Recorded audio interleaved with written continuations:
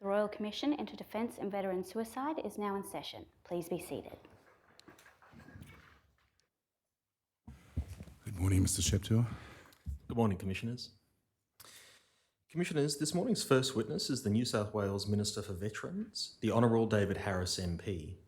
Minister Harris was appointed to the position of Minister for Veterans on 5 April 2023. He's already seated in the witness box. May the Minister be sworn in.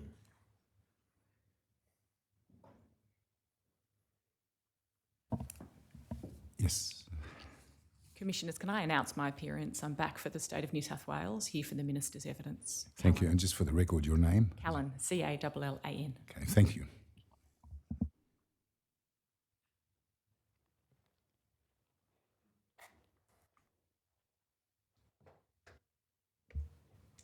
Do you, David Harris, swear by Almighty God that the evidence you shall give will be the truth, the whole truth, and nothing but the truth? I do. Thank you. Operator, can you please display the New South Wales Government tender list? I tendered the documents in the tender bundle in the manner they described in the list. Is it just the one document, Mr. Sheptour? It is just Okay, thank you. It will be accepted into evidence then and allocated the next number. Thank you. Thanks. Commissioners, aside from some introductory matters, there are three primary topics that I propose to canvass with the Minister this morning. First is the veterans landscape in New South Wales and gaps in veteran data provision and collection. Secondly, the relationship between the federal and state government and their agencies in relation to veterans issues in this state. And thirdly, the state's engagement with the veterans organisations in this state. Minister, starting with the veteran landscape, can I ask, prior to the 2021 National Census, were there gaps in the State of New South Wales understanding of its veteran profile? And if so, what were they? Yes, thank you, and good morning, Commissioners. And can I acknowledge we gather today on Gadigal land and pay my respects to Elders past, present and emerging, and any Aboriginal or Torres Strait Islander people who may be present today. There's no doubt that prior to the 2021 census question, there were gaps in information that the state could access, particularly around where the 1,200 ADF personnel transitioning out of service were going in New South Wales. We're now able to use spatial data in the census to better inform where services need to be located, and we are also in a position now to share data with the Commonwealth, which has helped inform locations where the new veterans hubs and veteran and family hubs with RSL Life Care should be located. Can I ask, prior to the release of the 2021 census findings, what was the State of New South Wales understanding of its veteran community, and what data was used to inform that understanding? So the 2021 census indicated there were 127,649 veterans living in New South Wales. The largest number of veterans in all age brackets resided in the Central Coast region, which is the region that I come from. I'm actually Minister for the Central Coast, so that was quite interesting. We were able to find out that more than 57% of veterans 65 years of age or more, and 66% live outside of Sydney. So this is really important data in terms of how the state looks at locating its services. Prior to that, it was generally thought that veterans resided around where ADF facilities were and would live in the same area. So this has really given us an opportunity to be more detailed in how we address veterans' issues in New South Wales. So am I correct that the gap that has been filled in some way by the census is that it permits you to understand where, it's at least giving you some insight into where veterans are located within the state? That's correct. As you know, states are generally the service providers, and particularly in health, mental health, housing, all of those really important areas of government service. It's important that we actually know where people are located so that we can target particular programs. And as I said, this is particularly so with the family hubs that are being developed because it's hoped that they will be a doorway into service provision both at the state and federal level, and make sure that we are better providing dedicated services to ex-servicemen and women. As I understood the census, it provided overall total of the number of veterans who resided in the state of New South Wales, but not specifically where within the state they resided. How have you then sought to fill that gap to inform your present understanding? Yeah, so it's still a lot of work that has to be done locally. I understand from the department that there's 120 data tables that can be analysed. We don't have the resources to do that in great detail, but we have been able to find out age and location, and we then marry that information with data we have from ESOs to better understand the landscape in New South Wales. So data is key.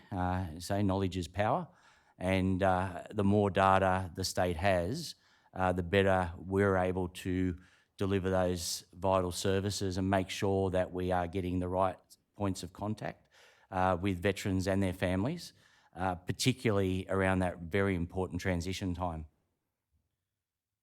So the data solutions you just mentioned, they're data solutions that New South Wales are independently progressing. Yeah, based from the census data, but we would particularly, accept the Commonwealth assisting with resourcing to do a deeper dive into that data.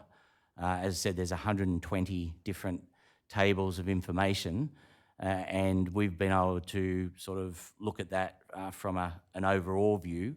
But there is a lot more value in a deeper dive. Our department consists of 14 people who work exceptionally hard, but we don't have the resources to do that really deep analysis, which would inform even better that service delivery. I'll come back to that in a minute, but just sticking with the census, can I ask, are you supportive of the census question which seeks to identify serving defence members and veterans and the year of transition from the ADF? Absolutely. I think we put in our submission that identifying that transition date is really important. Transition is one of the key factors in success after leaving the Australian Defence Force. It's a key time. I know that there is a lot of work being done around that transition now. It has improved, but a former colleague of mine who was a former ADF serviceman had noted that when he left the service, which was quite a few years ago, that there used to be a period of 6 months preparation for entry into service, and he said 6 hours to prepare for transition out of service. I raised that with the department, and they've told me that there's a lot better situation now, that there is a better transition process, but the more we can do in that transition time, particularly around skills identification and employment opportunity, is really key to success of people when they leave the ADF. Was that then information that the state of New South Wales would like to know? Absolutely, yes. So, as I said, the more information that we can have in informing our services across government, particularly if people have health needs, it's really vital in making sure that not just servicemen and women, but their families are properly supported in that transition period. Staying with the census, are there any other questions that you would like asked by the census relevant to veterans? I think the main one is that transition date is the key one. I suppose the other key factor is that a lot of information is not necessarily mandatory, so ADF personnel can choose to not pass on information if they're accessing state government services. We understand there are a range of issues of why that is the case, particularly those who've served in sensitive areas or in overseas operations may not want to be identified, and we fully understand that. Privacy is absolutely key, but where possible, where personnel can pass on information, it ensures that that service delivery is more targeted, more effective, and more supportive of them in post-ADF life. So I take it from what you're saying that it's important for the state of New South Wales to have the information that you want, because you want to be able to then better support them by the provision of services and development of policy. Correct, and the census data has demonstrated that. I've mentioned before that I'm from the Central Coast, and we have the highest number of veterans which was identified through the census. The Central Coast previously wasn't identified for one of those hubs, so it shows up front straight away that that data better locates services, and that makes sure that those personnel are properly supported. It's particularly key, as the census data show, that 66% of veterans actually live outside metropolitan areas, and we know that in regional areas supports are always more difficult. So where government can make sure that that health and housing and those other things are available for veterans, then it makes that transition and that support in civilian life so much more effective. We've been speaking about census data. Can I go to a different data set that I know the state receives? And that's on a 6-monthly basis. The Department of Veterans Affairs provides state and territory governments with de-identified transition data for the last 5 years. Is that data sufficient for your purposes? And if not, why not? So at a macro level, it's useful because it gives a picture of transition trends and identifies the number of veterans transitioning. However, at the micro level, it still has gaps because it's de-identified. It's very hard to know specifically what sorts of services may support them. The census gave us a real overview of where people are living, but it's really vital when we're delivering state services and targeting resources, as you know, they're scarce at the best of times, that micro data is more helpful. So we do appreciate the fact that that 6-monthly data is supplied. It does assist the state, but certainly, as I've said, we would welcome even more data in terms of how we can assist people.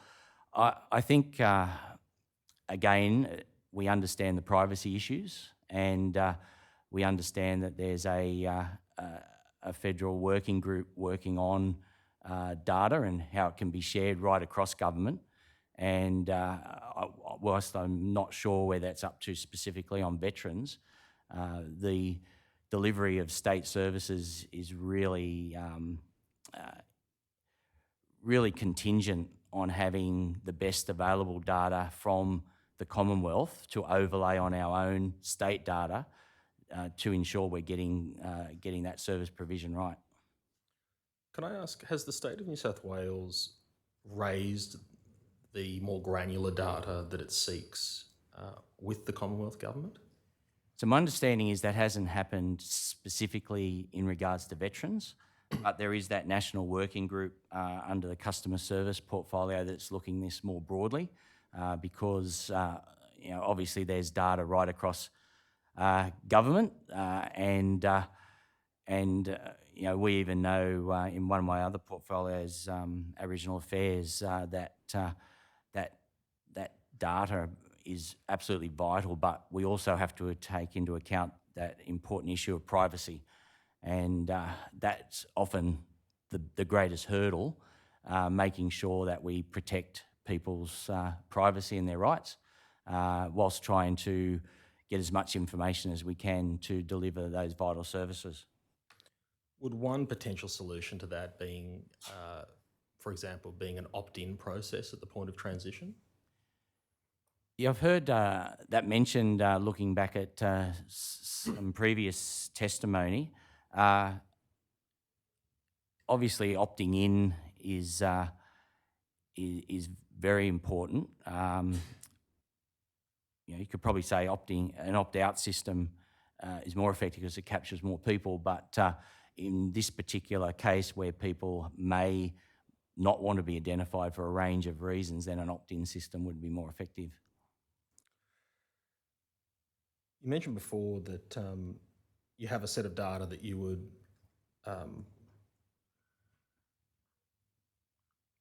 like to obtain some Commonwealth assistance with in terms of analysis. Have you asked for that assistance? I think generally New South Wales makes claims to the Commonwealth for more resourcing. Certainly it's an area that is quite complex and also requires quite specialised people. So whether it's resources to the state or whether it's actually a unit within DVA that actually crunches the numbers, it's not really, there's no perfect answer other than to say that if the Commonwealth were able to crunch those numbers more deeply and give that to the states, we would certainly appreciate that. It's, as I said, it's a specialised area. The Commonwealth has far more resources than the states do in this particular area, and we want to work in partnership to get the best outcomes. So we would welcome further resources, absolutely, whether that's in financial and the state doing it, or probably more importantly within the department federally, and then distributing across all the states, because each of the states, not just speaking for New South Wales, have differing resources, and that Commonwealth assistance, I'm sure, would be appreciated by all the states. I understand that, but I just want to know, you haven't specifically asked, it'd be fair to say you haven't specifically asked for that assistance yet? Not that I'm aware of. You mentioned before that you were aware of some Commonwealth efforts to improve data sharing. What's your present understanding of any efforts made by the Commonwealth and state and territory governments to improve data sharing arrangements to overcome veteran data gaps? So I note that there's a number of working groups now underway through the Veterans Ministerial Council. They're really important. I also know that our staff at the Office of Veteran Affairs are regularly in contact with DVA and liaise on a whole range of levels. So I think there is a willingness to improve this area, but as I said, that macro sort of understanding of the needs of veterans, where they're located, and then within specific programs being able to target state resources, become a lot more effective in their outcomes. I think there's improvements, but there is also room for continued improvement, and I think we can do better across the board. I'll come back to the Veterans Ministerial Council later, but I will ask you about data sharing in that area.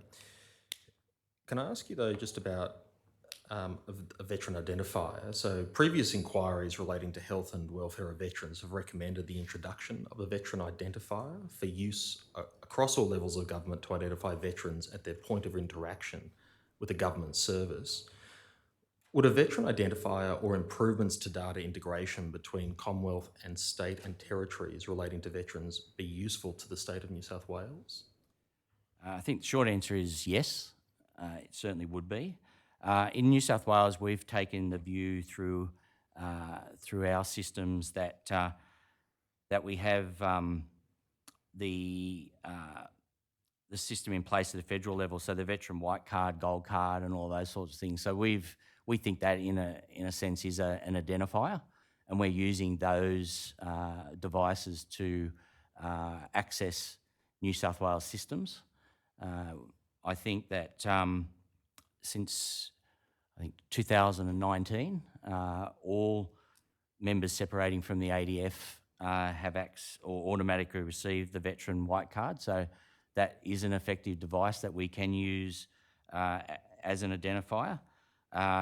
We recognise all of those cards to provide services in New South Wales. So whether there needs to be a separate identifier, I'll leave that to the departmental experts, but we're currently using the system that the federal government's put in place, and that's what informs access to our services right across the broad scope of government.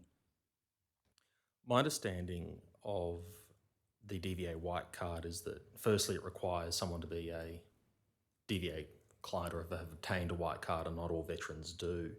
So there's a gap there. But secondly, the white card is not necessarily used at every point of interaction with the government service to identify a veterans. Just a little bit more broadly than that, do you think that a veteran identifier over and above a white card would be of assistance to the state of New South Wales, or is it your view that it would not? Yes, you've identified some of the weaknesses of the system. It also, I think there would still be some gaps because an ADF status identifier would still potentially involve people opting in. So there would still be gaps because it relies on individuals to self-identify. And it also, as you mentioned, it relies on people actually producing the identifier when they're interacting with the government service. So it would still have that weakness. It all comes down to resourcing, I suppose. If you set up a totally different system, you may still have gaps, but you would have the resourcing issues of actually implementing such a system. So I think it's something worth looking at, and maybe doing a cost-benefit analysis and effectiveness analysis of the current system versus a different system before identifying whether that's the way to go as a separate a way of doing business. Government's already complex, and introducing another tool or another thing actually may be something that doesn't necessarily assist veterans because the system's already very, very complex. And we have to be really careful when we introduce new tools with the best of intentions that they don't actually act counter to what you intuitively think they might do. So, whether it's the white card system or another identifier, I strongly believe there would still be gaps because it relies on individuals to decide on their level of interaction. So you've mentioned two barriers. I think one is resourcing and privacy, being the opt-in component or the individual identification component. Are there any other barriers relating to the development of veteran identifier that occur to you? Not ostensively. It's the main issue with a lot of these things is knowledge. That people know when they can use the identifier or not. It may be that in some cases people may not feel confident in identifying that they're a veteran. I know certainly in corrective services there's some veterans who prefer not to identify that they've served, and that's an individual personal choice. However, that does make provision of service more difficult and making sure that people are actually connected with the right service at the right time. So I suppose it's around education and knowing what are the benefits and downfalls of being upfront and saying yes, I'm a veteran, I've served and I need particular help. Other than that, I can't think of any specific ones. Thank you. Can I ask what progress, and I'm talking about recent progress, if any, are you aware of that's been made between Commonwealth and other jurisdictions to overcome veteran data sharing impediments? So again, I go back to the only one that I'm aware of is the National Data Sharing Initiative project, and I can probably get information where that might be up to. It's outside of my department, so I can't specifically comment on that. When you say that, are you referring to the digital ministers? Yes, yeah, or the Ministers for Customer Service, yeah. Can I move to a different topic, which is the responsibility for veteran welfare? And can I ask the operator to please display the Department of Veterans Affairs response to NTG DVA 112 at paragraph 2.1? The ID is DVA.999.0121.0047.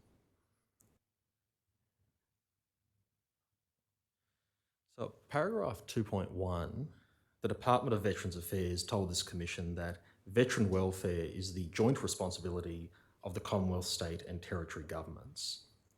Do you agree? So Defence and DVA have legislative responsibility for veterans, but the New South Wales government is responsible for delivering day-to-day frontline services. So in that sense, it's a shared responsibility. We understand that the delineation of responsibilities is paramount in ensuring high level of support can be provided in the most cost-effective way. There are, though, can be duplication if it's not clear about who's responsible for delivering particular service. And there's also, and I think all the states would complain about this, is that resourcing is always an issue, and that where the Commonwealth can directly assist with funding for services, it ensures that we have a deeper, broader ability to deliver those services. So you just spoke of the delineation of responsibilities being paramount. In your experience, have you found that there is a clear and consistent understanding between Commonwealth, state and territory governments about each government's role and responsibilities for veterans? I'm sure there is probably at a departmental level. I can't say that would be the case across government. I have only come into the space officially in the last 12 months, and I've spent a lot of time we've had a lot of sessions with veterans, roundtables, etc., and listening to veterans' experience in dealing with government services. And I have to say, it is clear that that there is not a great understanding in the community about the delineation of responsibility, and people don't necessarily know where the service is coming from, only that the service isn't or is being delivered.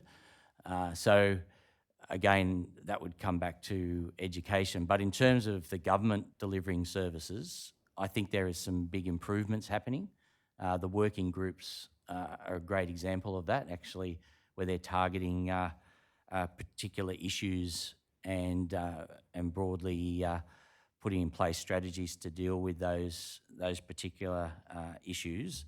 But I think there is still room for that delineation and understanding to improve. I mean, one of the questions I've just asked recently is that we have the National Centre for Veterans Health, which is extensively funded mostly by New South Wales.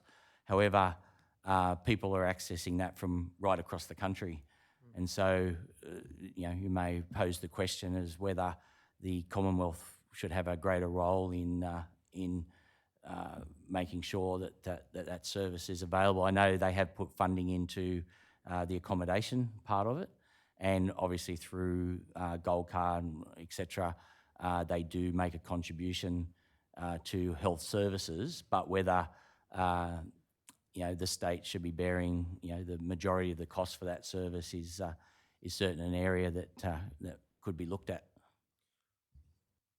come back to that in a moment, but can I just ask, just on the issue of clarity for veterans, in understanding who is providing the services that they're using, who is responsible for delivering that clarity? Is it the state or is it the Commonwealth?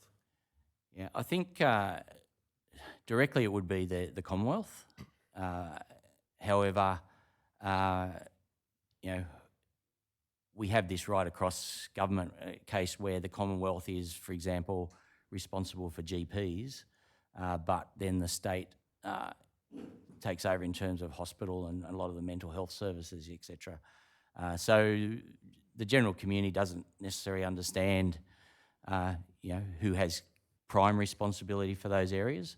But I think in terms of veterans and the fact that they require specific services often, that the Commonwealth could, be more educative in helping them to understand where the access points are and how they access those services. The family hubs will go a long way towards that. I think that's the intent behind them, is a one-stop shop where people can go and get all the information or referral that they need. So I think there is a genuine push by the Commonwealth to improve the way they're doing business. But they're only new. There's only a couple up and running in New South Wales. A few more have been announced. I think we're up to 8 or 9 now, which is just fantastic news. But it will take time for people to understand where they are, what their role is, and also for the people working, the ESOs working in that space to be able to come together and provide the services they're currently providing in a directed way. So I hear what you say about the veterans hubs being able to offer some clarity, but they're really state-based run in the sense that they're run by service organisations within, for example, the state of New South Wales. The Commonwealth has provided the capital works component of those veteran hubs families. So again, just sort of at a practical level, how would the veteran and families hubs go about delivering that level of clarity so that when a veteran comes into a veteran hub and says, look, I want to know more about the services that are on offer to me, and that there is a clear and consistent understanding about saying, well, here are some Commonwealth services, here are state services that are being provided. Who's responsible? How can that be overcome? Yeah, I think that'll evolve as those hubs come into being. We know that through the one in Nowra, it's been quite successful. I think a large part of those hubs will also be advocacy. So being able to speak on behalf of veterans requiring services and having that specialised welfare assistance. Often at the moment that's done through RSL sub-branches, through their welfare officers, and they do that on a voluntary basis, and they get quite overwhelmed by the complexity of the system and sometimes the level of assistance people need. So hopefully through these hubs and being able to focus all of those different services into one place, it will assist. I can't sit here though and tell you conclusively that will be the case because, as I said, they're quite new. But I think it's a genuine attempt to finally break down some of those complexities that do exist. And there is certainly differences even between age of veterans and those who are recently transitioning have very different needs from those veterans who may have served decades ago. So I think those hubs are a genuine attempt. We'll have to obviously evaluate them on a regular basis to make sure they actually are delivering what the intent is, because I think we owe it to veterans to make sure that finally we do break down the complexity and we do get it right, because many of the mental health issues that arise actually come from the complexity of the system.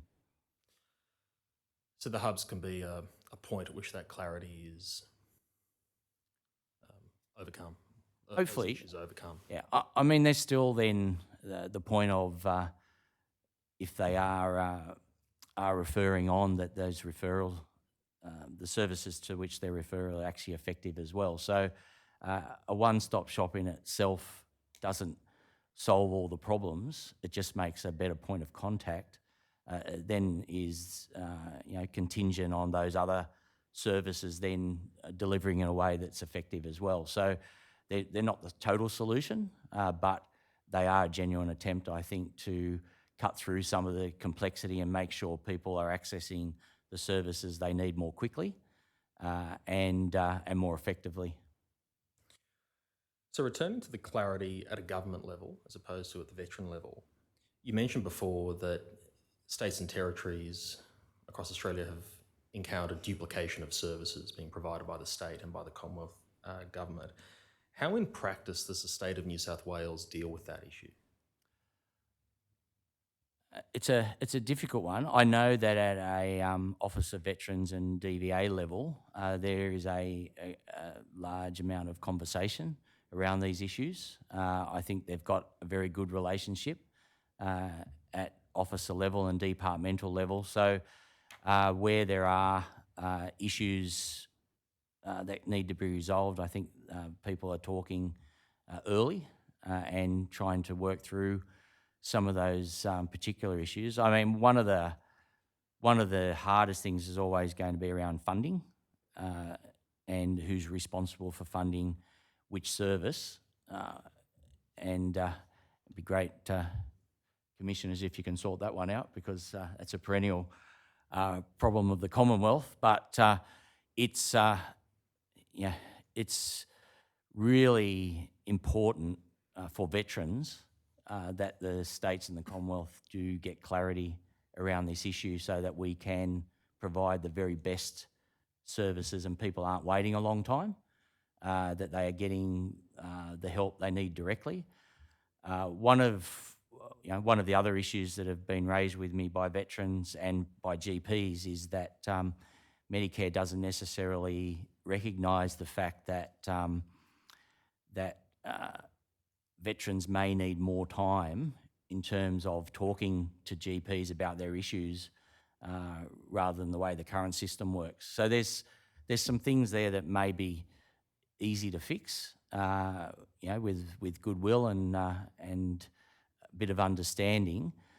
But I think there'll always be some conflict in who provides which services, and it's particularly just an economic issue, is that everyone's got tight budgets and they'll always be looking for assistance if that assistance is there.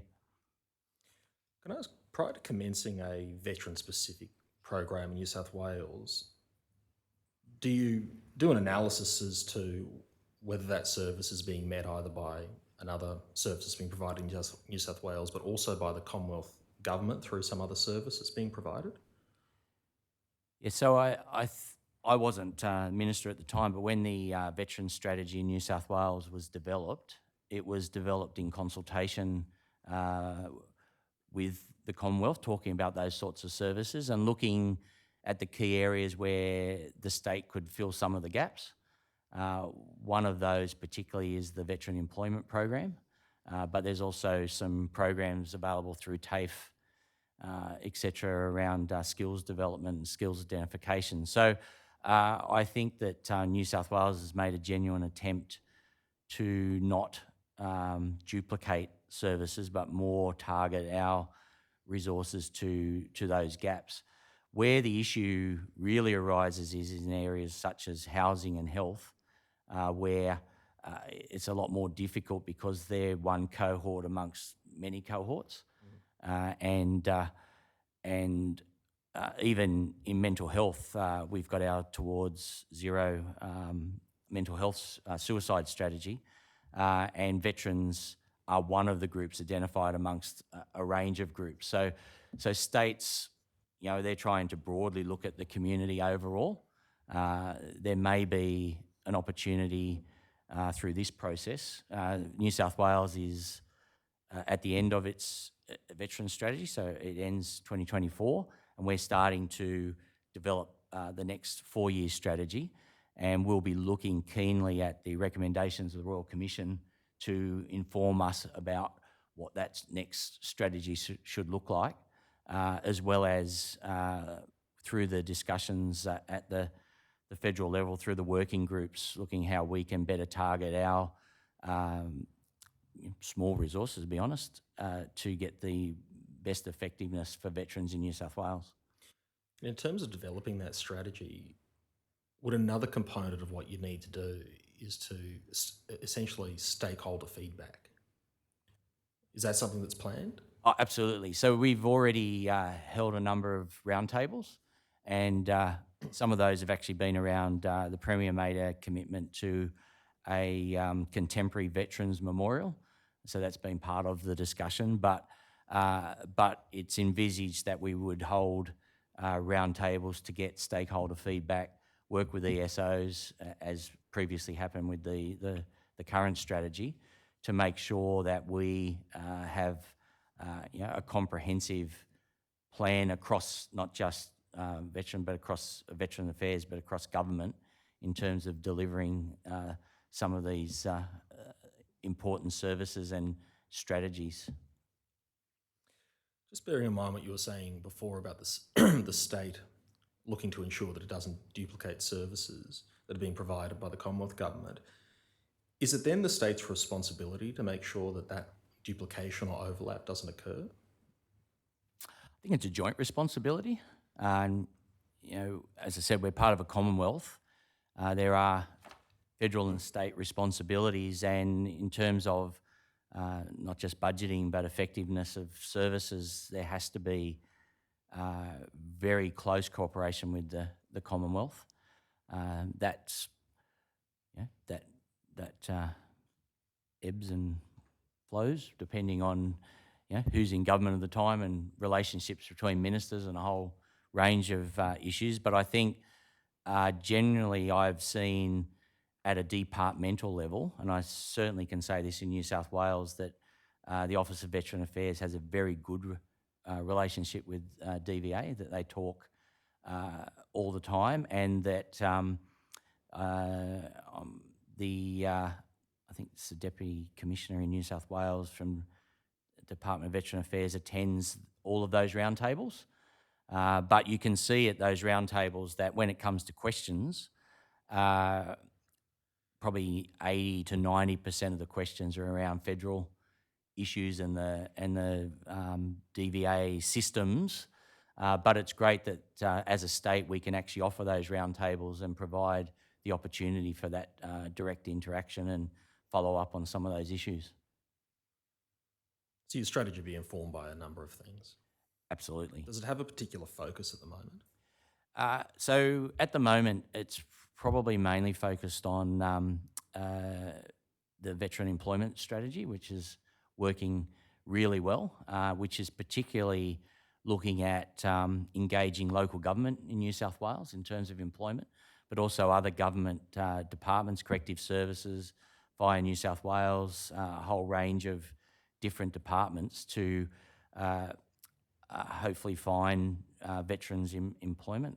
We're currently ahead of our target, which is good news, and the sort of person looking after that, Craig, is one of the most passionate human beings I've ever met in terms of this space, and his work is more than admirable. It goes above and beyond, but I think the other part of that is, and I know that this is certainly happening at a Commonwealth level through the transition process now, is helping veterans to identify their skills and put that in a way that is able to demonstrate their employability, because working in the ADF, you have a whole range of really important skills,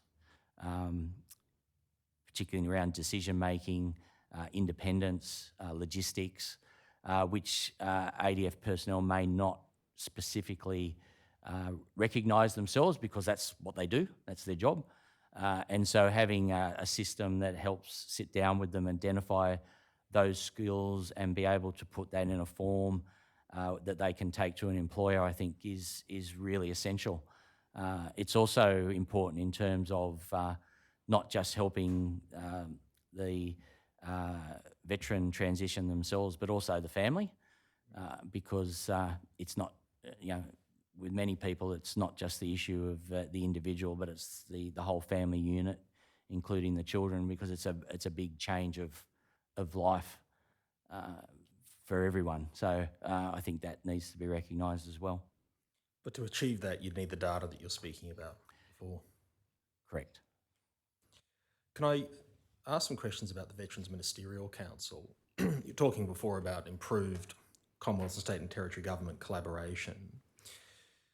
The Ministerial Council is the main forum for Commonwealth, state and territory ministers with responsibility for veterans matters to consider how the Commonwealth, state and territory governments can better collaborate in supporting the wellbeing of veterans, their families and the broader veteran community. Now, there was one meeting of the council in 2023. It was in Perth in October. Is one meeting per year, in your view, sufficient to ensure the Veterans Ministerial Council addresses its key priorities? So I think the more important part of that process is actually the working group structure. So even though ministers might only meet once a year, although I understand that Minister Keogh is looking at implementing a second meeting. I haven't got details around that yet, but I know there has been conversation around that. The more important work is actually done through the working groups. So it may be through the Ministerial Council that particular issues are identified, but then the work that the staff do behind the scenes is actually more important, and then reporting back to Ministerial Council on progress. As you would imagine, in a one-day meeting, whilst a lot of subjects can be broached at a very macro level, certainly there isn't a lot of time to get into detail, and that's why a working group structure is actually the most important thing about that whole structure, because they need to go away, put the detail together, have the conversations and make sure that whatever work's being done is actually effective for approval by the full Ministerial Council. I think when you talk about the working group, I think you're talking about the Commonwealth, State and Territory Committee meeting working group. We've previously heard that there's a lack of cross-pollination between the State and Territory Committee meeting and the Council. Is that something that has been improved in 2023? I've only been to one meeting, so I don't have a lot to compare it to, but my understanding is that that process has improved and that there is a reporting function back to the Ministerial Council on progress. I think the other key thing that comes out of those meetings, which is important, is actually sharing of programs. So often states are doing really good work, and I think it's worthwhile for then other states to then copy that good work. So I know that's happened with a project I think it started in South Australia around corrections, and I know several other states have picked up that research and run with it ourselves. So I know that that the veterans hubs came from the ministerial meetings and the working groups. I also know the veterans transition strategy was also one of the benefits that came from previous meetings of the council, and also the terms of reference. And the three priorities that have been set for 2024 are harmonisation activities for veterans, which we've spoken a little bit about, veteran incarceration and veteran suicide prevention. So they're on the agenda for this year and will be a focus of the council and those working groups. What interested me about the key priorities for 2024 was that they did not include data sharing. Why was that? It goes back to, I think, that there's that conversation at that higher government level about the whole issue of data sharing. And until some of those privacy issues are sort of worked through, we won't necessarily, at a veteran level, be able to solve some of those problems, because they're broader issues than what we can deal with. However, in terms of data, the states, I have noted, are sharing more information between each other and with the Commonwealth, and that's, as I said, that's an outcome that has resulted in those veteran and family hubs being set up. So, not saying it's perfect, it's probably far from perfect, but at least it's progressing, and there's a real desire to have a cooperative approach to some of these issues, particularly where the biggest states can, do some of the heavy lifting, and then the smallest states and territories be able to use some of that information to drive programs in their own areas. Can I just test something that you just said with you? So we're speaking about data being important this morning, and you say that that's a broader issue than you can deal with at the Ministerial Council level.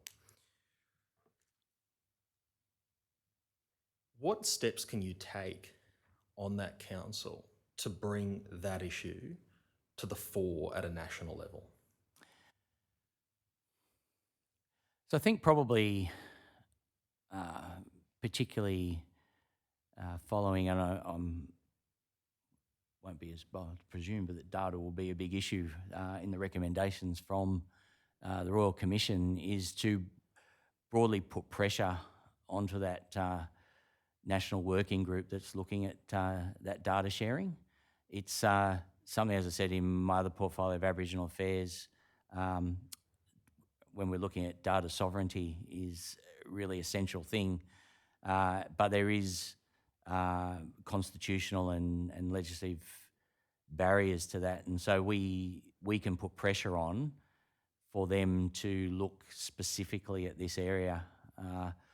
I'm due to sit down with my state colleague and talk about some of these issues, and certainly meeting with the Education Minister, for example, around whether we need to implement a question on the school enrolment form as to whether a student comes from a veteran family or a current serving family. So, so these are issues as a state, we can find solutions to it in some senses, but it'll have to be made at that Commonwealth level around what legislative changes need to happen in order to be able to continue to protect people's privacy, but at the same time ensure, as I said earlier, that important data that drives service delivery. So one of the issues that the Commission is grappling with is how the Ministerial Council can be made more effective.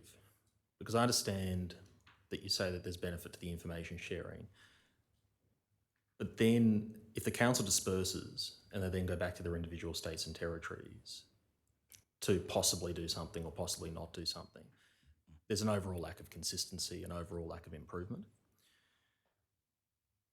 Just going back to data, would it be one of those things where, for example, in terms of bringing that pressure to bear, and I don't know whether this would be a good idea or not, so I'm really looking for you to say whether it is an idea or not. There's a annual report that the Council does to National Cabinet. Would it be to say something like, every minister responsible for Veterans Affairs in Australia agrees that data sharing needs to be improved and that the government needs to make this a priority in the coming year? Does that bring that pressure or does it not? It would send a signal. However, my understanding is that that at the moment those Ministerial Council reports are tabled at National Cabinet, for example, but they may not be necessarily a point of discussion.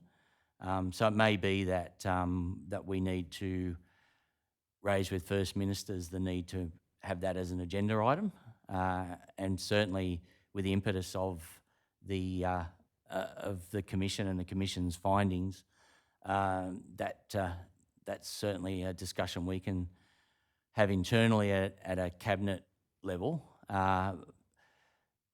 It's yeah. I mean, I read the communique, if you like, that was tabled. It isn't in huge detail, and so I think it would need great impetus from First Ministers to put this on the agenda without wanting to put the Premier in a bad place, but it's certainly, I think it needs to have that higher level commitment. Could it be a standing agenda item? And then if there's nothing to raise, there's nothing to raise, but it's a standing agenda item, being our veterans? Look, I don't know enough about how National Cabinet works to comment on that one, I'm sorry. That's good. Do you have any views on, apart from what we've been discussing, on how the council can be more effective in bringing about real practical change in terms of making decisions or agreeing on common principles to be applied? As I said, my observation is that work is underway, particularly in terms of things such as veterans' employment, and I think one of the latest ones that they're looking at is the psychiatric dog program, which is an important one. So I think that work started. Can we do better? I'm sure we can.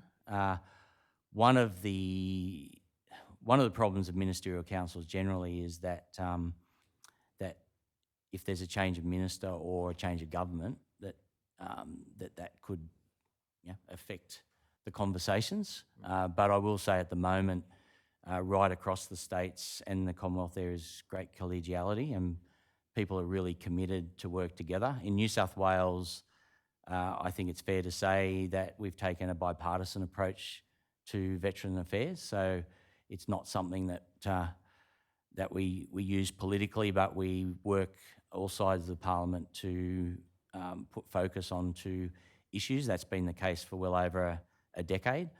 And I think there's a genuine, I've found through the conversations at a federal level across all the states, I think that sits there as well. But I'm sure when we catch up, we haven't got the dates yet for this year, but I might be able to put that onto the agenda and have that as a broader discussion. You mentioned the changes in government that can occur. How can the ministerial council seek to overcome that within its own governance structures? And I'll give you an example, and it might be a poor one, but for example, could it have a list of previously agreed decisions or principles or something so that people aren't coming into it and saying, well, I don't really know what happened before?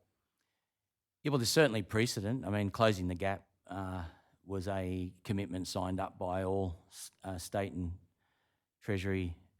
territory governments as well as the federal government. So there is that precedent. I think this is an important enough area to work in a similar way because, as I said, it transcends politics. It's too important for that. So I think that if states have signed up and made a commitment to implement something, then I think that work should carry on. And as I said, in New South Wales, that's certainly the case. So we were fully supportive of the veteran strategy and acknowledged the effectiveness and importance of it and made no attempt to change it at all, but to work to make sure that we continue to implement the elements of the strategy.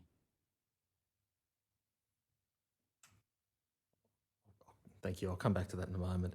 Can I ask the operator to please display the Victorian recommendations to the Royal Commission regarding Commonwealth arrangements?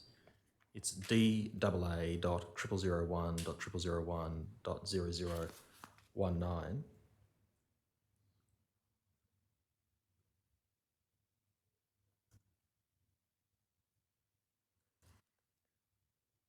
Displayed is the State of Victoria's recommendations to the Royal Commission regarding Commonwealth arrangements, and you'll see at recommendation 5, if I can ask the operator to bring that up.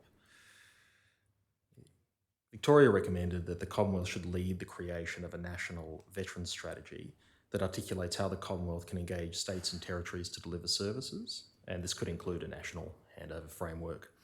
Do you consider that a national veterans strategy, as recommended by the State of Victoria, could be a way to improve engagement? I had some time to think about it. I think that it would. As I said, we've got. I think New South Wales was the first state to to have a veterans strategy, and the purpose was for a whole of government approach to a really important area. The Commonwealth has the Veterans Transition Strategy, which is certainly important, but I think a national strategy would help as a roadmap, if you like, about giving direction as to what are the priorities, what states should be thinking about looking at, and how the Commonwealth could support states in that work. So I think it would be a useful tool. I'm very loath to create documents that have no relevance. So it would have to be a very tight document. Couldn't be, sometimes these things get a life of their own and actually don't deliver actual outcomes. So it's got to be about being specific, strategic and directive in terms of the advice that states could look to in terms of developing their own frameworks. Minister Keir identified two key issues with that recommendation, and it was that states and territories have varying degrees of engagement, the provision of services and veterans, and also that not all states and territories have a department or agency with responsibility for veterans matters. Do you have any views on how those issues may be overcome?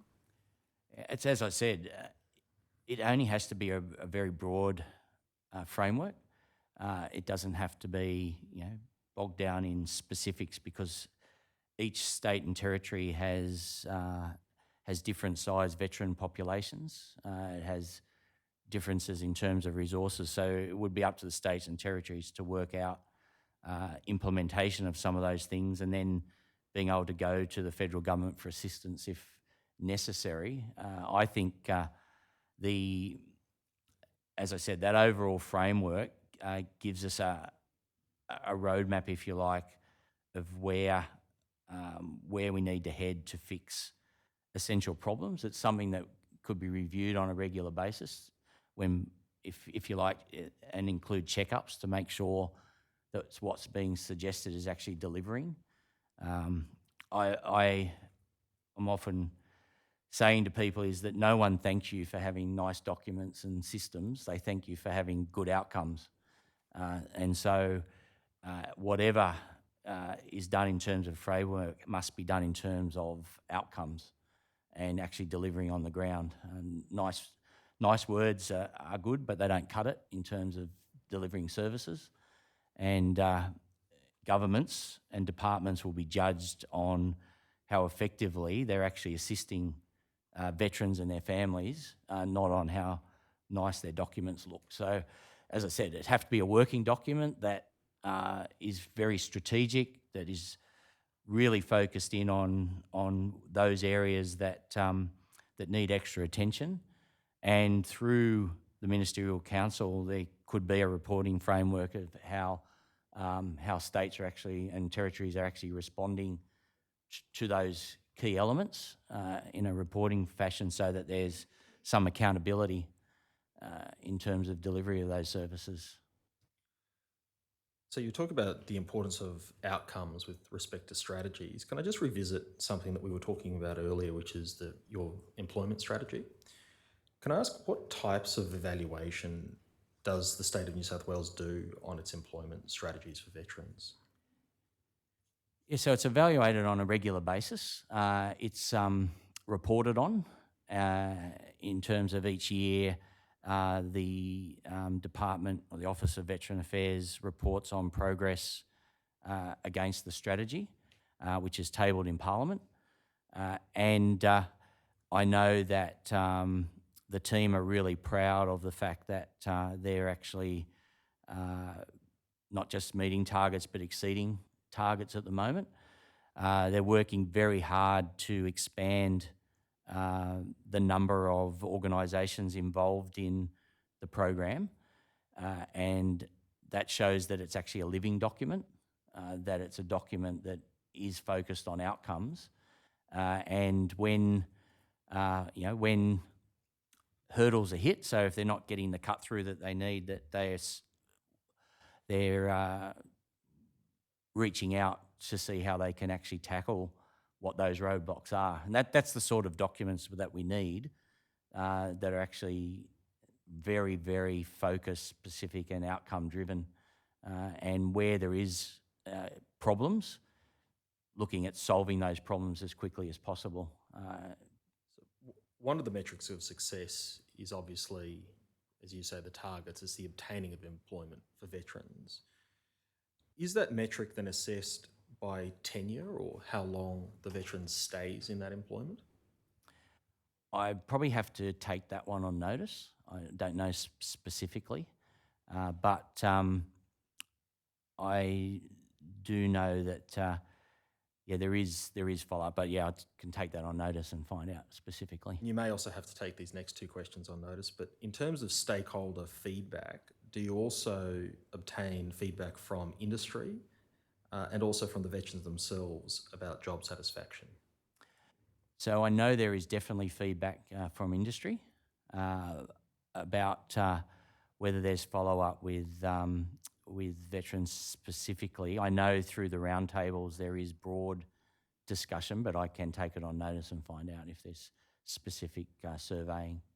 That would be helpful, thank you. In terms of the final topic, can I talk about engagement with veterans organisations? In what circumstances does the State of New South Wales engage with veterans organisations? So we understand that whilst government has an important role, those service organisations have a vital role because they are representative of individuals. They're also mostly on the front line trying to problem solve and help people through difficult situations in many cases. That's why we have ongoing consultation through the department and ESOs, seeking their feedback on a broad range of issues, having those roundtables, making sure that they are consulted on a regular basis when we're thinking about things. An example of that is that contemporary memorial, where their input, they helped us a lot in making sure the surveys were circulated widely and getting that direct feedback from veterans on the issue, particularly younger veterans. And what value then do veterans organisations, do you think, deliver for the veteran community in New South Wales? I think their contribution is absolutely vital. The one proviso, which I think hopefully will be assisted through the veteran family hubs, is that the people on the ground have various levels of experience, and so consistency of advice and service, particularly when many of those people are voluntary, creates inconsistencies, and sometimes means that when there may not be one point of truth, if you like, that different organisations may operate in slightly different ways. So I think having consistency and making sure that information is provided at a very rapid pace in terms of if systems change to ESOs is absolutely vital, because, as I said, they're often the first point of contact for veterans and are able to advocate on their behalf, whether it's with government or health services or whatever else is needed. Two issues have been identified. So I'll withdraw that. There are two issues, among others, which have been identified by this commission. One is quality control, which is what I think you're talking about there, isn't it, with veterans organisations? Can I ask you to say yes for the transcript? Yes, sorry, yes. Secondly, disunity between veterans organisations. Do you have any comments about that? Yeah, look, I think overall the service organisations want to work in the best interests of their clients. There may be, as I said, differences in experience and knowledge of systems which can impact that assistance. The other issue can sometimes be duplication. and that where you've got sparse resources, duplication is an inhibitor rather than a help. And so I think having hubs and groups working together improves all of those areas. Now, you'll never, human nature being what it is, you will never stop some potential conflict sometimes because there's always, in this space particularly, there's going to be differences of opinion. What you can, though, do is aim for the greatest consistency that you can, and that comes through that one point of truth, making sure that there's the right information out there, it's distributed quickly, that there's the opportunity for people to test their understanding of that information, because that's often where there's difficulty, interpretation.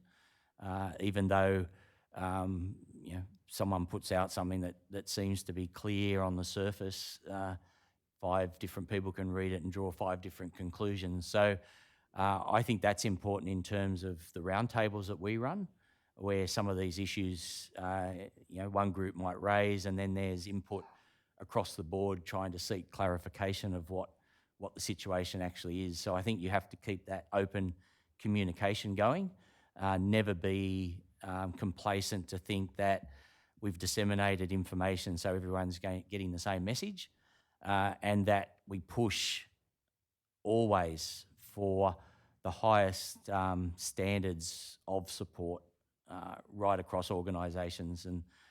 And to be honest, some of that will come through resourcing, because when people are paid to do a job, they become more specialised. They're able to do more broad education, etc.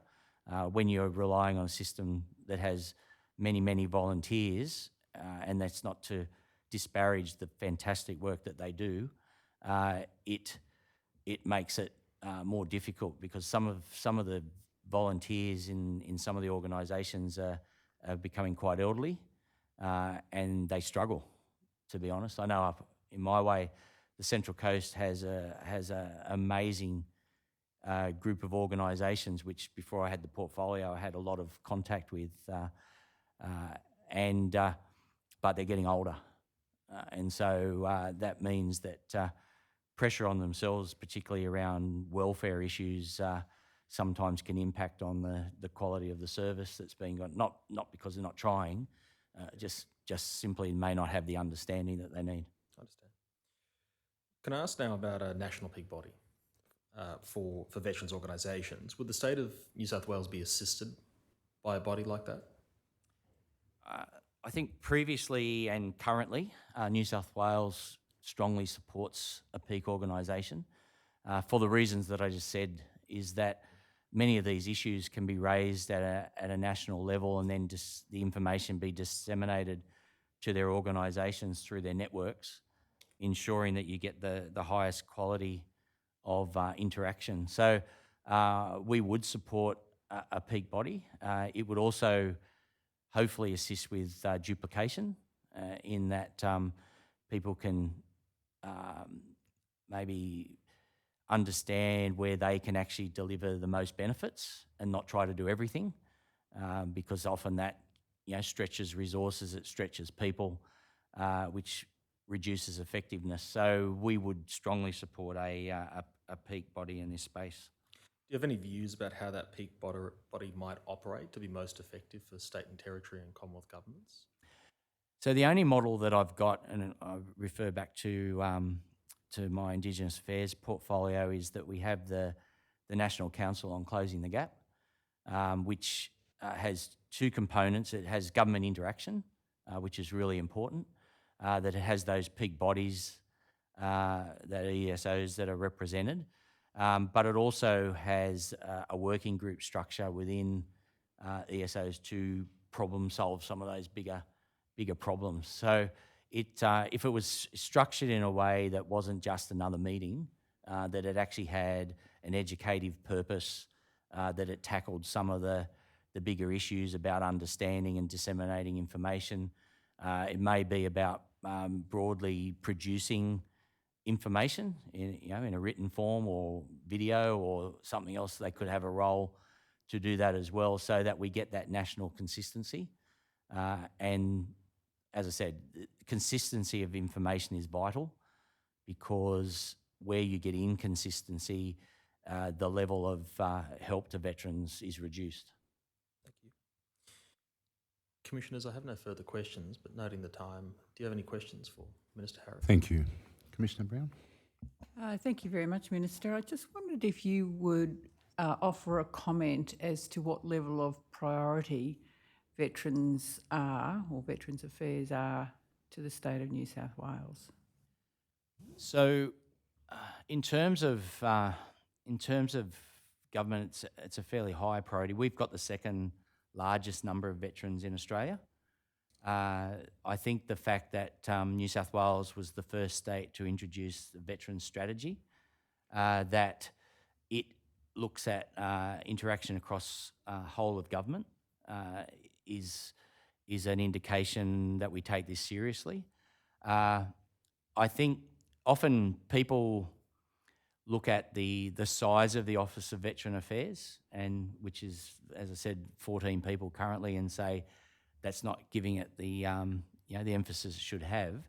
However, their broad role is to liaise across government, and many of the services that veterans need are delivered by other departments. So they have more of a coordination role, and the vital work is actually done within departments. And the fact that veterans are written into many of the strategies across all of government shows that that New South Wales understands the importance of the area, and certainly we I think we have a history of valuing ADF personnel very, very, very highly. Okay, thank you for that. I guess there's a couple of things I wanted to ask, but you did indicate in your testimony about the challenge you have in not having the resources to analyse those 120 tables of data. Council asked you whether you had asked specifically for any assistance from the Commonwealth, and it seems that you haven't. I'm just wondering, perhaps, is there a reason why you haven't? So as I indicated, there's that national project underway, and so I think previously that it's been left to that domain to try and sort out some of the specific high-level privacy issues and things in that context. I can't really comment why previously there hasn't been a specific ask, but yeah, I'm informed that was the reasoning, was that there was the national working group that's underway, and that this was part of that. Okay, so just if I can understand it a little bit better, I mean, one of the issues is with the National Working Group, as I understand it, is looking at privacy, confidentiality issues. But in terms of the 120 tables, were they 120 tables that were actually made available to New South Wales? Yeah, so that data came through the census. Yes. Yes, so I think that probably the reasoning there is that that's only been fairly recent, and that the department itself had done some high-level analysis. So we're now in the stage of, particularly with our next iteration of our veterans strategy, is that will become part of that, and that it may be that, well, probably will be that we will be requesting, further assistance in deep diving into that data. The census data was really important in terms of indicating where people are located, and as I said, that actually changed some of the strategic thinking once it was able to be demonstrated where veterans were actually living with their families. And so we're now up to, I suppose, that next stage of diving deeper. So it was probably the easiest answer is that we hadn't got to that yet. But in my discussions with the department, it's certainly something they have raised for us to look at going forward. Perhaps we can look forward to that in the future. Can I just go back to the issue you talked about, the New South Wales Veterans Strategy, and I think it's terrific to see that you have that and how it looks at the whole of government needs. And I think today you've talked about mental health and families and housing and employment and corrective services. Education could probably be put in there as well. So it clearly is a whole of government agenda. I'm just wondering how you engage with your counterpart ministers across all of those portfolios in relation to veterans. I know it's in the strategy, I know your officers liaise with departments, but at a ministerial level, how do you drive the veteran agenda within New South Wales? Yeah, so as these issues come up, particularly if there's roadblocks indicated through the work the department's doing, then we as myself as Minister and my office, then engage directly with ministers to bring focus onto some of the more transient things. We've got a couple that have been running for a couple of years that we're trying to solve, and I've met with colleagues to try and find pathways to solve those problems, and we have a really good collegiate relationship across the ministers, and so we take every opportunity to raise issues with each other. As I said, I'm meeting, I think it's next week, with the Minister for Education around the enrolment form, where I'll make direct representations to her and the department to strongly consider implementing that initiative after I was written to by veterans groups about the importance of doing that. I'm a former school teacher and principal myself, so I understand the importance of having the full background of students when you're particularly looking at mental health and behavioural issues and a whole range of other things, learning. I think that's a really important initiative and one that I'm driving with the Education Minister, because the other factor is transience, where families move around, and so that impacts on education. So I think as a system, we need to recognise that and address that, and so I'm pushing that directly with the Minister. And Council was asking you in relation to the National MINCO and how it might potentially refer to National Cabinet. Can I ask, is the New South Wales Cabinet actually, is there a report to the New South Wales Cabinet around Veterans Affairs? So there is, through the process, so what we do is through the 12-monthly annual report, that obviously goes to Cabinet, and then we actually report to Parliament. So there is that accountability framework, which I think is very important. The fact that, the report each year has to be tabled in the Parliament is, again, an indication that we take this very seriously, and that, we don't want to be writing that we're not achieving anything. So we push that. Yeah. Thank you very much. Thank you. Commissioner Douglas? Thank you for coming to give us evidence, Minister. I'd like to ask a couple of questions arising out of the Veterans Action Plan, which you've provided, and it's dcj.0005.0038.0001, if that could be brought up.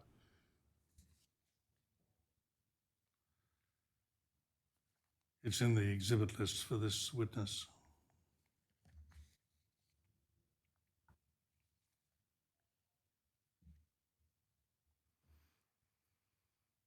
Sorry if I've caught the operators by surprise.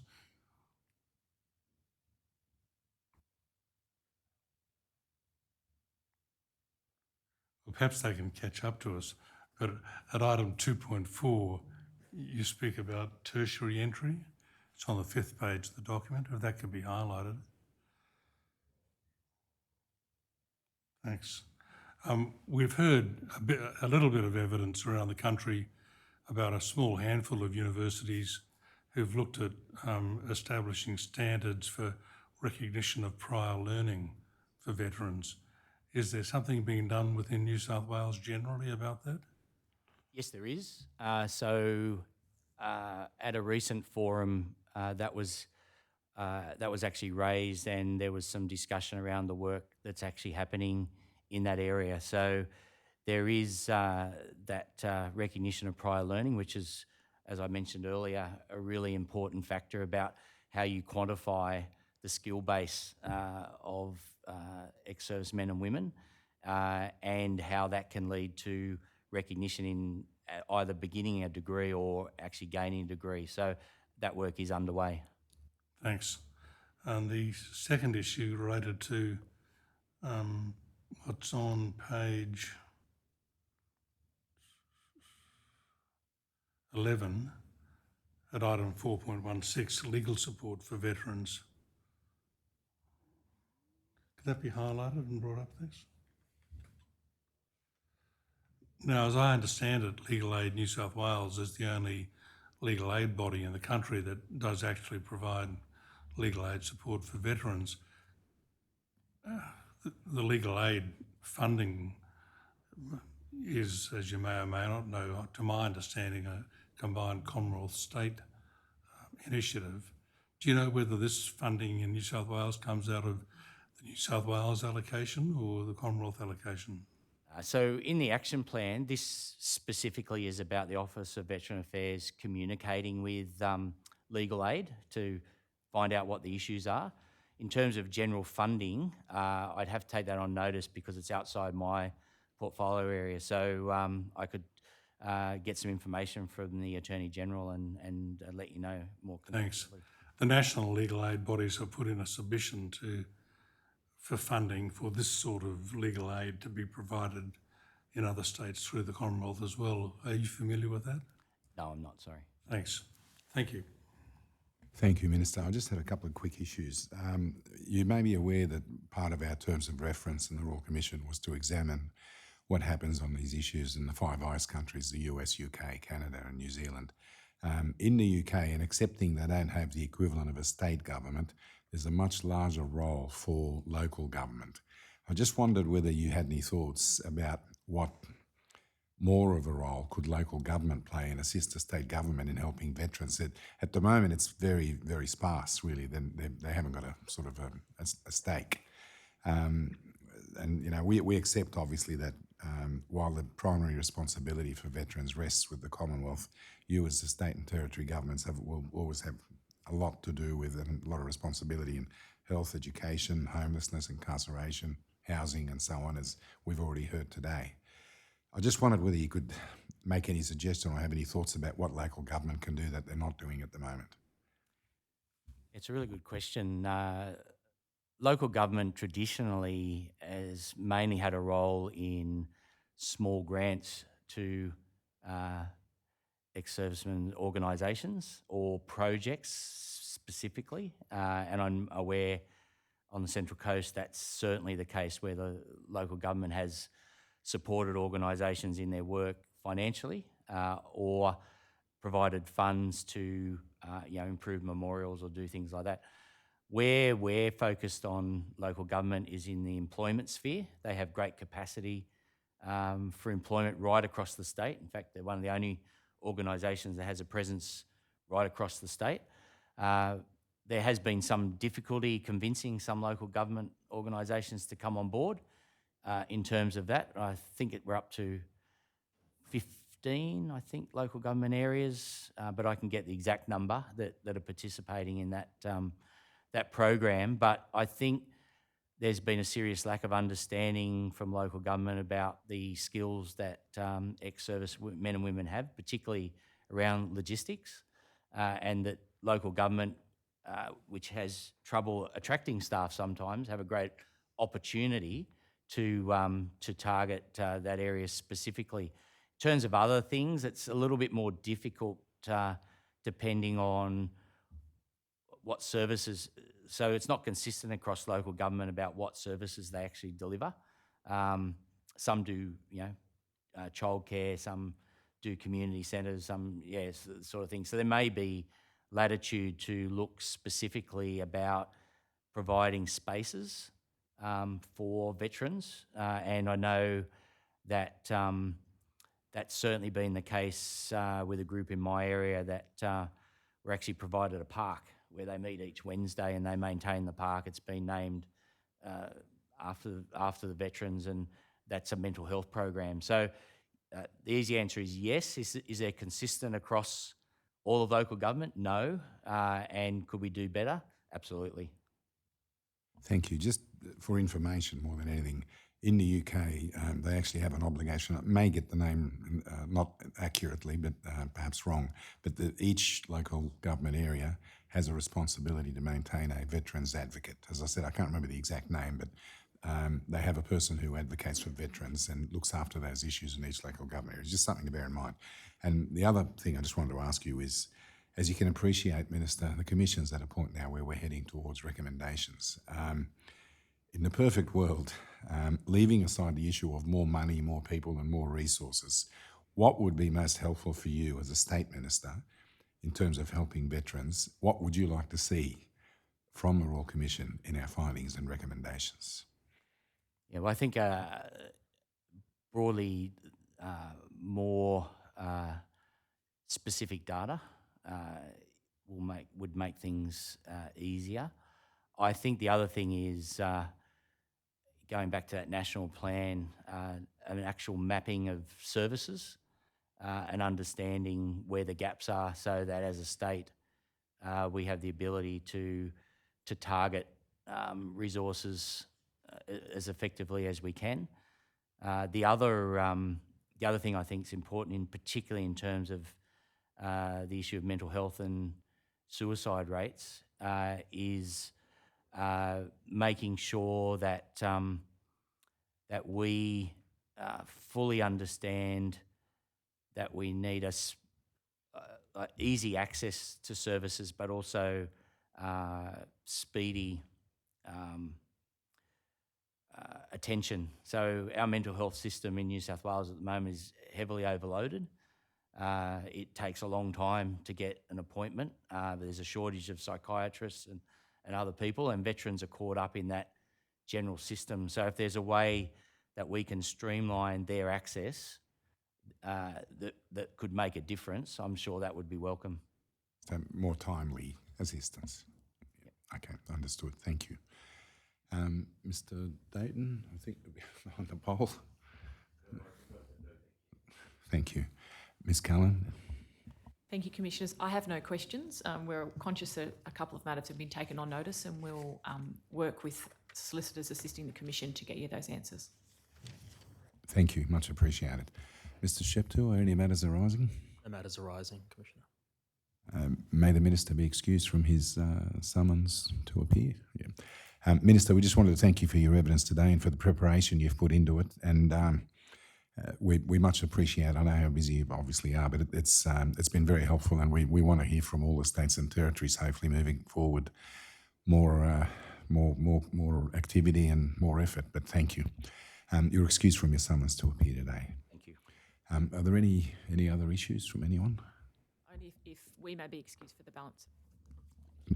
Sorry, say again? If I may be excused from the balance of... Certainly, yeah. Certainly, no worries.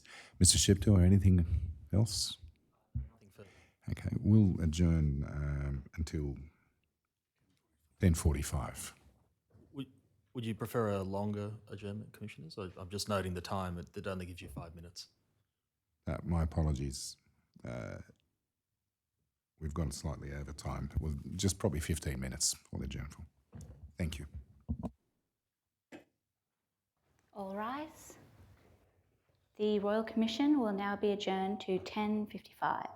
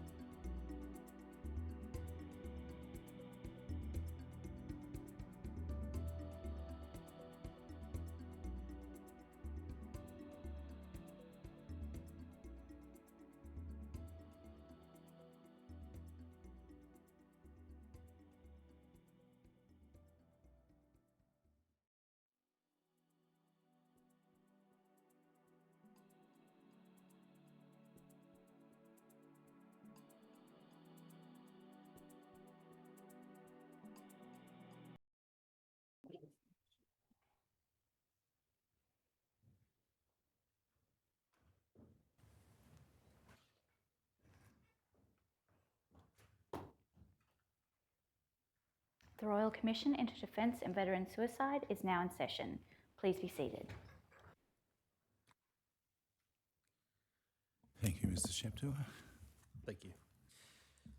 Commissioners, the next witness is the Queensland Assistant Minister for Justice and Veterans Affairs, James Sullivan. Mr. Sullivan was appointed to the position of Assistant Minister for Justice and Veterans Affairs on 18 December 2023. Before I ask that he be sworn in or affirmed, I might permit my learned friend to announce his appearance. Please the Commission, my name is Horton. I appear on behalf of the Assistant Minister. I understand leave may already have been granted. Yes, that's true. Thank you, Mr. Horton. Thank you, Thank you. May the Minister be sworn in, please. Do you, James Sullivan, swear by Almighty God that the evidence you shall give will be the truth, the whole truth, and nothing but the truth? I do. Thank you. Commissioners, aside from some introductory matters, there are again 3 primary topics that I will canvass with the Assistant Minister this morning. It is the veteran landscape in Queensland and gaps in veteran data provision and collection, the relationship between federal and state government and their agencies in relation to veterans' issues, and the state of Queensland's engagement with the veterans' organisations. Assistant Minister, I understand that despite your title as Assistant Minister, you have carriage for the Veterans Affairs portfolio in Queensland, is that correct? That's a fair summary. I work to Minister Enoch, who is the Minister for Treaty, Aboriginal and Torres Strait Islander Partnerships and Communities, and Minister for the Arts. This now falls within the communities area, and I effectively have coverage for Veterans Affairs, yes. Thank you. Can I start now with the veteran landscape? Prior to the 2021 National Census, were there gaps in the state of Queensland's understanding of its veteran profile? And if so, what were those gaps? I'm not sure there would be gaps, and I can't speak to where it was back then. But as of the 2021 census, Queensland has the highest proportion of veterans in the country. That is partly because of our large current serving bases in Brisbane, in Toowoomba, in Townsville, which is a garrison city, and Cairns and elsewhere. It's also because a lot of veterans come in and out of Queensland over their service period, and so have an affiliation with Queensland. And to be frank, we're also a great place to live, so a lot of veterans retire here. So it's not just those who serve here and move next door. It's also about people who live here. So we have a very large proportion of veterans, which is why my position was established by the former Premier. Can I ask, was that revealed by the 2021 census, that high proportion, or was it known prior to that, or don't you know? I couldn't speak to that. I think anecdotally we did know it because of our large proportion of Army, Air Force and Navy personnel. So anecdotally we did know that, but the figures I'm reading from are from the 21 census.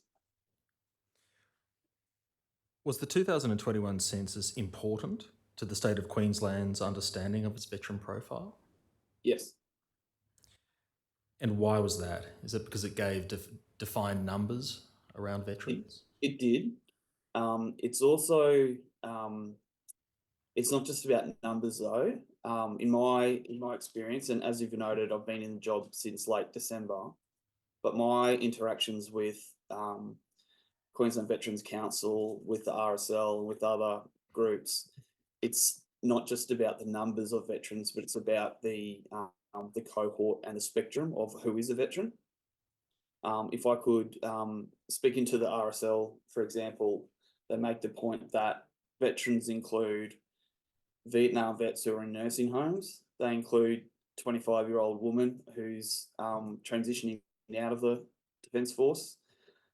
It could be somebody who's starting a small business. It could be a nurse or a doctor working in your hospital. It could be a patient in your hospital. It could be somebody who has transitioned from the Army to be a correctional officer in our prisons, or it could be a prisoner. So the spectrum of who we're talking about in terms of the veteran services is a very large spectre. So yes, the census was very important in terms of confirming, I guess, our numbers. But in terms of understanding how we as a state across portfolios can support the veteran community, we need to think about first and foremost who it is that we're talking about. Just staying with the census for the moment, are you supportive of the census question which seeks to identify serving defence members and veterans and the year of transition from the ADF? Forgive me, does that, I thought it already required, already asked for identification as former ADF. Are you putting to me whether or not we should include a year of transition? I'll ask it in two parts, I think. Are you supportive of the existing census question which asks? Yeah, absolutely. And are you supportive of a further census question which asks for the identification of the year of transition? That makes sense to me, yeah. And why would it be important to know the transition date? I think it, depending on their date, depends on their level of transition support. As I said before, veterans are not a one-size-fits-all community, and knowing their transition date knows well, and also with the other data that's in the census has their age and those sort of identifying figures too. So you know if somebody is transitioning after a lifelong career in the ADF or has done a short stint in the ADF. And I think the needs, or somewhere in the middle, and I think the needs for those different cohorts will dictate or should design what wraparound services we can provide. So what I'm trying to do is understand what data is provided to Queensland and what any gaps might be. In addition to the census data, on a 6-monthly basis, the Department of Veterans Affairs provides state and territory governments with de-identified transition data for the last 5 years. Yep. Is that data sufficient? And if not, why not? From a federal point of view, that data is useful. The challenge we have is, this is no criticism of servicemen and women, but sometimes ex-service people choose not to self-identify. It could be, and I know there's been great improvements under Minister Keogh, but it could be that they've already had a previous bad interaction with DVA. It could be that they just want to wipe that part of their life behind them. It could be that they're traumatized. And so part of data I think the point of your questioning, data is really important. And whenever part of why my role exists and why our Office of Veterans Affairs exists is because the state government really is the level of service delivery across the board. And so if we can capture data whenever veterans have an interaction with government, that'd be really important. I'll come back to that because I think what you talk about there might be a separate concept about a veteran identifier, and I am going to ask you some questions about that. But what I was wondering is what further data or information would assist the state of Queensland to improve health and welfare service delivery for veterans residing in Queensland? I think what would be particularly useful is for those who have not transitioned from Townsville, Brisbane base to the local community, but for those from interstate who move here, we don't have a register of people who buy homes in Brisbane or the Sunshine Coast or Gold Coast. So the cross jurisdictional data would be useful, I think. So it's about obtaining information about where veterans are moving to. Correct. Yep. Has the state of Queensland ever sought to improve that information sharing arrangement? I can't speak to that, sorry. I'm not sure. Are you aware of any present efforts? Sorry, Councillor, sorry. Other than to say that we are proud to support the cross-jurisdictional ministerial council and happy to participate in that space, but I can't speak to that particular point, sorry. Thank you. Are you aware of any present efforts that are being made by the Commonwealth and state and territory governments to improve data sharing to overcome any data gaps with I know respect to that it's veterans? yes. So it's. I've spoken to the federal minister several times since my time in this job, and it's an issue that we know is a live one. With respect in terms of where we land on that, we would obviously want to see how this commission proceeds, and would obviously take into consideration what recommendations the commission provides before we land on the issue. But we're very live to that matter. So we're speaking about this concept of a veteran identifier a little bit earlier, but previous inquiries relating to the health and welfare of veterans have recommended the introduction of a veteran identifier for use across all levels of government to identify veterans at their point of interaction with the government service. Would a veteran identifier be useful to the state of Queensland? Yes, the Queensland government supports the notion of a veteran identifier.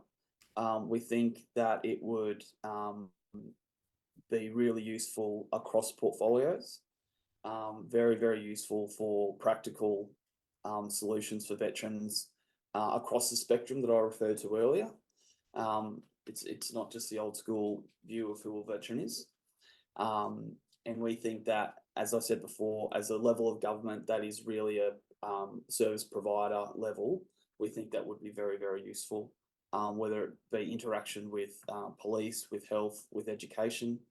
I think that also goes to veterans' partners and children as well, when it comes to education providers, when it comes to training, when it comes to job support, and health and welfare, as you referred to.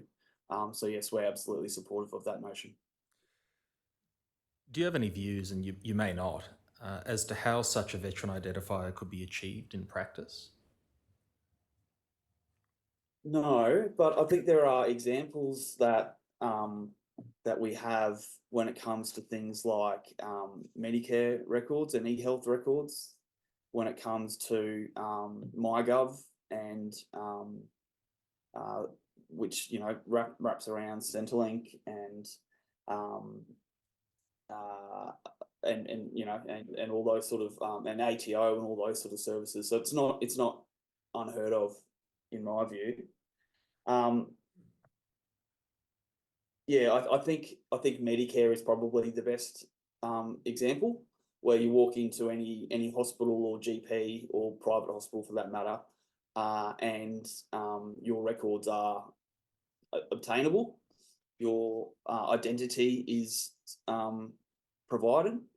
That's probably at a high level, probably where we would direct it to. So do I take it from that you're talking about using potentially existing structures and building on it? So for example, with a Medicare card, you could have a V on particular veterans card. That's one option. Or if there's a separate card, they may have, my understanding is that veterans have certain cards themselves and their families have certain cards as well. So I'm not tied to one particular model or the other, but yeah, if the simplest way is for a Medicare card to indicate veteran identity, that would be, I'd support that at a high level. But there may be other ways as well. To your knowledge, are there any barriers relating to the development of a veteran identifier? I'm not in that position, sorry, because Okay. I understand that one, it's going to be federally led, and two, we would probably wait for the Commission's recommendations before we would go down that path. And that's fine, Mr. Sullivan. A lot of the questions today are directed at policy initiatives, which you may or may not be able to comment on. So there's no problem with saying that you just don't know.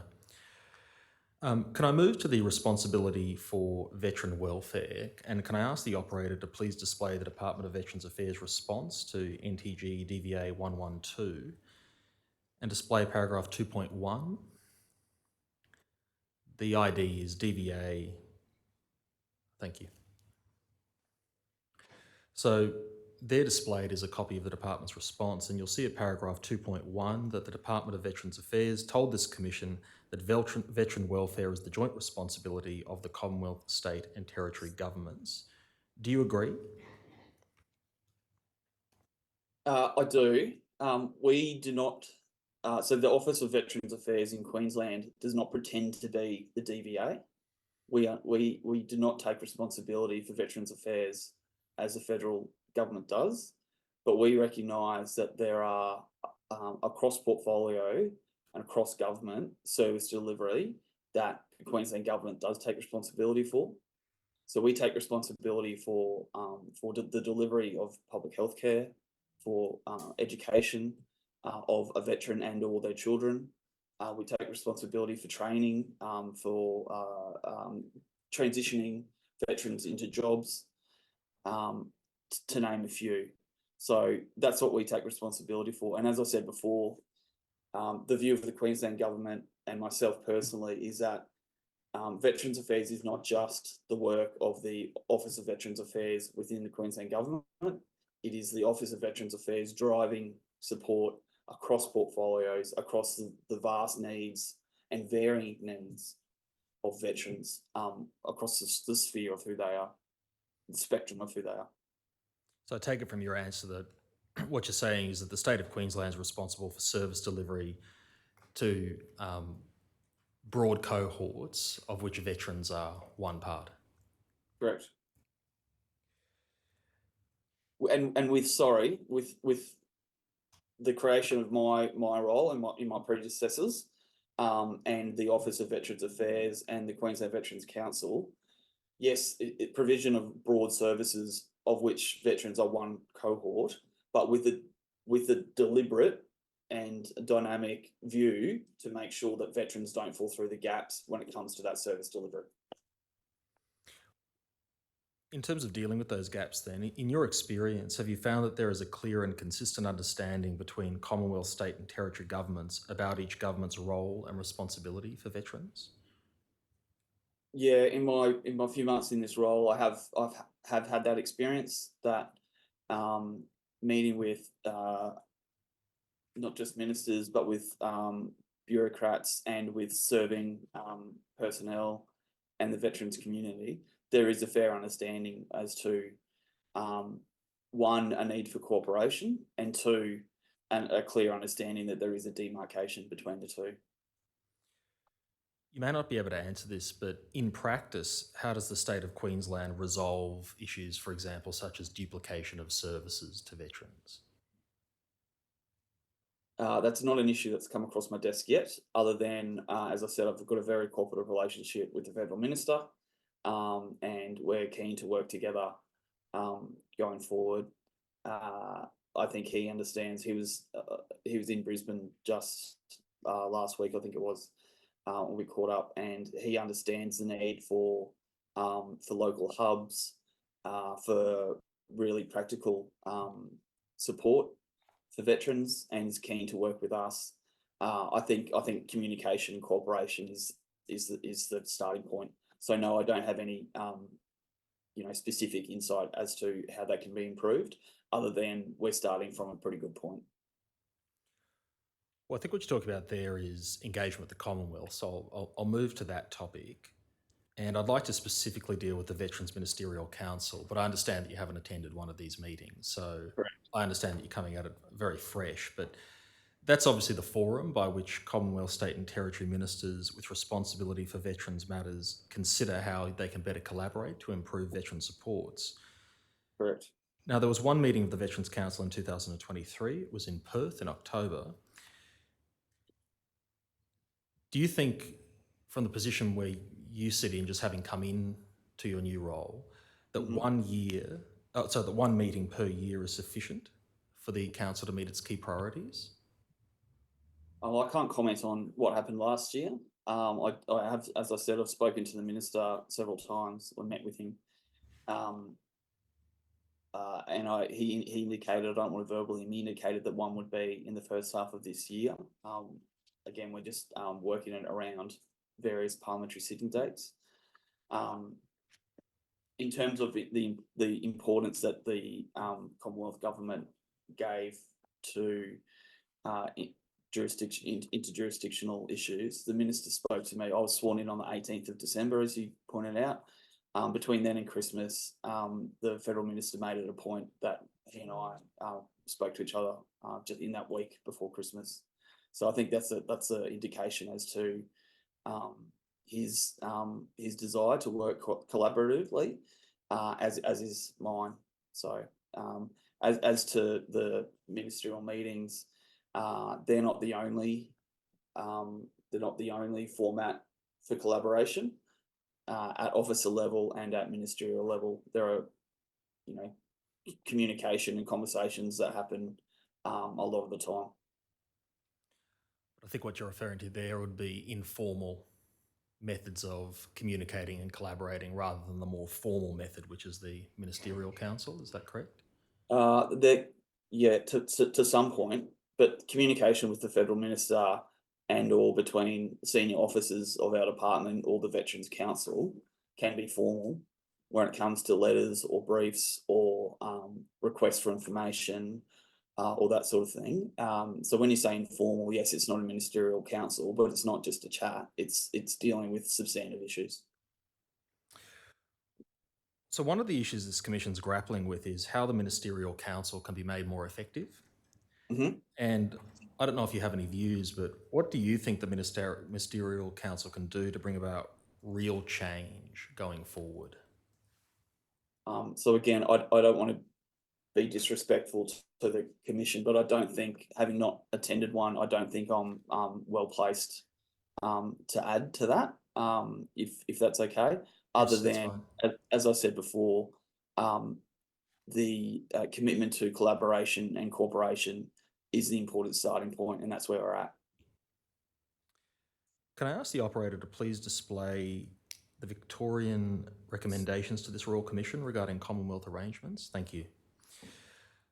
So you'll see there that displayed is the State of Victoria's recommendations, and at recommendation 5, which is displayed, you see the Commonwealth should lead the creation of a national veteran strategy that articulates how the Commonwealth can engage states and territories to deliver services. And then they propose that it could be in the form of a national handover framework. Do you have any views on this strategy as recommended by the State of Victoria? So Queensland Government and Queensland Cabinet in particular hasn't considered that Victorian approach for a national strategy. What I can say is that the Queensland Government is committed to delivering a Queensland strategy that will tie together efforts of the Queensland Government in cooperation with the national government in terms of our service delivery. I'm personally, and again, this is not a cabinet position, I'm personally not opposed to a national strategy, but I'm committed to delivering a Queensland strategy because we are different in a few regards. We are the most decentralised state in the country. That is, we have significant population outside of the southeast Queensland. We have the, including of course, garrison towns like Toowoomba and Townsville in particular. We have, as I said earlier, the highest proportion of veterans in the country. And so any national strategy would be useful, but in terms of my focus, delivering a Queensland strategy to provide the wraparound services and the vast diversity of services and differing services that different veterans need is my priority because of our particular circumstances when it comes to the veteran community. So can I explore that with you a little bit? Sure. While it might be all very well and good for each state and territory to have their own individual strategy, I suppose what I'm wondering is, would there be any benefit in a national strategy which then sought to improve engagement between not only the Commonwealth and a particular state, but the Commonwealth and each state and territory, so that there's a more cohesive approach to veterans rather than it being state specific? Yeah, I understand. Personally, I understand where you're coming from, and I agree.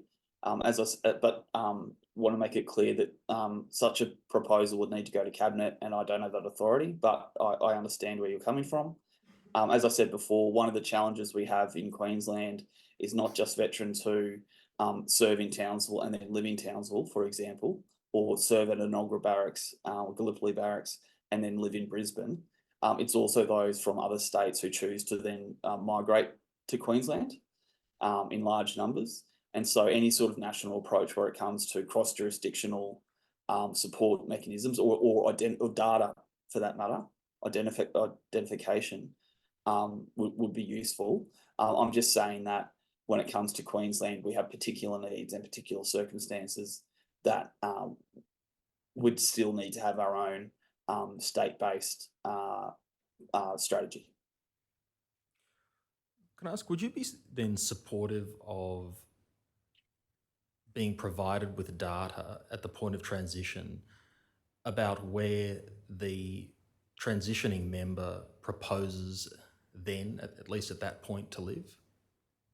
Yes. I think it would also be useful to know where they have been based through their career. That might give a bit of a flavour too as to what community connections, if any, they have in various areas. As I said before, one of the reasons why I think Queensland has the highest proportion of veterans who move back here is that because of our large service bases, people circle in and out of Queensland over their career. So that might be a useful tool as well, if I could suggest that. And would you also want to know what their skills were or what their training is? Yes. So we have within TAFE, I think it is, an identifier, a skill set identification. Within the Office of it's not TAFE, sorry, it's within the Office of Veterans Affairs, a skill set identifier that we use for recruitment to the public service, for example, to transition veterans into the Queensland Public Service. We also run a dedicated TAFE service to try to upskill people or realign people's skills. I think it's there's an allocation for, I think it's $1 million to TAFE for 300 places. From memory, I think we've already dedicated that to 184 veterans to reskill or upskill to get it to transition to the workforce. So that's the sort of thing that we would absolutely, matching to your point, matching skill sets with civilian jobs is an absolutely important focus for us to have. Thank you. Can I move to the final topic that I wish to explore with you this morning, which is engagement with veterans organisations? Yep. In what circumstances does the state of Queensland engage with veterans organisations? Many and broad. In 2021, we passed the bill that established the Queensland Veterans Council, which is consisted of very senior and diverse members of the veterans community. They are supported by the advisory group, the Veterans Reference Advisory Group, which again broadens out into the, it includes war widows, it includes RSL, it includes variety of veteran support, it includes people from regional Queensland, it includes job providers or training providers, and it includes senior public servants like the Director General to make sure that we're linking in to actually get solutions. So that's the sort of model that we have. Informally, or not informally, but in my role, obviously, I speak to a vast variety of veterans organisations. I think there's something like 500 ex-service organisations across Queensland in one form or another. As I said, we have the highest proportion of veterans in the country, so that shouldn't be a surprise. But we have, since the establishment of the council, really formalised that so that veterans have ownership of their own celebrations. They administer the Anzac Day Trust. They administer Anzac Day Square, which is the main commemoration area in the middle of Brisbane. And as well, they provide a formal advisory role to government. So that's the formal way, as well as the relationship based advice that we have from, as I said, those 500 plus ex-service organisations. So you mentioned there are 500 ex-service organisations. Mm-hmm. What's their level of representation through the Queensland Veterans Council?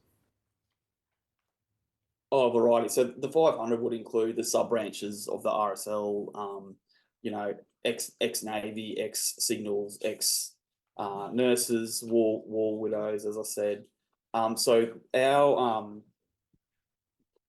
I might provide to you in great detail. I'm happy to read through who's on our Veterans Council. It might take some time. Otherwise, I could have our council provide that to you.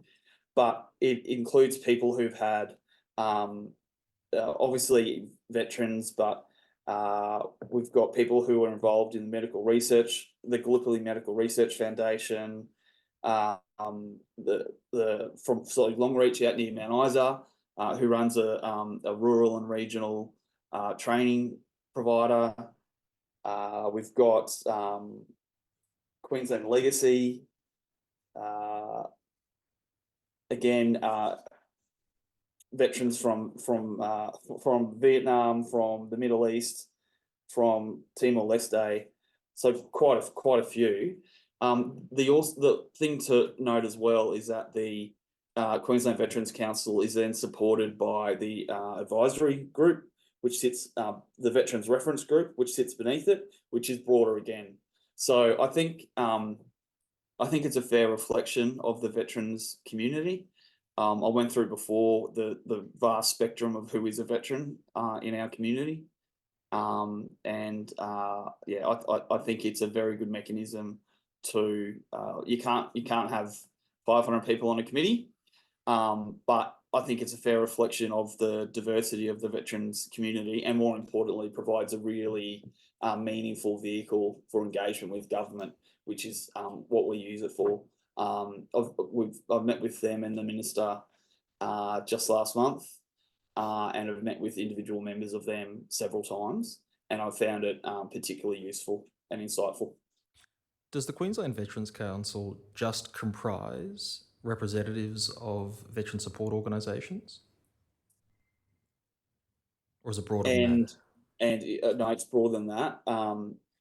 It provides people with different skill sets, including First Nations representation, she was also a veteran, but it also includes government representatives, including the Director General, to make sure that it's solution focused and is a real tie to government. It's not tokenistic at all. It's a genuine engagement with government.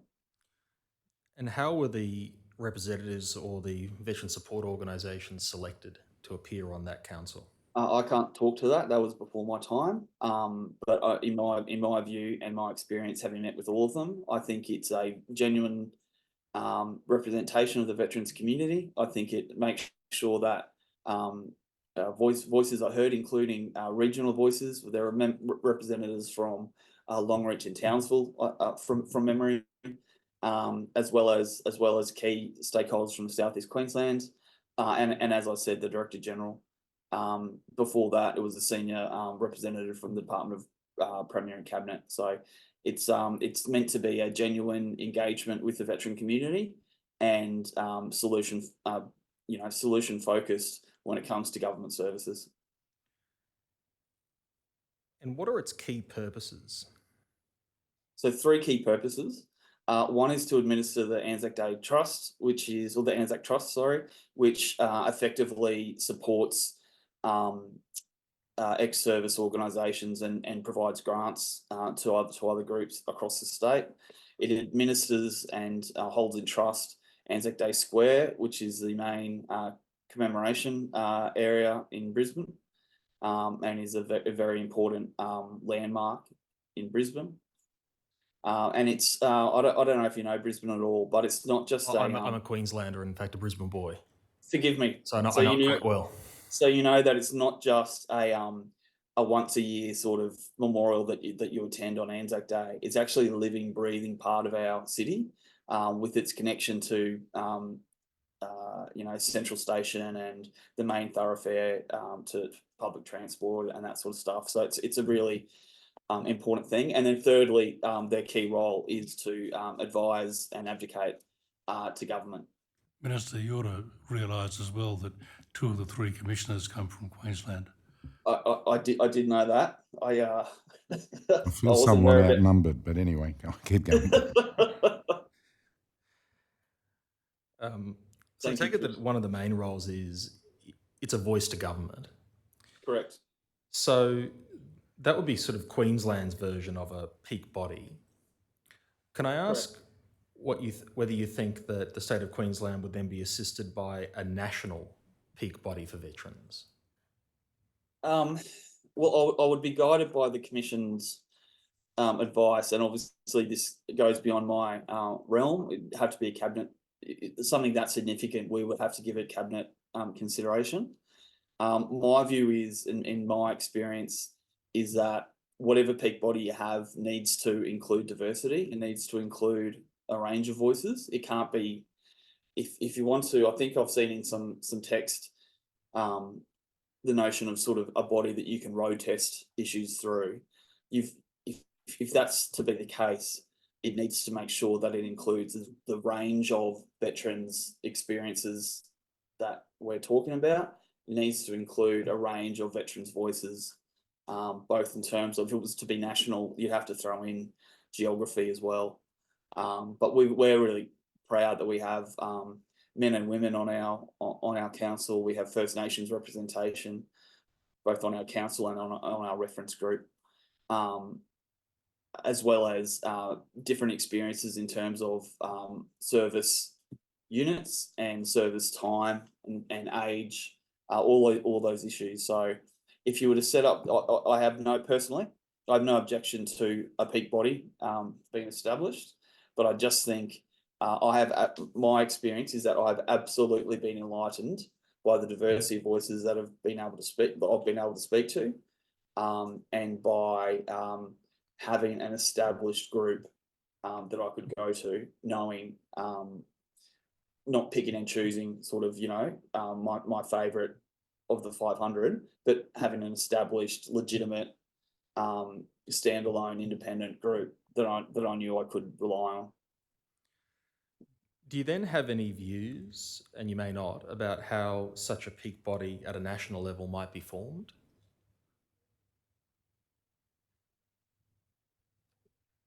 I don't know if it would require legislation or if it would be ministerial in nature.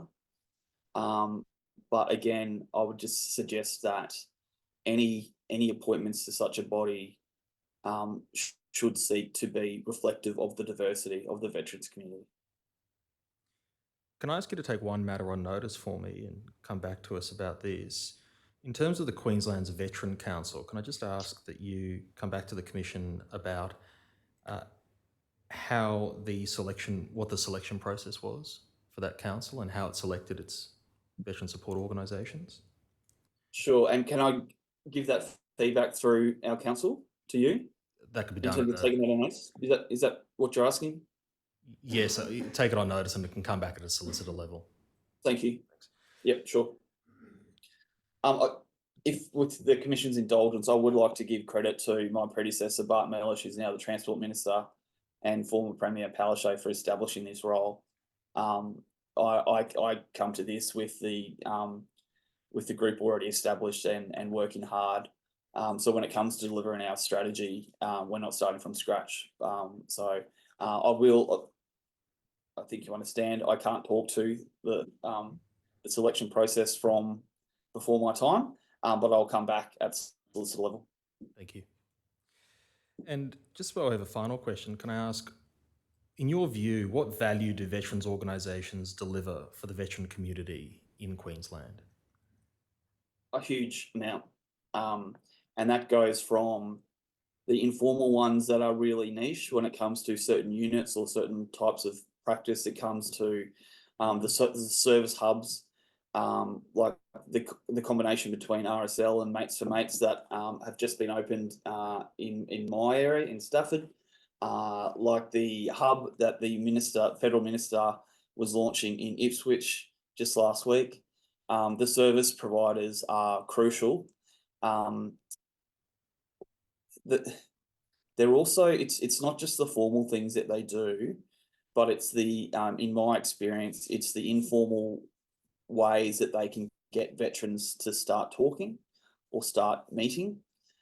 Even some specialised medical services that are designed for veterans, where yes, it's about the medical care they get, but it's also about chatting to people in the waiting room and being okay about being a veteran.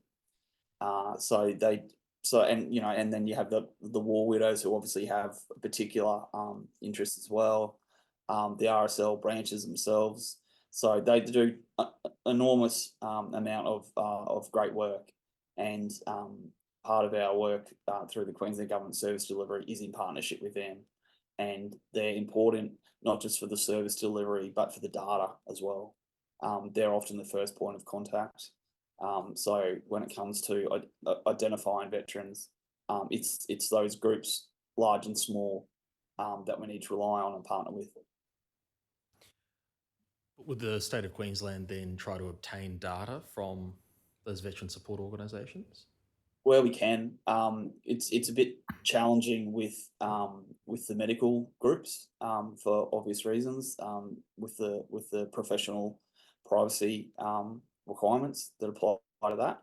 But it's not necessarily just when I say data, it's about if they get a foot in the door with one of those organisations, that could be the first step to them being passed on to TAFE or to our Skilling Queenslanders for Work program, or for a job agency, or for specialised healthcare or whatever it is. So I think if they create a safe space, that veterans can dip their toe in the water.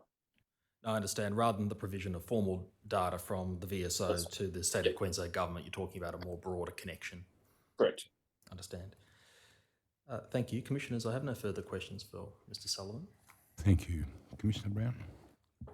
Thank you very much. I had just a couple of questions. The first was just to understand, you came into the role in December last year. You spoke of your predecessor.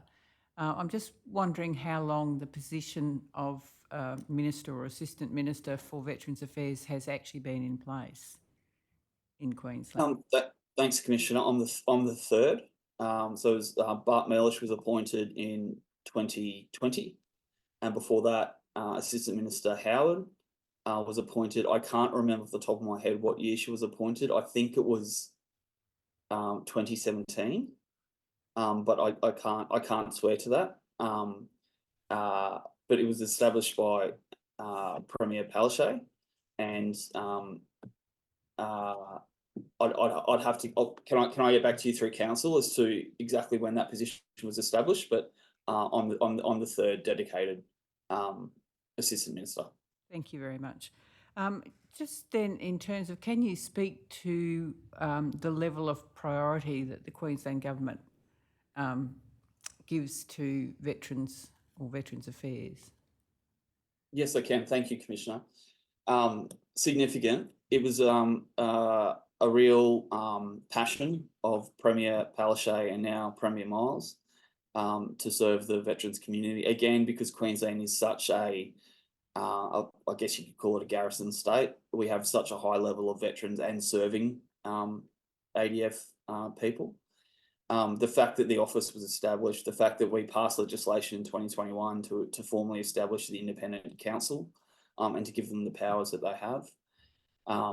The machinery government, sorry to be technical, but or bureaucratic, but the machinery government changes that sees me sit under Minister Enoch is because the Premier thought that it should be a real focus on service delivery, and communities is a really good fit for that. They have the expertise when it comes to on the ground service delivery across a range of areas. None the least is disaster management, where they're some of the first people on the ground. So that's where we've landed, and that's the focus from the Premier, which is about service delivery and wraparound services for veterans.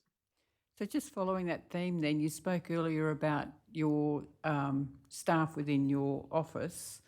and how they, I think I heard you say they liaise with other portfolios who are delivering some of those services. Yes.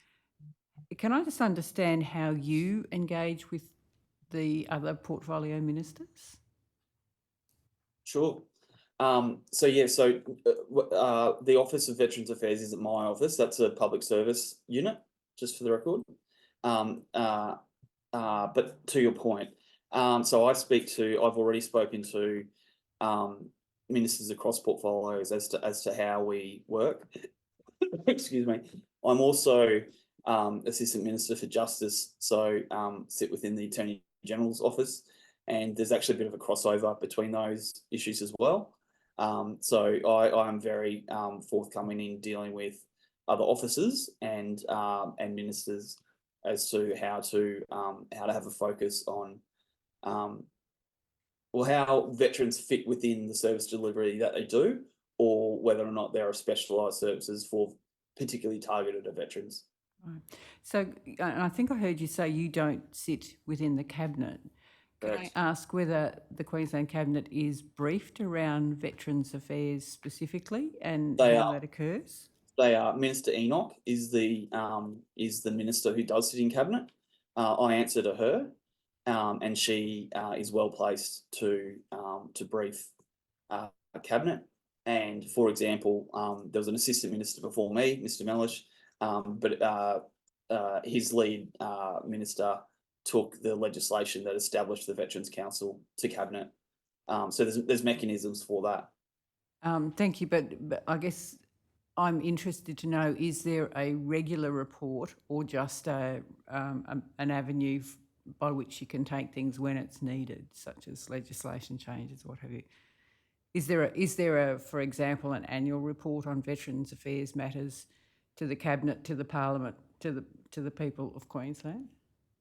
No, but there's the annual estimates process. So it's not so much about Cabinet, which is an action sort of focused thing, but there's the estimates process, which goes through line by line the veterans budget and what has occurred and what will occur. And that's a public process, a bipartisan.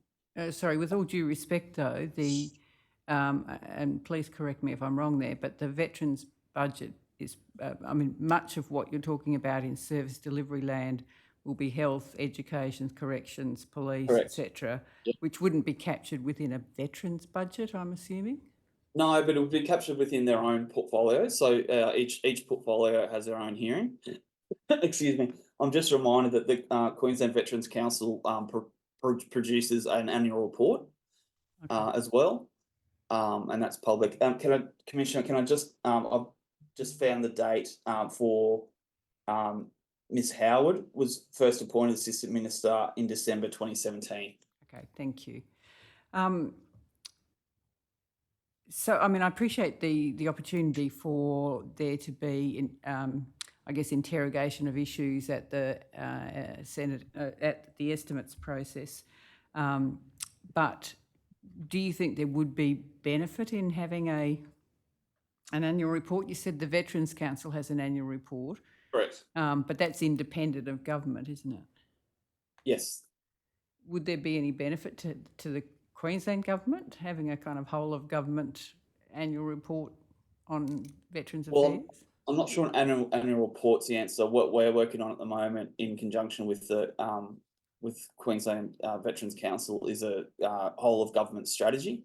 Right. And so that means, to your point around, it's not just about, when it comes to estimates hearing, it's going to be police, corrections, education, training, health. So the strategy is speaking at a high level. We're not going to release it until we want to be informed by your recommendations and the work of the Commission. But the whole point of that is to bring portfolios together so that we're not working in silos, that we do have a strategy that works across those areas. And I include veterans' children in that too.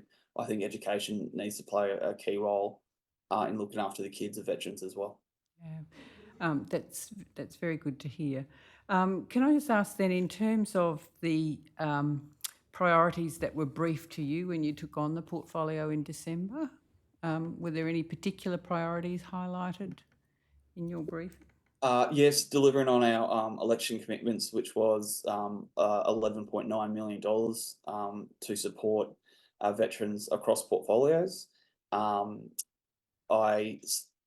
The week between my appointment and Christmas, I spoke to key stakeholders in terms of briefing, including the department, I should say, including public servants, and was briefed well in terms of the support we're doing for the Veterans Council, support we're doing across portfolios with that $11.9 million, including TAFE Queensland, and including other key stakeholders. And then also just where we're at in terms of delivering a whole of government strategy. And Minister, my last question. Assistant Minister, Sorry, Assistant Minister. Sorry. Give you a promotion for the day. Just say you can have a word to the Premier for me. That's fine.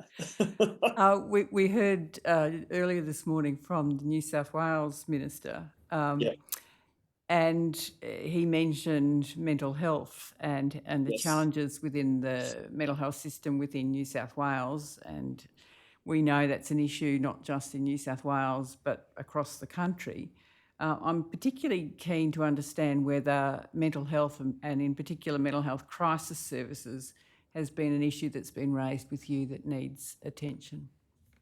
It has been. We've had, I don't have the figures in front of me from the Health Minister, but we've had significant increase in mental health funding across our major tertiary hospitals in particular and in community hospitals.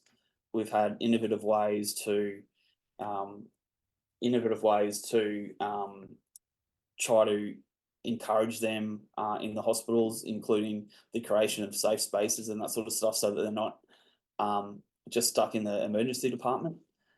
So yeah, mental health for veterans is absolutely a priority.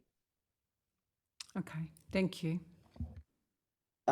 Sorry, can I just say we're also trying to be a bit proactive. Sorry, Commissioner, if I didn't mean to cut you off. Can I just add a point? Please go ahead.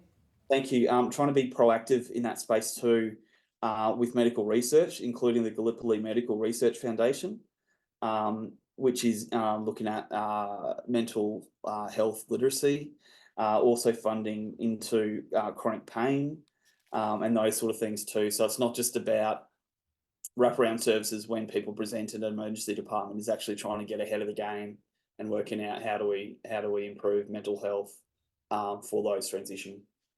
Thank you, Minister. I might just mention we actually commissioned some research from some Queensland researchers around crisis contacts, veterans in crisis. We're not in a position to release that just at the moment, but you will find it interesting, I'm sure, once we... Thank you. And will that sorry to be get ahead of the game, but is that likely to be mentioned in the final report? I would certainly hope so. Great. Thank you. Thank you. Thank you, Commissioner Douglas. Assistant Minister, I'm encouraged to ask the question I'm going to ask you because you're also the Assistant Minister for Justice. Yes.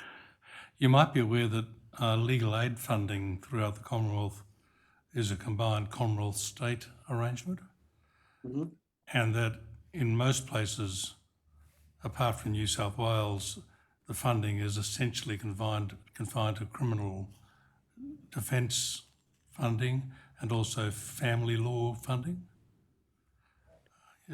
That's your understanding of it, is it? Yes. Yes. Yeah. As I said, in New South Wales, and we had it confirmed from their minister just recently, there is funding within legal aid also for veterans.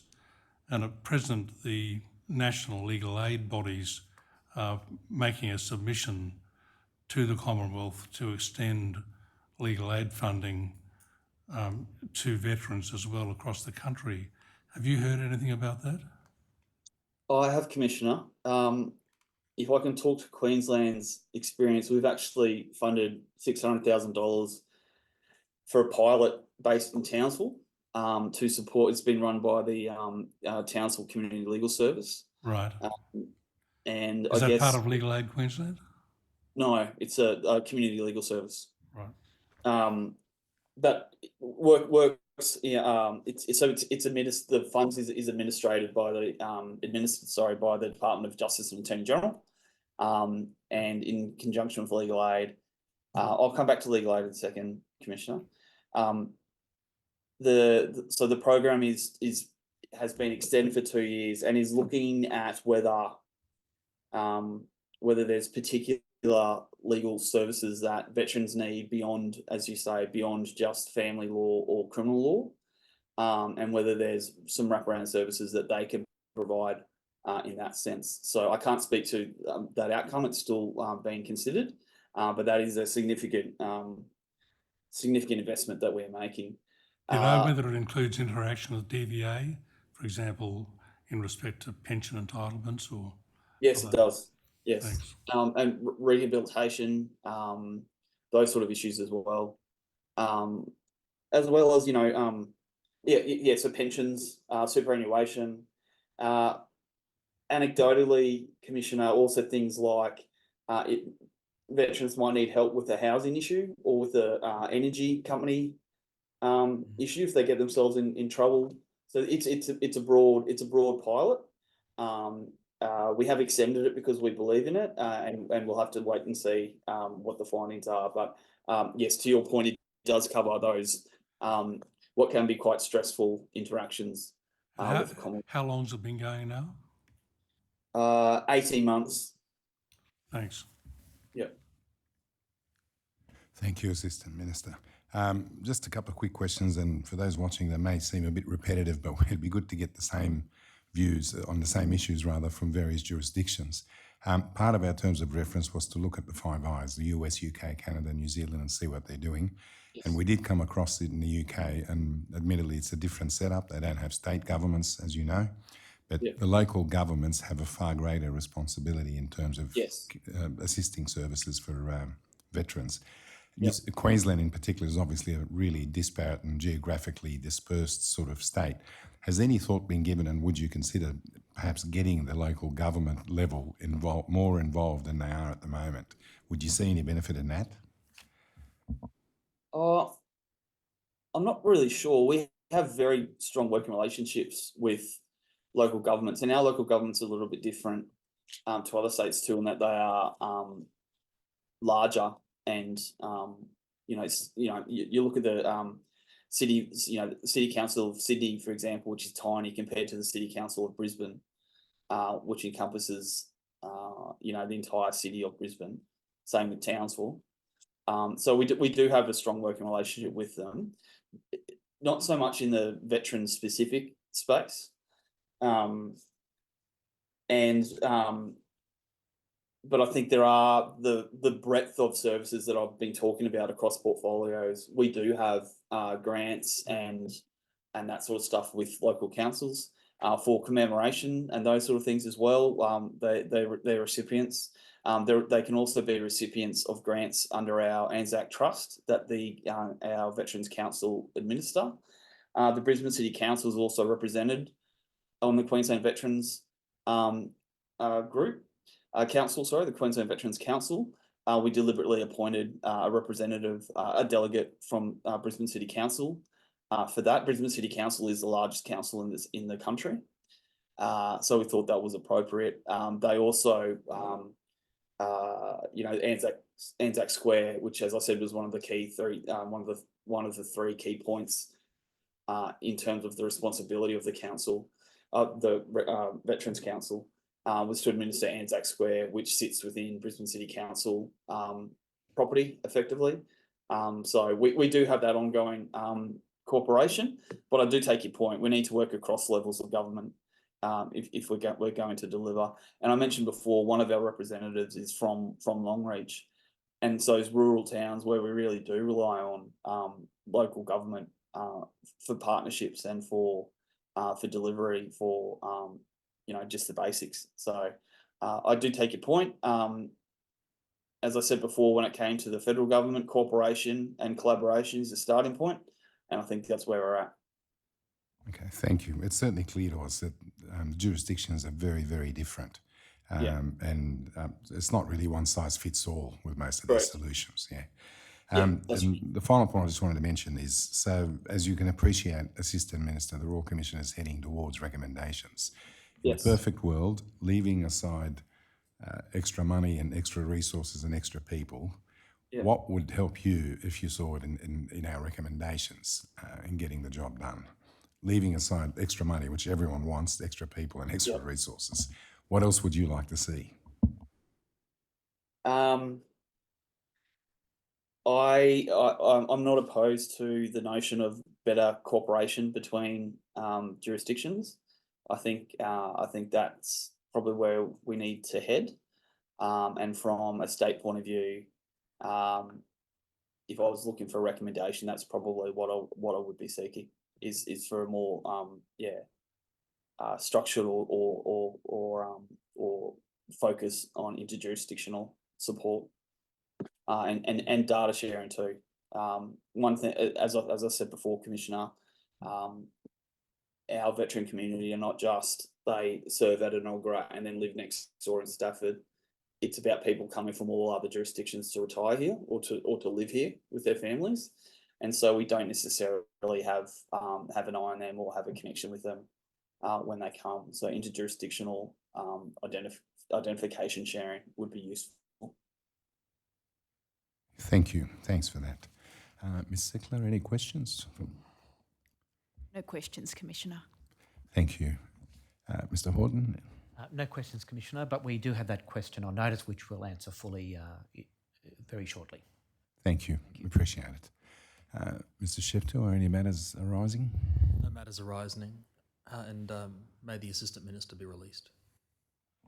You're excused from your summons to appear today, Assistant Minister. Thank you for the preparation that you've put into today, and thank you for your evidence today. It's like a huge jigsaw puzzle with each jurisdiction giving us a little bit of it. So we're grateful for that. Appreciate it. Thank And you. can I thank you for the opportunity to appear. I really support the work that the Commission's doing, and I look forward to reading your report in due time.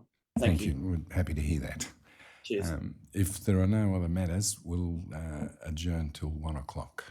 Nothing. All rise. The Royal Commission into Defence and Veteran Suicide will be adjourned to 1 p.m.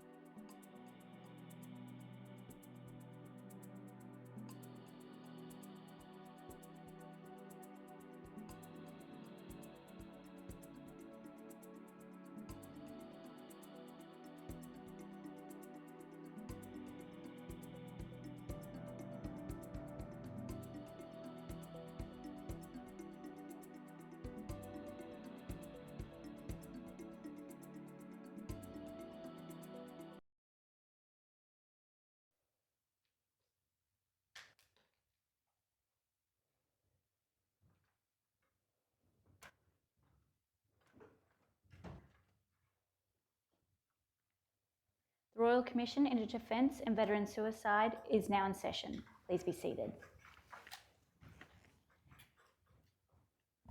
Good afternoon, Mr. Sheptill. Good afternoon, Commissioners. Commissioners, the next witness is the Australian Capital Territory Minister for Community Services, Seniors and Veterans, the Honourable Emma Davidson, MLA. Minister Davidson was appointed to the position of Minister for Veterans on the 3rd of November 2020. Before I ask her to be sworn in, I might just permit my learned friend to announce her appearance. Just press the red button on the... Commissioners Bindon, initial P. I appear for Ms Davidson, MLA, the Minister for Veterans and Seniors, and I'm instructed by ACT Government Solicitor. Thank you. The Minister's already seated. May she be sworn in.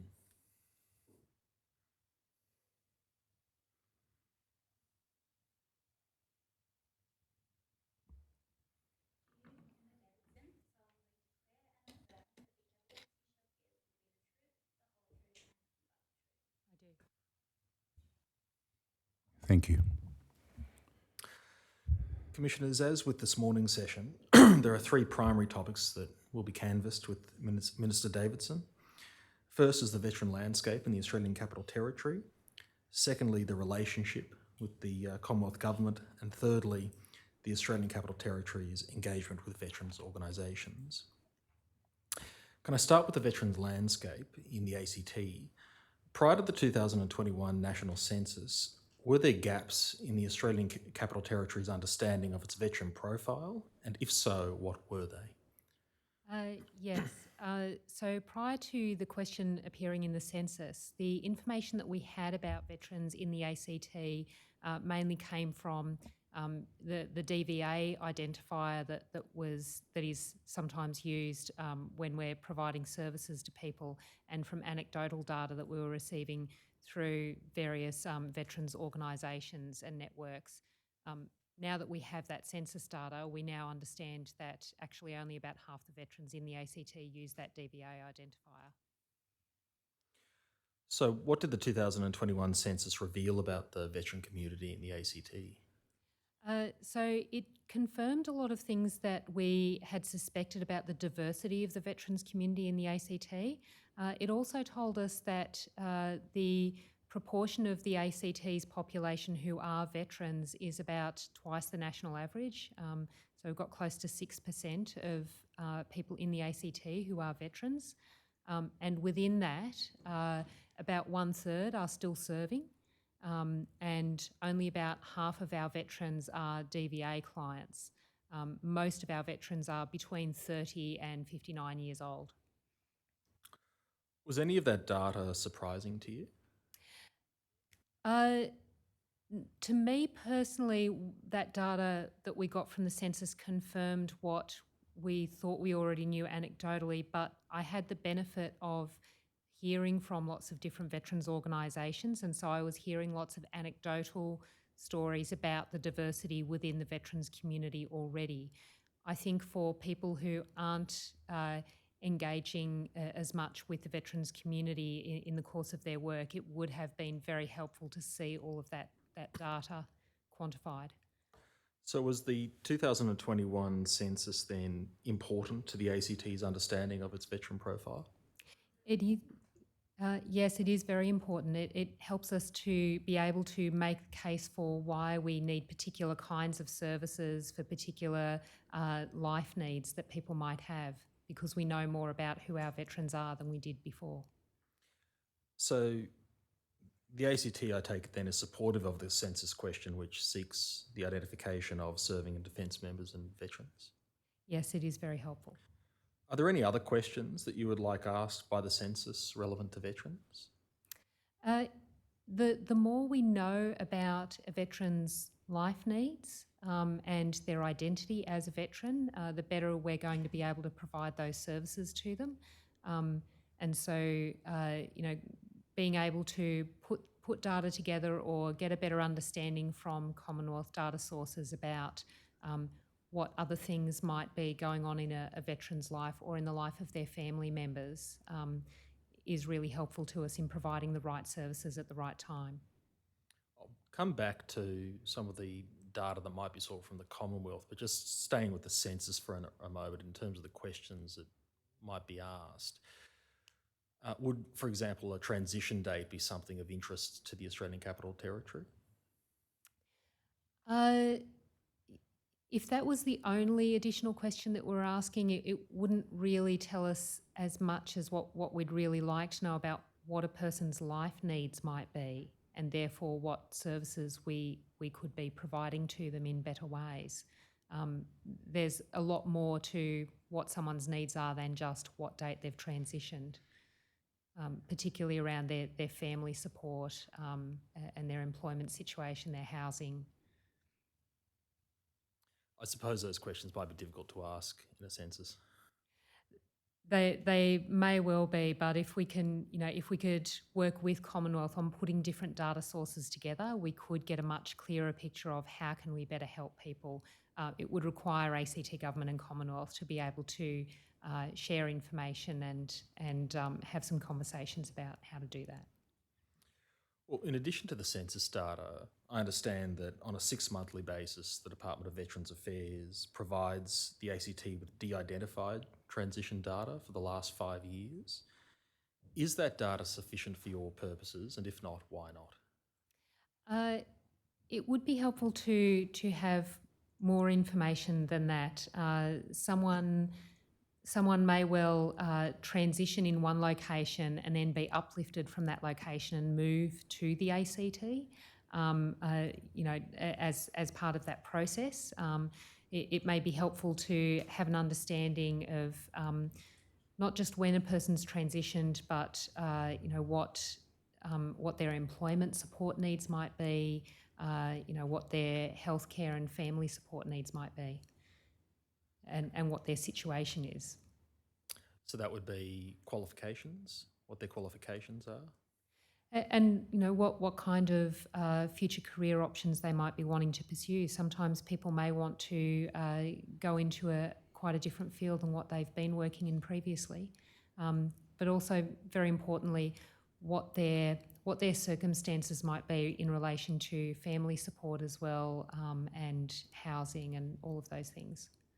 And is that data sought by the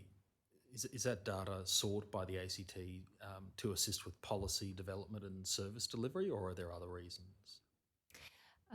So there are a lot of difficulties in being able to freely exchange data between jurisdictions, and I would very much like to see ACT Government and Commonwealth working together on how we can better exchange information with a person's consent for the purpose of being able to offer them the right services for their needs, rather than just offering them a list of here's everything we could possibly do and leaving the person to navigate through something quite complex, to be able to say to them, here are some things that might be particularly relevant. Do you know that we can help you with this?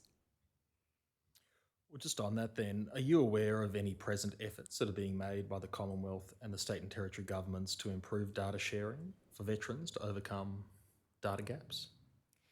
There are a number of ways in which officials can engage with each other to talk those things through.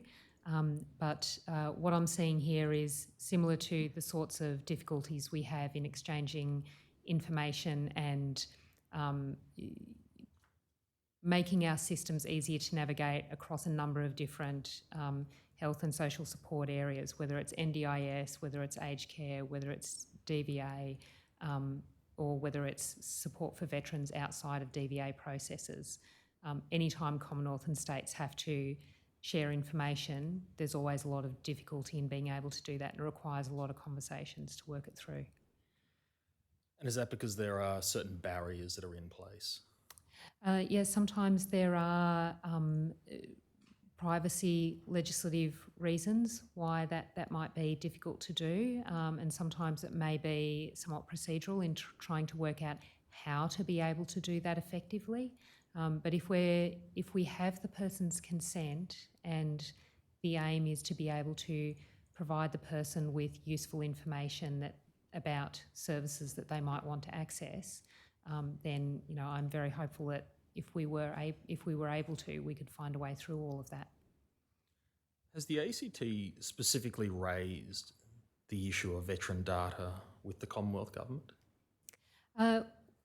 It is something that I have spoken about at a Veterans Ministerial Council meeting where we talked about the census data, and I also talked about the fact that we were gathering some data on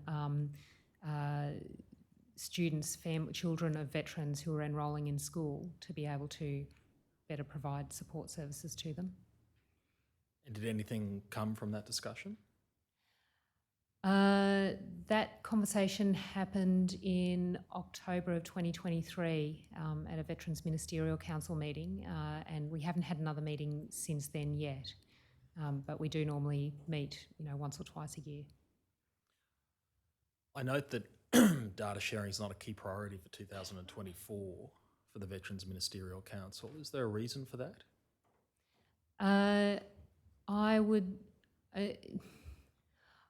I expect that there are a whole lot of things that have been on the agenda for some time that we're wanting to work our way through, and making sure that we're providing good employment and healthcare services would be pretty high on most states' priority lists. Are you there talking about, well, I'll withdraw that. Which priority are you speaking about there for the Veterans Ministerial Council for 2024? Well, for what we were working through during 2022 and 2023 as well. I'll come back to the Veterans Ministerial Council in a moment. Just staying with data for the time being, some previous inquiries relating to the health and welfare of veterans have recommended the introduction of a veteran identifier, and that's for use across all levels of government to identify veterans at their point of interaction with a government service. Would a veteran identifier be useful to the ACT? It would be helpful, the reason being that only about half of our veterans are DVA clients. So because we've been using the DVA identifier as our primary way of verifying that someone is in fact a veteran, if only half of our veterans have that, then it makes it harder for us to verify this person is a veteran and therefore should be eligible for certain supports or services. If there were an easy way for us to use, say, their PM Keys identifier or something like that, as well as a way of saying, yes, this person is a veteran, then that might actually reduce the level of bureaucracy involved in people accessing certain services. And do you have any views on how such a veteran identifier could be achieved in practice? Yes, well, there are already identifiers that are out there. If we were able to use them, like someone's PM Keys number. So we don't necessarily need something new to be created. If there's something already there, can we just make use of that? Leverage off an existing system. Yes. To your knowledge, are there any barriers relating to the development of a veteran identifier? It's not something that I have explored, so I'm not aware of any. But that's not to say that there wouldn't be any. A lot of my questions today are policy related, so there are sometimes you'll have to say, I don't know. It's fine. Can I move to the responsibility for veteran welfare, and can I ask the operator to please display DVA's response to NTG DVA 112 and to display paragraph 2.1. The doc ID is DVA.999.012. Thank you. So paragraph 2.1, the Department of Veterans Affairs told this Commission that veteran welfare is the joint responsibility of the Commonwealth, state and territory governments. Do you agree? Yes, absolutely. And in your experience, have you found that there is a clear and consistent understanding between Commonwealth, state and territory governments about each government's role and responsibility for veterans? Yes, insofar as there are clear administrative arrangements for various pieces of legislation that that enable us to carry out our duties. But that's not to say that there aren't times where we need to work together to jointly ensure that a need is being met.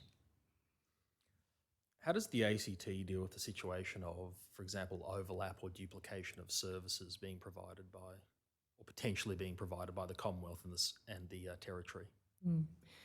Probably the area where that would be occurring the most frequently is in the delivery of health support services. And this is not necessarily just about what happens with veterans. There is some overlap and some work required to understand who is responsible for delivering, in particular, mental health services to people in need of accessing those supports, as to whether they're accessing something that is Commonwealth regulated and managed, or whether it's a service delivered at the state level. And that can happen whether you're a veteran or not. But when you're talking about veterans, there is an additional level of bureaucracy overlaid in working out, are they also a DVA client? And whose responsibility then is it to make sure that the overlap doesn't occur? We do the best we can to make sure that the person can access support services. So at the end of the day, what we're trying to achieve at the ACT government level is to make sure that the person isn't left without support, that they're able to access good support services. Not everyone is going to go through those DVA pathways to get access to their healthcare support services. They may just be using the Medicare system, or they may be using private health insurance. But we still want to make sure that we're offering a full range of health support services and that people can access them. And to that end, we do everything we can to support that. Prior to commencing any specific program for veterans, do you do a gap analysis to see if the service is otherwise being met through another state service delivery mechanism or through the Commonwealth? So the vast majority of services that are available in the ACT are not specific to veterans that the ACT government is providing. They're specific to meeting a health need. Whether that health need came about because you're a veteran, because you're a first responder, or for any other reason, if you have a health need, we want to make sure that there is a service there that will help you to meet that need. So really it's the case of veterans being one cohort that access the services at the territory level. That is right, yes. Can I move to some questions about sort of engagement with the Commonwealth, and in particular the Veterans Ministerial Council that we were speaking about before? That's the main forum for Commonwealth, state and territory ministers with responsibility for veterans matters to come together and to see how they can better collaborate in supporting the wellbeing of veterans and their families. There was one meeting of the Veterans Council, Ministerial Council, in 2023. That was in Perth. Do you consider that one meeting sufficient per year? No, I don't think it is. If we want to achieve change, then I think more than one would be required. And is there a fixed number, or do you think that there should be regular meetings that are sort of scheduled throughout the year, or do you have any views about that? So as it happens, I've attended ministerial council level meetings in a number of different portfolios because I'm the minister for a good half a dozen or so things in the ACT. And each of them work slightly differently. They each have different terms of reference. The terms of reference for the Veterans Ministerial Council require one meeting per year, but there's no reason why we couldn't have more than one meeting per year with an agenda for specific things that we wanted to take action on. Just in terms of the achievements, I might ask the operator to display the Veterans Ministerial Council 2023 Annual Report to National Cabinet. So there you'll see that there are listed the achievements which you'd be familiar with. Can I ask just for a general comment about the achievements from you as to whether you think that perhaps achieved what the purpose of the council is designed to achieve? Certainly, it's it's an annual report that reflects the work that was actually done and which had been set out that we had committed to do for that year. But ministerial council level meetings are capable of working to different agendas and therefore achieving different things if they choose to do so. And you know, probably the disability reform ministers meetings would be a comparison at the other end of the scale there. Is there a particular achievement that stands out to you as being particularly effective for veterans?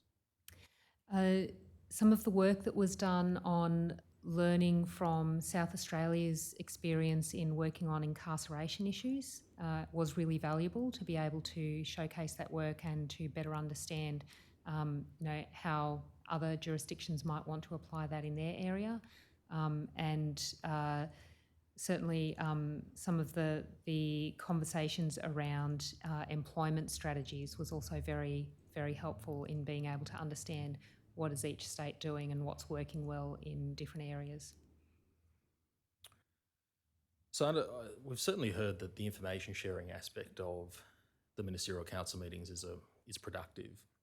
One of the issues that the Royal Commission's grappling with is how the ministerial council can actually be made more effective, though, to bring about actual real practical on the ground change Australia-wide. Do you have any views about how it could improve to bring about some more practical changes? Yes, actually.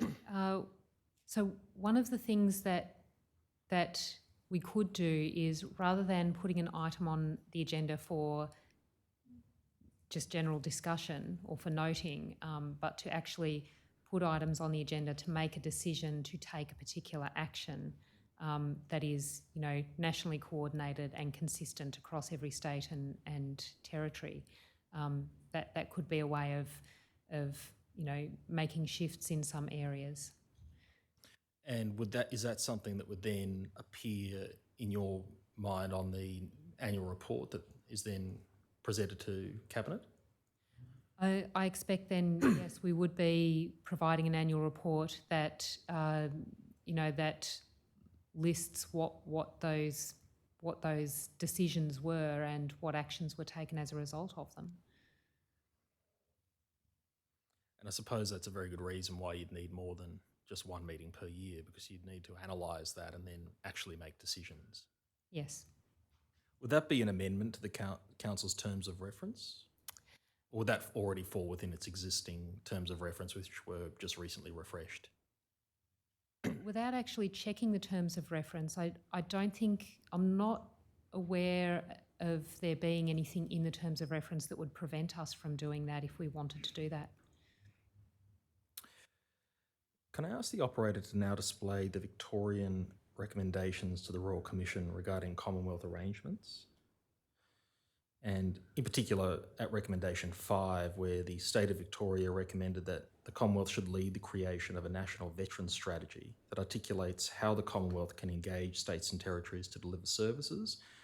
And you'll see there's also a reference to a national handover framework. Do you consider this proposal, or do you consider that a national veterans strategy, as recommended by the State of Victoria, could be a way to improve engagement between the Commonwealth and the state and territories? Yes, that certainly does sound like it could be helpful, and it also sounds like something that would see the Commonwealth taking a coordinating role for us to do things that are nationally consistent. Minister Keogh identified 2 issues with the State of Victoria's recommendation. Firstly, states and territories have varying degrees of engagement in the provision of services for veterans. And secondly, that not all states and territories have a department or agency with responsibility for veterans matters. Do you have any views about how those issues may be overcome?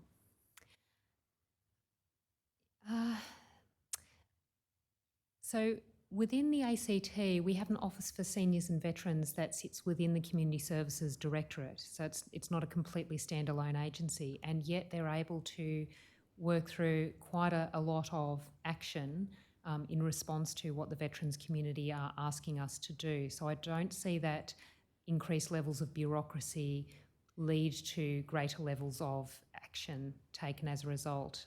For example, we're already working on our own veterans wellbeing framework, and we don't need a separate department to be able to do that. Does the ACT have its own strategy?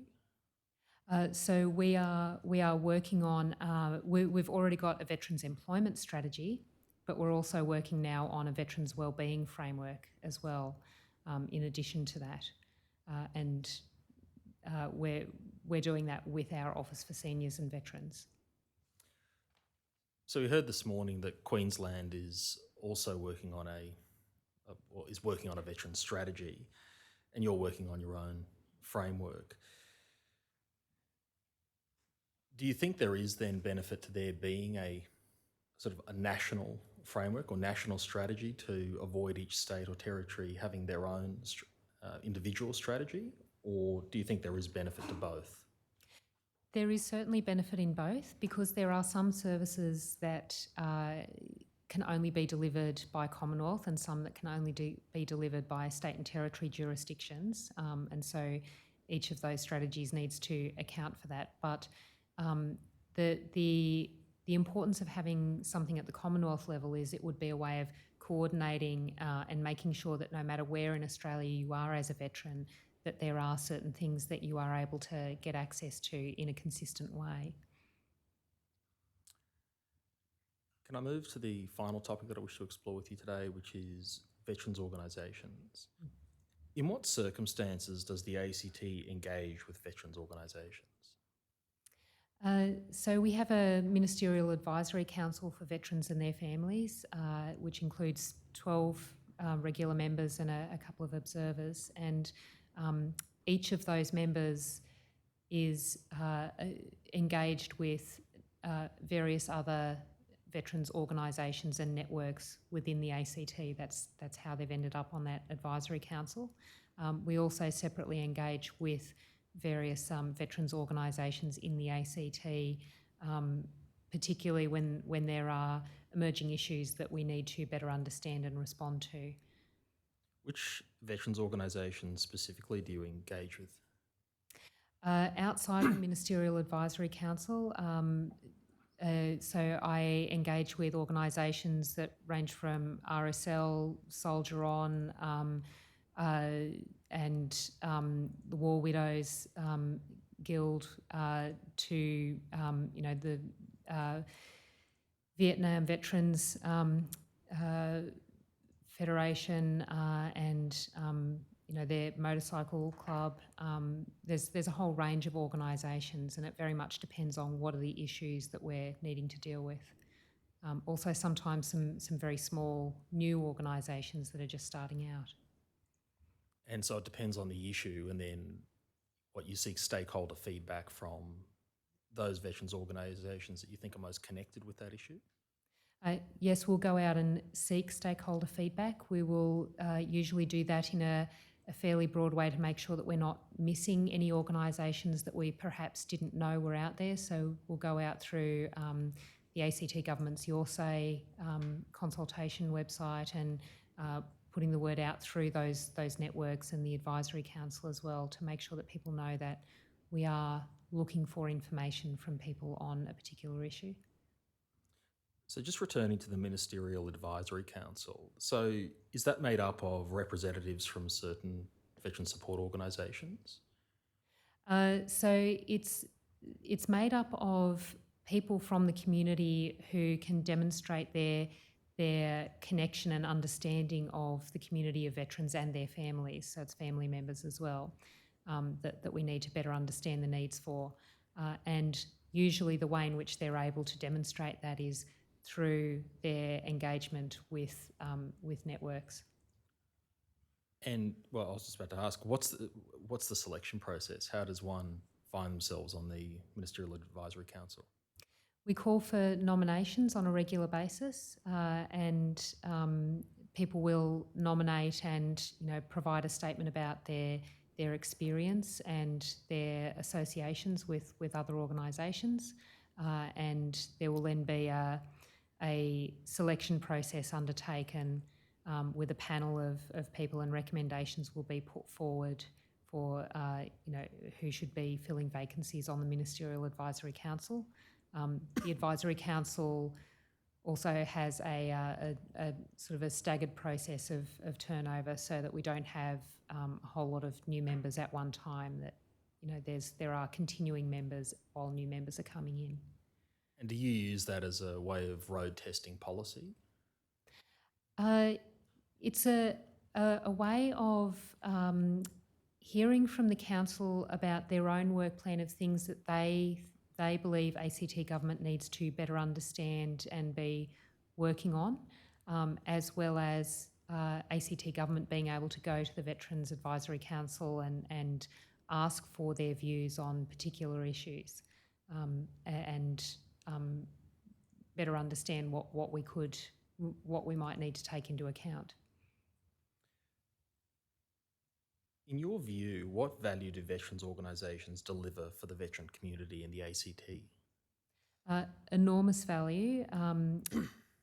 They often are able to understand and respond to emerging needs within their own community in a much more agile way than government services would be able to, in part because we just don't have enough data about what's going on with veterans, but also because they have those deep relationships with the community.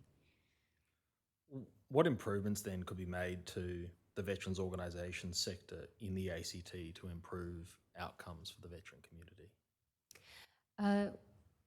One of the things about the Canberra veterans community is its diversity. So that means that we need lots of different organisations that can understand the diverse needs of people at different stages of their life.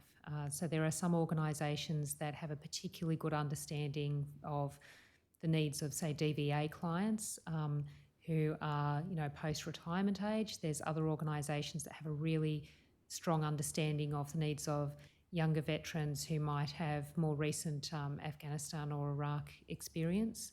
And there are organisations that specifically understand the needs of family members of veterans. And so finding a way to enable all of those organisations to come together and work on shared things while also supporting their own specific areas that they can specialise in is important for our whole community, having the spaces to be able to do that. Develop that connection. Yeah, developing connections. Have you found the veteran support organisation in the ACT to be harmonious, or are there fractures and level of separation or disunity? For the most part, these are organisations that can see that they're all trying to do good things for different segments of the veterans community that they know and understand well, and they all want to see good outcomes. One of the difficulties has been that resources are limited, and so finding spaces to be able to do that has been difficult. And so things like veterans wellbeing hubs, or a veterans and families centre is important for those organisations to be able to find a place where they can offer their services and support. And has there been a level of competition for those spots within the veteran hubs? We don't actually have one of those hubs inside Canberra. There is one that will be developed in Queanbeyan, and we are very keen to see that whatever is developed in Queanbeyan is able to support our veterans community just over the border in Canberra. It may only be a few kilometres away, but we've got more than 22,000 veterans in Canberra. There's about 4,500 veterans in Queanbeyan. Between those two cities, that's actually quite a lot of people to be serving on two sides of a state border. Is there any case to be made for another veteran hub closer to Canberra, or perhaps not? If we could find a way to, I guess my focus at the moment is on the fact that there will be a hub in Queanbeyan, and we want that to provide services to people in the ACT in a way that works for them. There are some difficulties sometimes in, getting over the border with public transport services and things like that, but apart from the logistics of doing that, if we could just make sure that whatever is offered in Queanbeyan meets the needs of people in Canberra as well, I think we'll be off to a much better position than where we're at the moment, where there isn't a hub on either side of the border. And what is the state's, sorry, I'll withdraw that. What is the Territory's plan for the hub? Has it determined who might go in there? Those are all decisions that will be made by the Commonwealth Government. It's their hub, and they have the decision-making authority over what will happen there. But we have absolutely been advocating that it needs to meet the needs of ACT people as well as New South Wales. Have you put forward, and I'm not asking you to name anyone, but have you provided feedback to the Commonwealth Government on who might be best placed to go into the hub? We haven't named specific organisations. What we've talked about is the diversity of different veterans' needs in the ACT, that we have got a particularly diverse veterans community, and that therefore means that we need lots of different organisations to be able to access that space and to be able to work collaboratively with each other. Certainly from what I've seen on the Ministerial Advisory Council for Veterans and their families, people do want to be able to work collaboratively and recognise that they've all got different strengths. Is it your understanding that DVA will monitor the ongoing effectiveness of its hubs?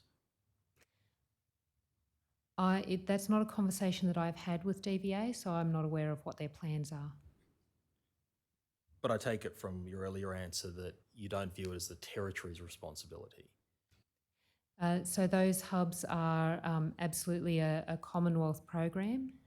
They have the decision-making authority over those hubs. So we have advocated for the ACT's needs, but it is ultimately their decision.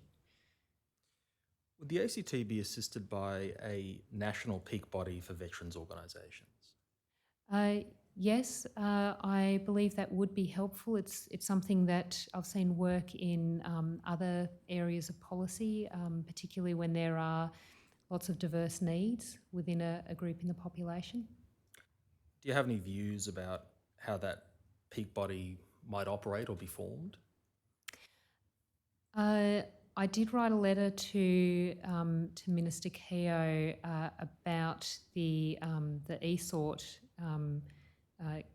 committee body and the potential for including Ministerial Advisory Council representatives from each of the states and territories within that organisation. So to that extent, I have advocated a view.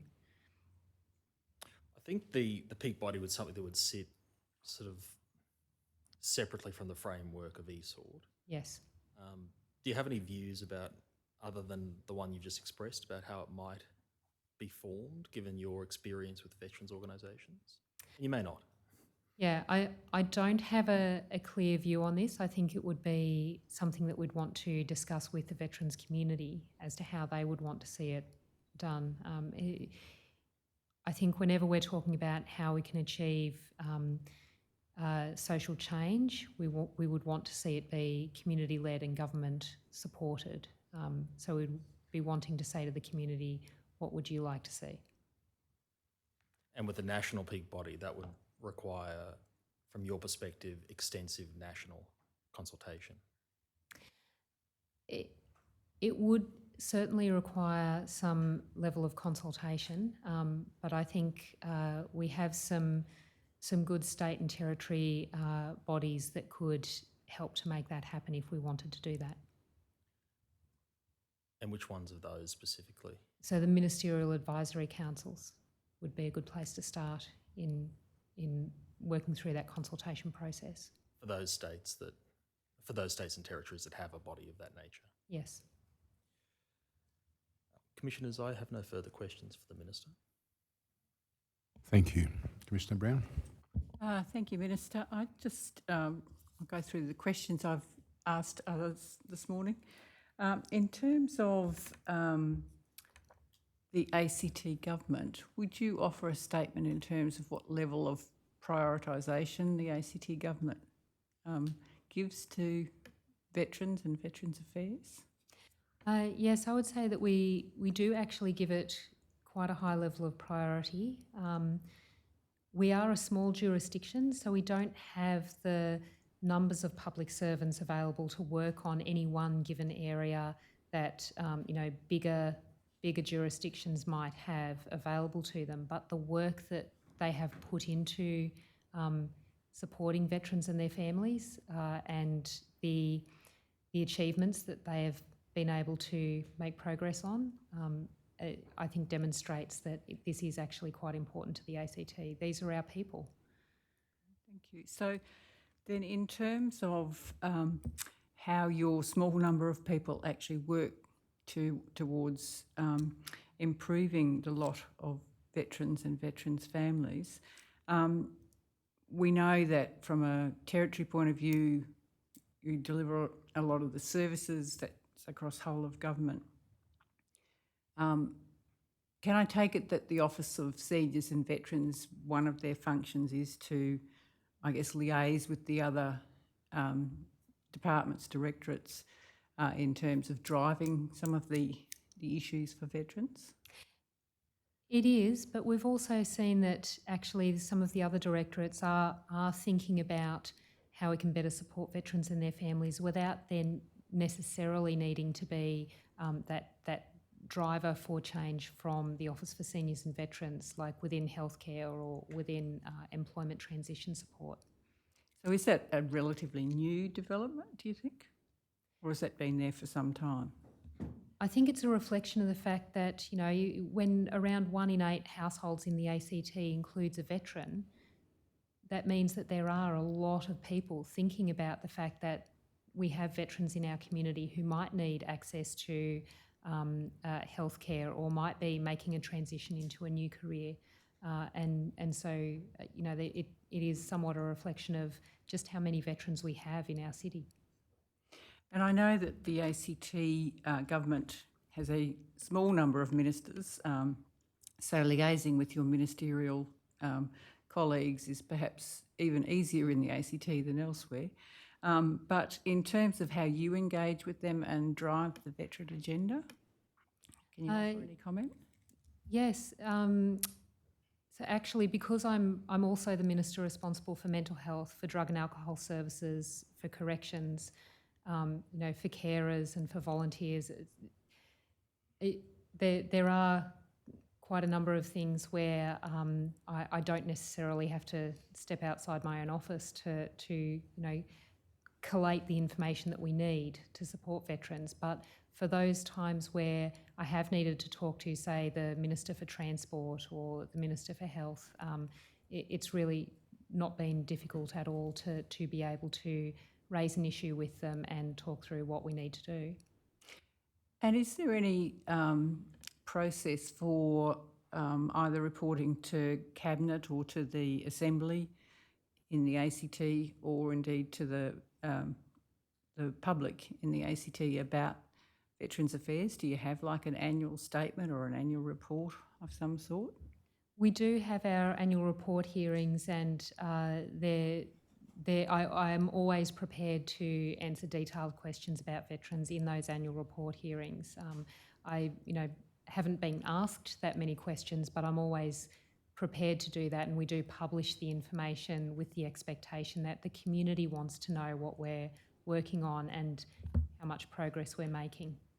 With all due respect, though, that does rely on someone asking the question as opposed to a more proactive statement of this is what we're doing across the ACT directorates, ACT government, for veterans and their families. There are times where I will make a statement in the Assembly in relation to a particular piece of work,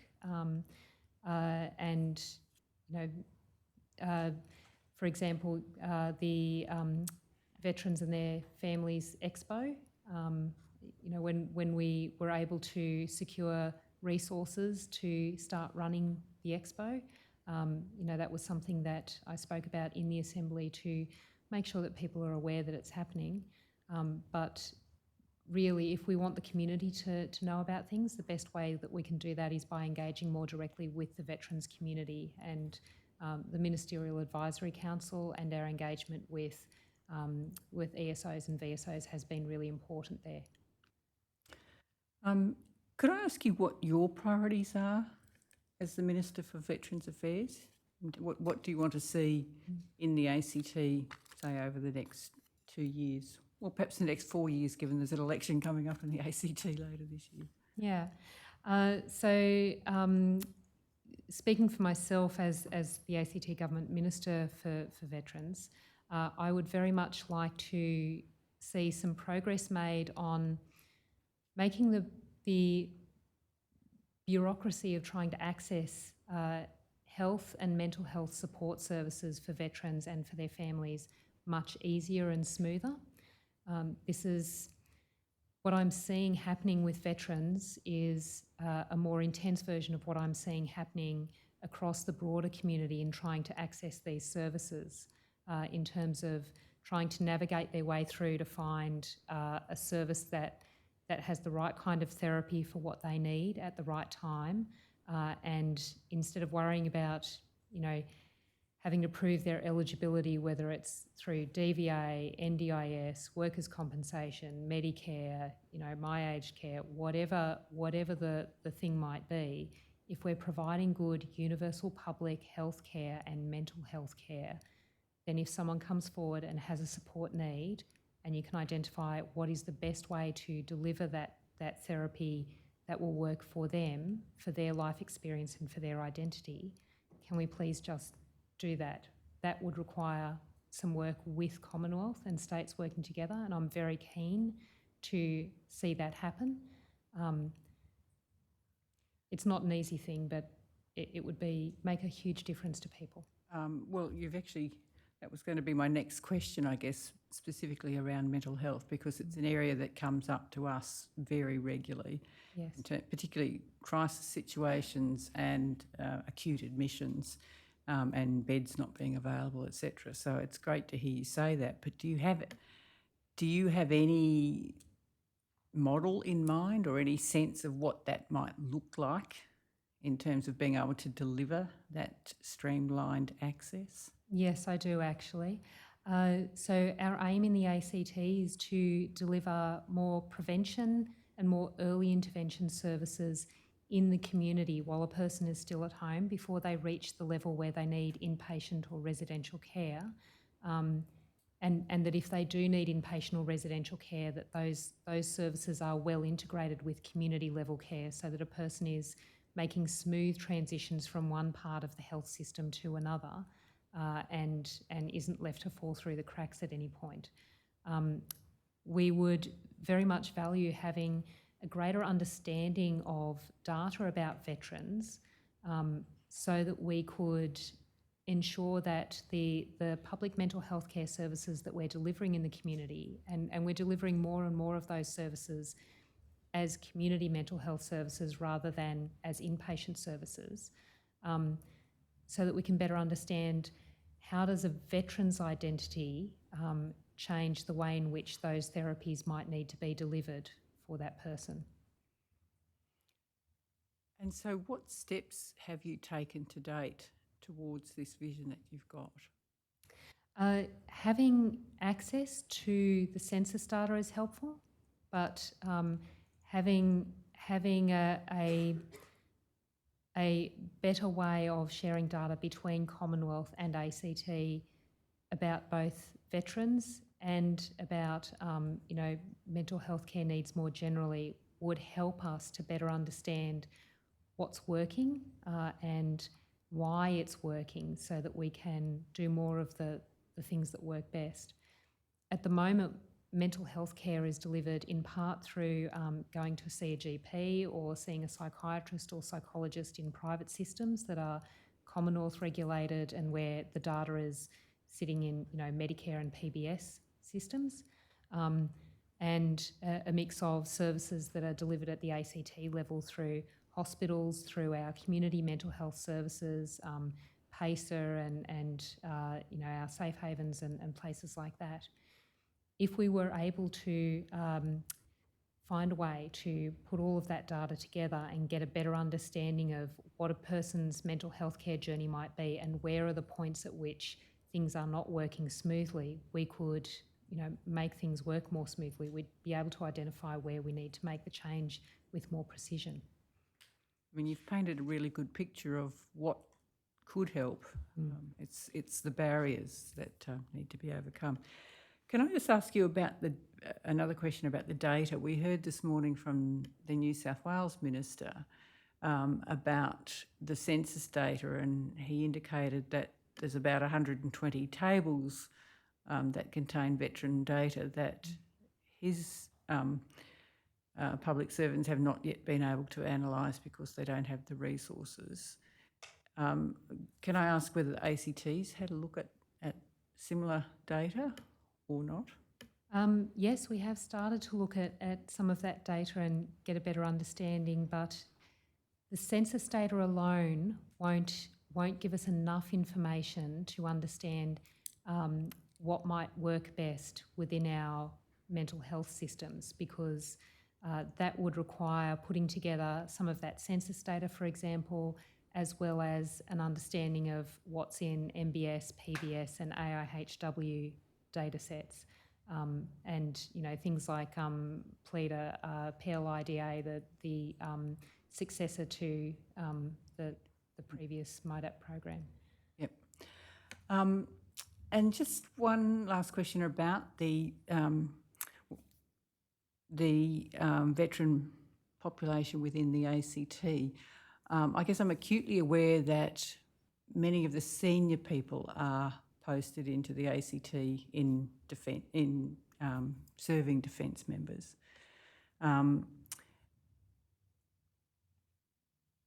Is there, to your knowledge, is there any difference between the veteran cohort in the ACT as opposed to the veteran cohort in other jurisdictions?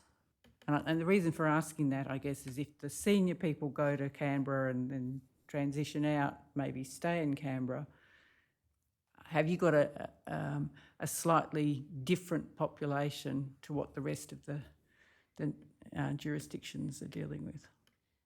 We do know from the census data that we have a higher than average education level amongst our veterans compared to the rest of the country, but actually we've got a really diverse veterans population in Canberra. We've got some quite young veterans that have come to Canberra that are early in their career in service, and we've also got people who have retired to and they're not necessarily all officers.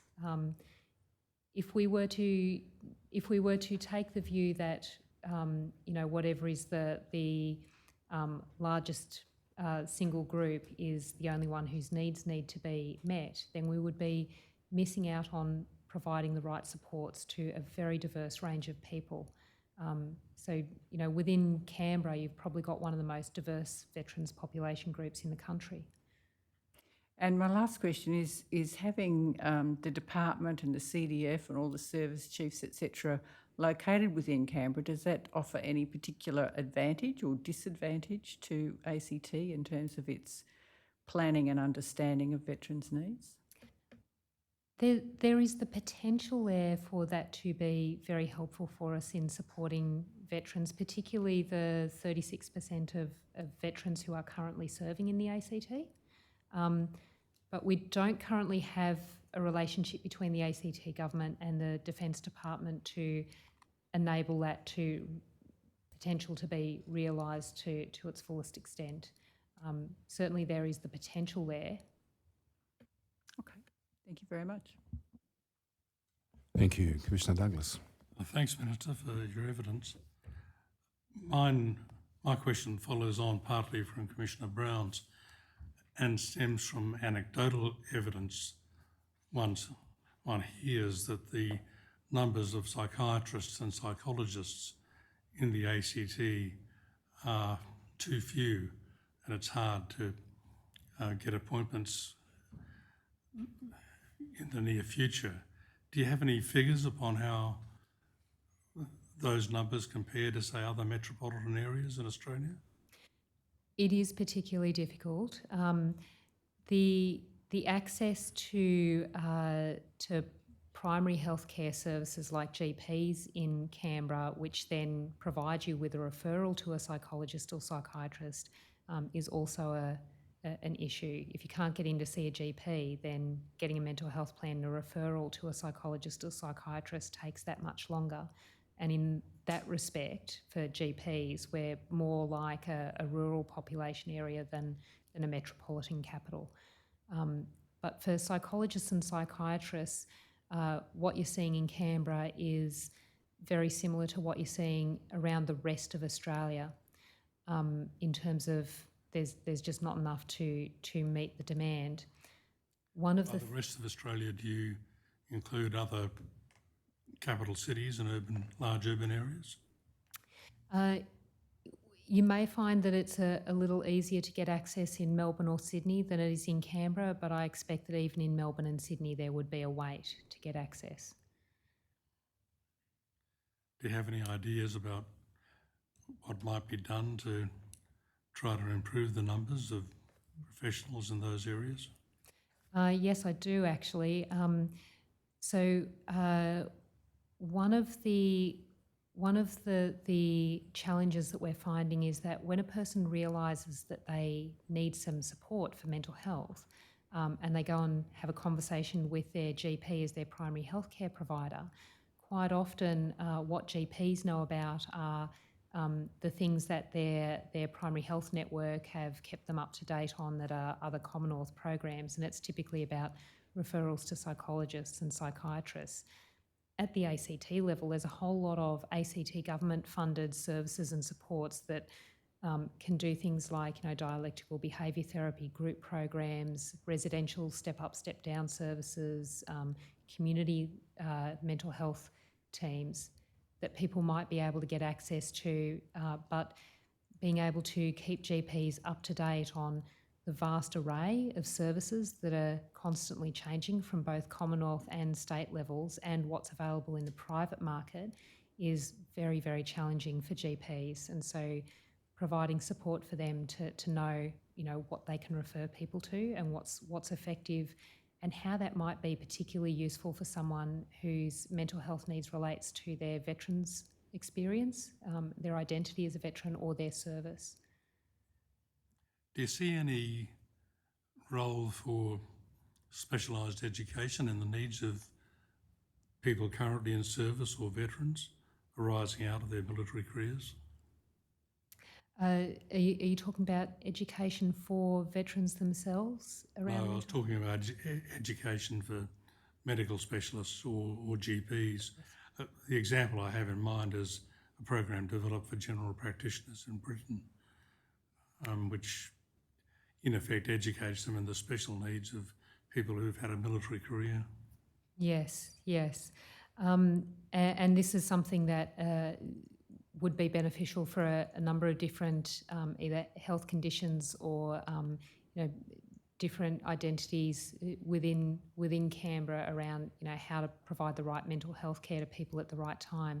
One of the challenges that GPs tell me they're facing is the constant pressure to see more people, and the inadequate levels of MBS reimbursement in order to do that and do the follow-up care and the professional development support.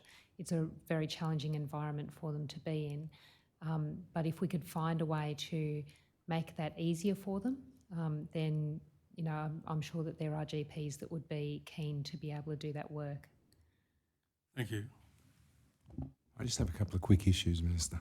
You mentioned earlier that you don't currently have a relationship between the ACT government and the Defence Department. How did that come about? You have a significant number of facilities and bases and what have you there, including all the headquarters. What is happening there?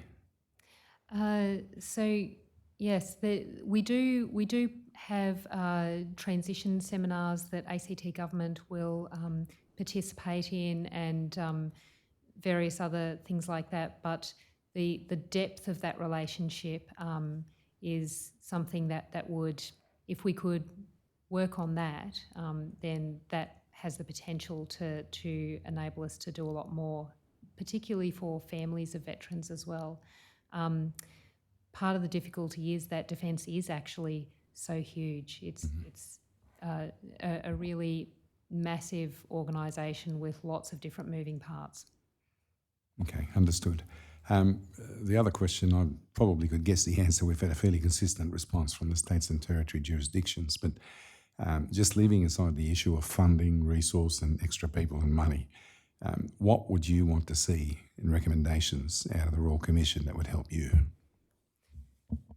I think actually one of the things I'd most like to see are recommendations that go to better data sharing between Commonwealth and states and territories, but also a more collaborative and action-focused relationship between Commonwealth and states and territories.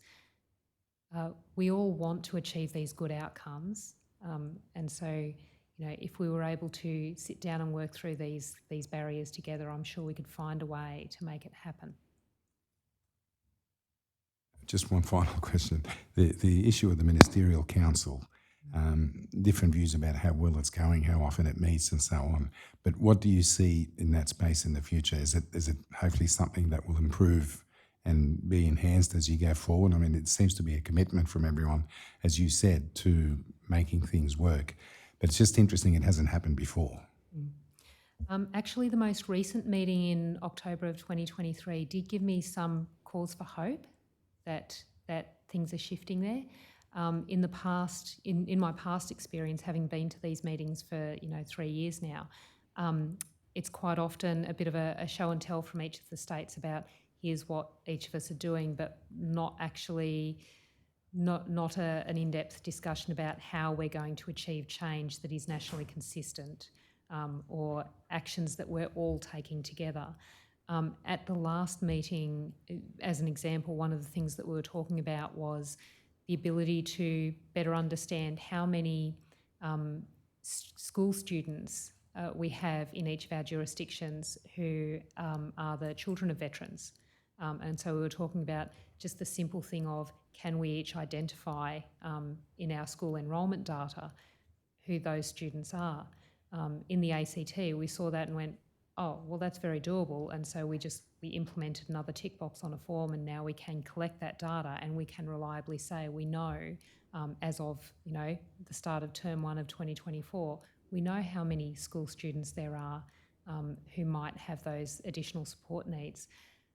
It was really good to be able to go to one of those meetings and say, yes, you said that this would be useful, and here we've done it. It can be done, and we know that there are other states that are interested in doing that too.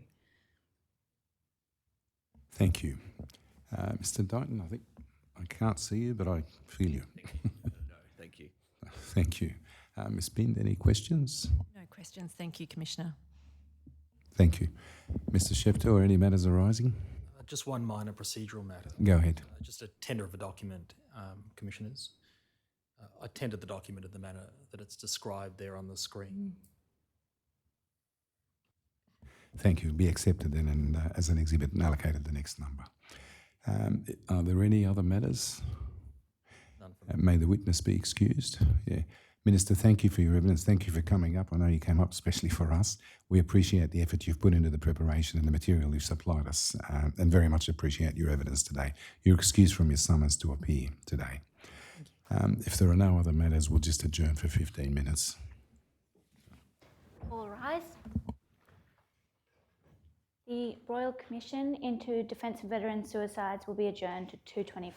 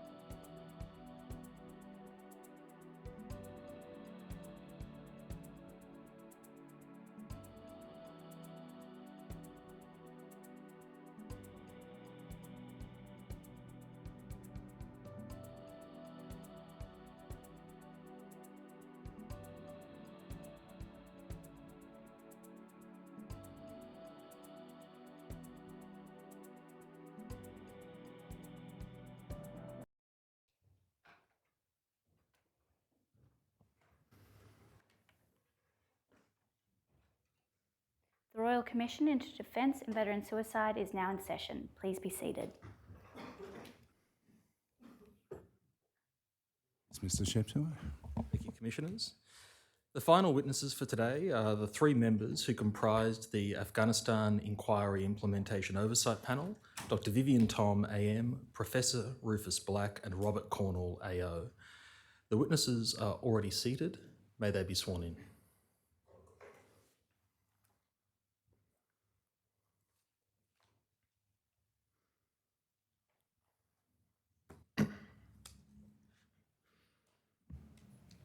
Do you, Robert Cornwall, swear by Almighty God that the evidence you shall give will be the truth, the whole truth, and nothing but the truth? I do.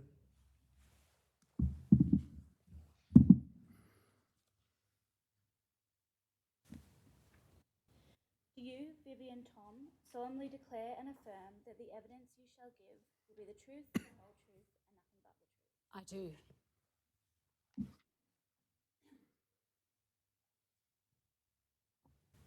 Do you, Professor Rufus Black, swear by Almighty God that the evidence you shall give will be the truth, the whole truth, and nothing but the truth? I do. Thank you. Operator, can you please display the tender list? Commissioners, I tendered the documents in the tender bundle in the manner they are described in the list. How many pages is that? If I could just see that again. I think it's 3. Okay, thank you. They'll be accepted on that basis then, Mr. Shepto, and allocated the next lot of numbers. Thank you. Thank you.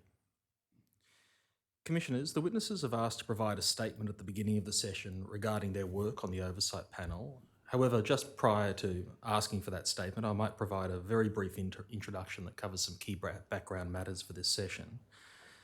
The Oversight Panel was an independent panel established to provide oversight and assurance of Defence's response to the Inspector General of the ADF Afghanistan Inquiry Report, so it's colloquially known as the Afghanistan Inquiry Report or the Brereton Report. The Oversight Panel reported directly to the Minister for Defence through the provision of a quarterly report, and its overall objective was to ensure that Defence's total response to the Afghanistan Inquiry Report addressed the root causes of the culture and behaviour that resulted in the need for an inquiry.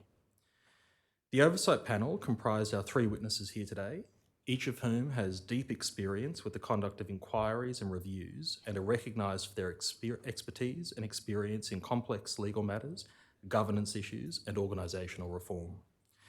They have each provided CVs, and I don't intend to go through those, but just by way of a very brief introduction, Dr. Vivian Tom, AM, is a former Inspector General of Intelligence and Security. Mr. Robert Cornwall, AO, is a former Secretary of the Attorney General's Department and former Chair of the Defence Abuse Response Task Force from December 2014 to its conclusion in 2016.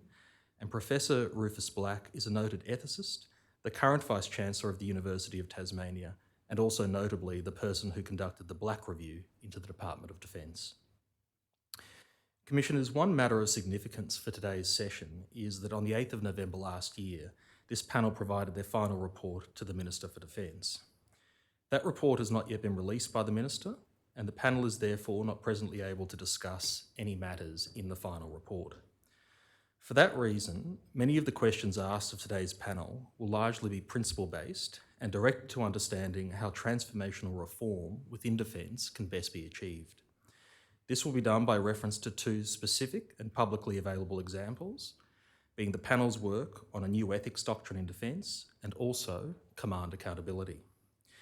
However, if I ask a question today which traverses into the territory of the panel's final report findings, the witnesses have been asked to say words to the effect that they are not presently able to answer that question. That is an indication to me, Commissioners, but also to you, that we are not able to delve further into that issue here today. As I mentioned at the outset, the panel wishes to provide an opening statement, and I would ask that Dr. Tom now do so. Thank you. The Afghanistan Inquiry Implementation Oversight Panel was established by the then Minister for Defence, Senator the Honourable Linda Reynolds CSC, on the 9th of November 2020. I am the panel lead with members Mr. Robert Cornwall AO and Professor Rufus Black.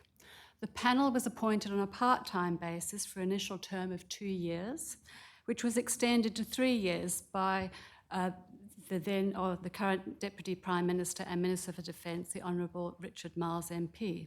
We completed our term in November last year. In a joint statement issued on the 12th of November 2020, the then Prime Minister, the Honourable Scott Morrison MP, and the Minister for Defence said, "A new investigative body will be established to assess and examine the findings of the Inspector General of the Australian Defence Force Afghanistan Inquiry. The new Office of the Special Investigator will address the potential criminal matters raised by the inquiry and investigate allegations, gather evidence, and where appropriate, refer briefs to the Commonwealth Director of Public Prosecution for consideration. In respect of non-criminal matters, the Australian Defence Force would manage the response but be subject to oversight."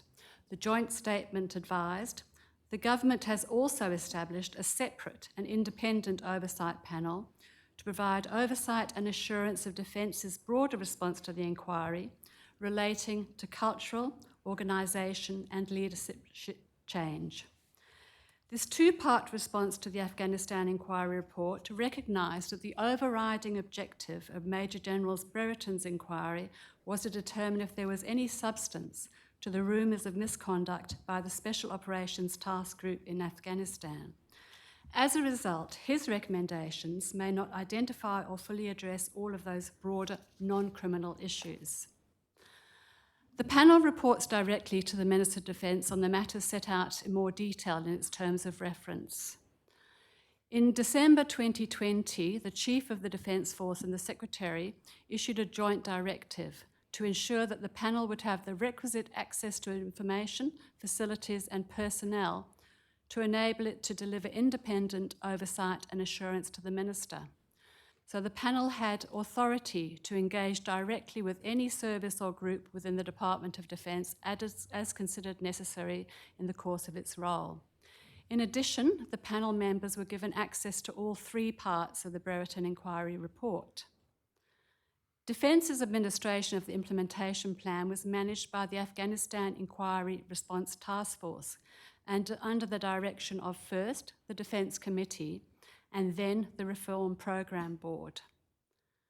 The development of the implementation plan and its content evolved over time to accommodate or take account of other defence reforms, including a programme of reforms in Special Forces Command, which commenced in 2015. Some of the Brereton Inquiry recommendations overlapped with defence reforms already completed. Others were in progress and they were incorporated into the appropriate reform stream. In its final form, the reform plan comprised responses to the 143 inquiry recommendations and a further 63 defence-initiated activities. And Defence has a responsibility to provide the Minister with a report on its administration of the implementation plan in its various configurations. In closing this opening statement, I would like to draw attention to the following 5 matters. First, Defence's response to the Afghanistan Inquiry recommendations and the other defence-initiated reforms included in the final reform programme was a huge undertaking.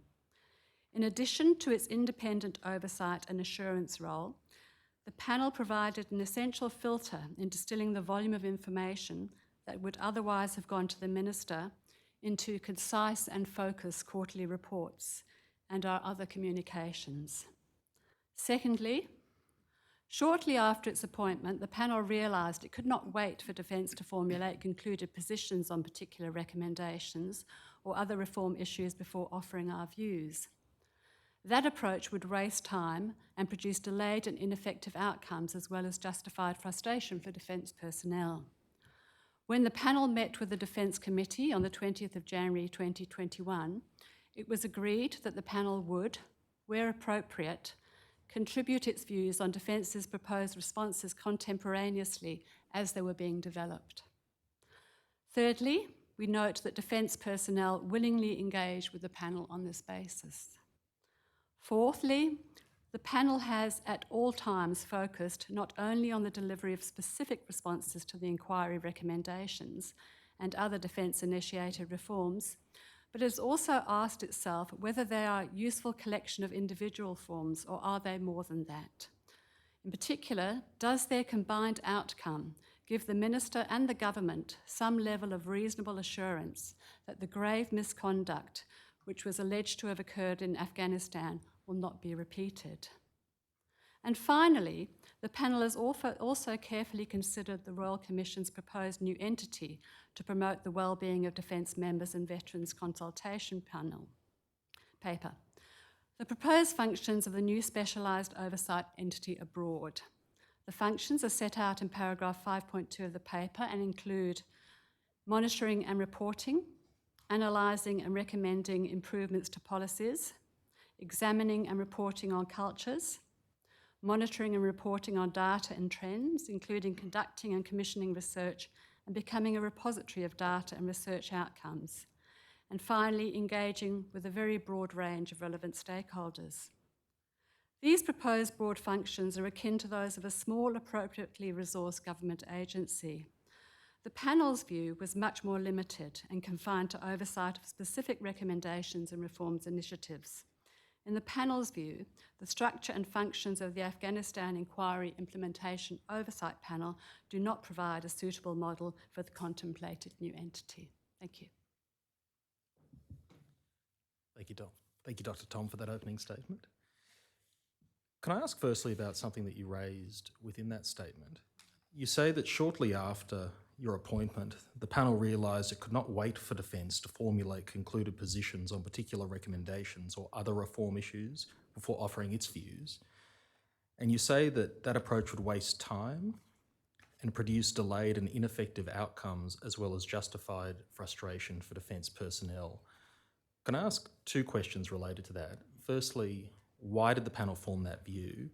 And secondly, can I ask you to elaborate on how the panel approached, from perhaps a philosophical perspective, its very significant and complex task?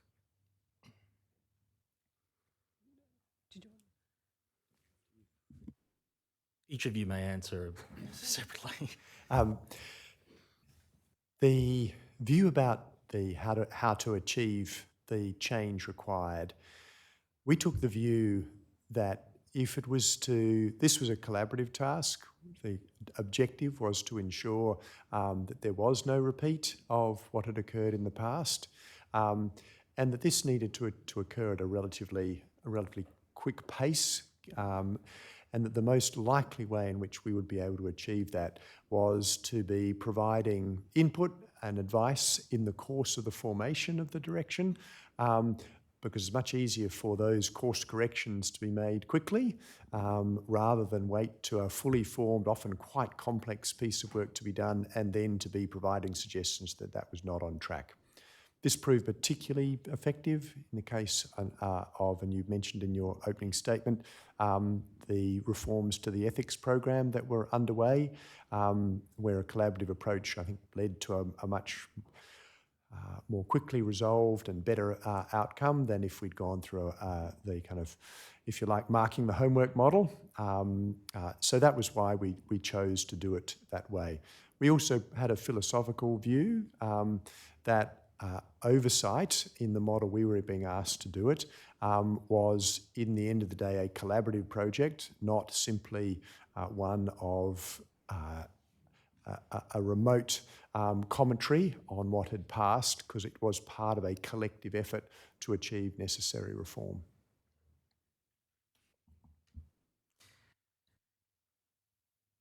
I'll just add to that the Reform Program Board directed it from Defence's point of view, but we actually were given the papers for each of the I think monthly board papers, and so we could have a look through those papers, see how things were progressing and identify things where we particularly wanted additional briefing, rather than waiting for sort of closing reports from individual projects and initiatives. And so in real time, we really were able to contribute to those areas that we thought were particularly significant, request meetings, request additional briefings proactively.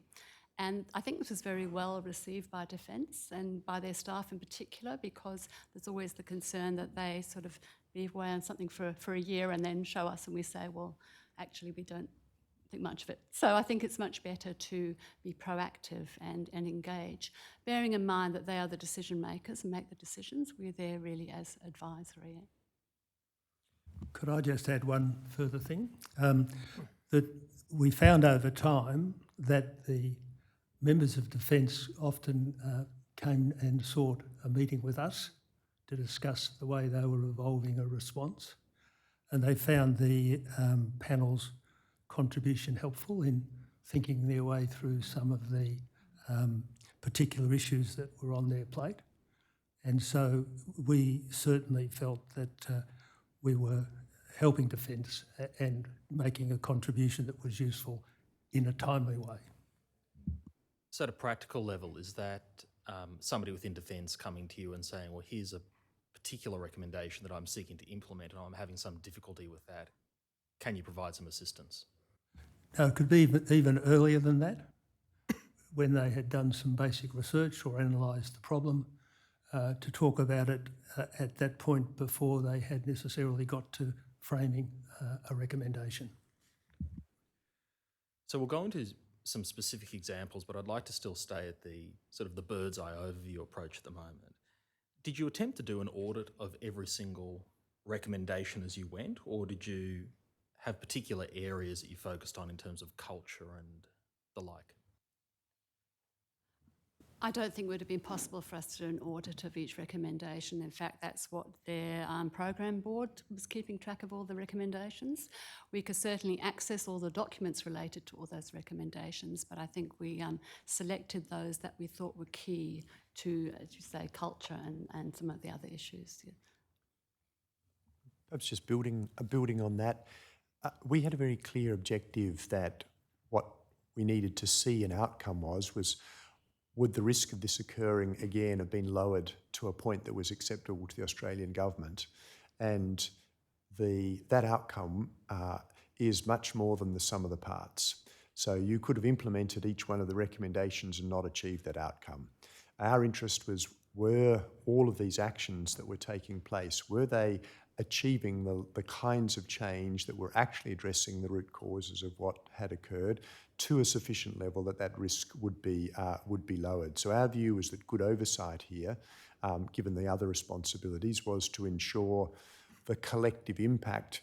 And should we observe that despite all the recommendations that they were not collectively achieving that impact, to be able to call out the fact that recommendations are made often a long time in the past, and as well-intentioned or well-designed as they may have been, it's quite possible in a complex world they're not achieving the change you wanted. An oversight panel is there to ensure that the intent, not just the letter of recommendations, are proving to be effective. So prior to beginning, or as part of your work as the oversight panel, you really focused on the intention behind the specific recommendations collectively? Yes, very much so. Can I move to a particular, so we're not doing it in a more abstract way, but perhaps a particular example of the ethics doctrine? And one of the key issues that I see appears in your quarterly reports to the Minister concerns the development of a new ADF-wide military ethics doctrine. Can you please elaborate on that issue, and in particular why a new ethics doctrine was necessary and how that doctrine came to be developed and implemented? Certainly. The part of the identification of what would be critical to lower the probability of war crimes occurring again was to ensure that all serving ADF members had a clear ethical framework to operate in. People may well be familiar with and should be familiar with the laws of war, but this is to make sure that the comprehensive way in which they conduct themselves fitted with a form of ethics that would reduce the probability of them committing any of those kind of unethical and indeed illegal acts. At the time, Defence had been working on ways of increasing the ethical kind of knowledge and skillfulness of its people. and sought to embody that in a military doctrine. So they're kind of cornerstone pieces of codified knowledge about how, in all range of matters, defence people should conduct themselves. And as a cultural intervention, it certainly struck us there was a lot of wisdom in that, because it puts ethics on a par with other essential forms of knowledge, codifies it, formally gives it a standing and status within the forms of knowledge that all defence personnel should have, and makes it much easier to incorporate it into their training systems. So it was a very sensible intervention to achieve, to embed that into the total defence system.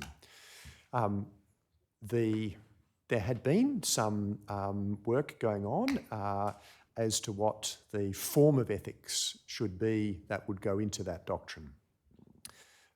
We had an opportunity to look at the work that was underway, and we in fact formed a view that the forms of ethics that were being used, so a method called triangulation at the time,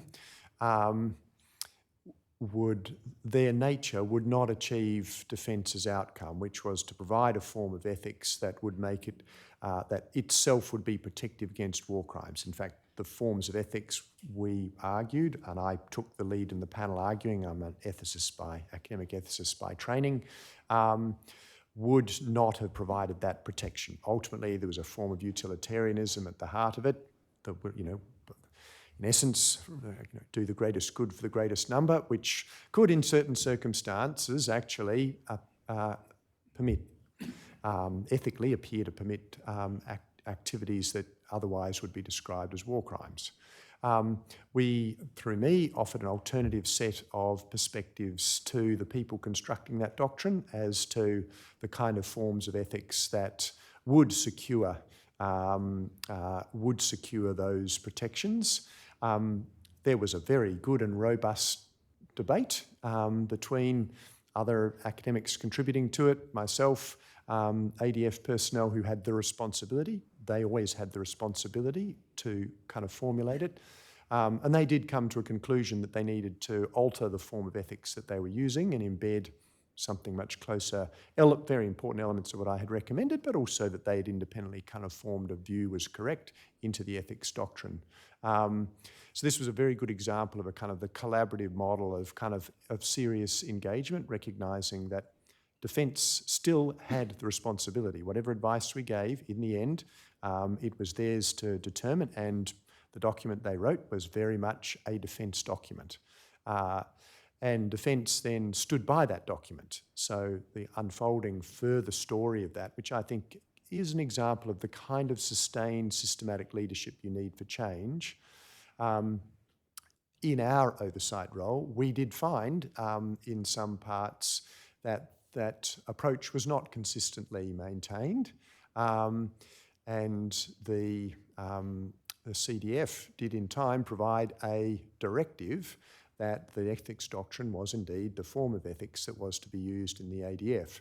So I think it was a very good example of the dynamic way in which attention can be called in a period of change to how something was being implemented, and that leadership can then be ensuring that the change direction was indeed sustained, and at all times, while there may have been advisors on the way and oversight contributions, defence owned the change from the very top, and that made a difference.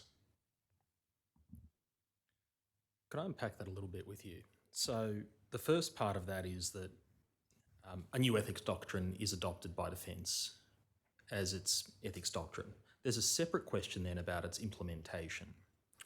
And in terms of the implementation of that doctrine, which is what I understood you were talking about, there is a later quarterly report for August 2022 until October 2022, in which you observe that at that point in time, that the panel was concerned more generally about the time taken for the ethics doctrine to permeate through the training pipeline.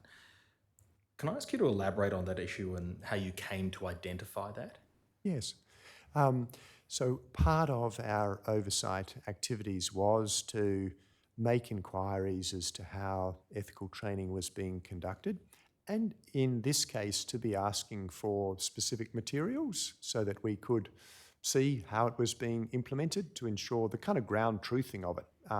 It's one thing to be told it's happening, it's another thing to see the materials being used effectively by the students in the class.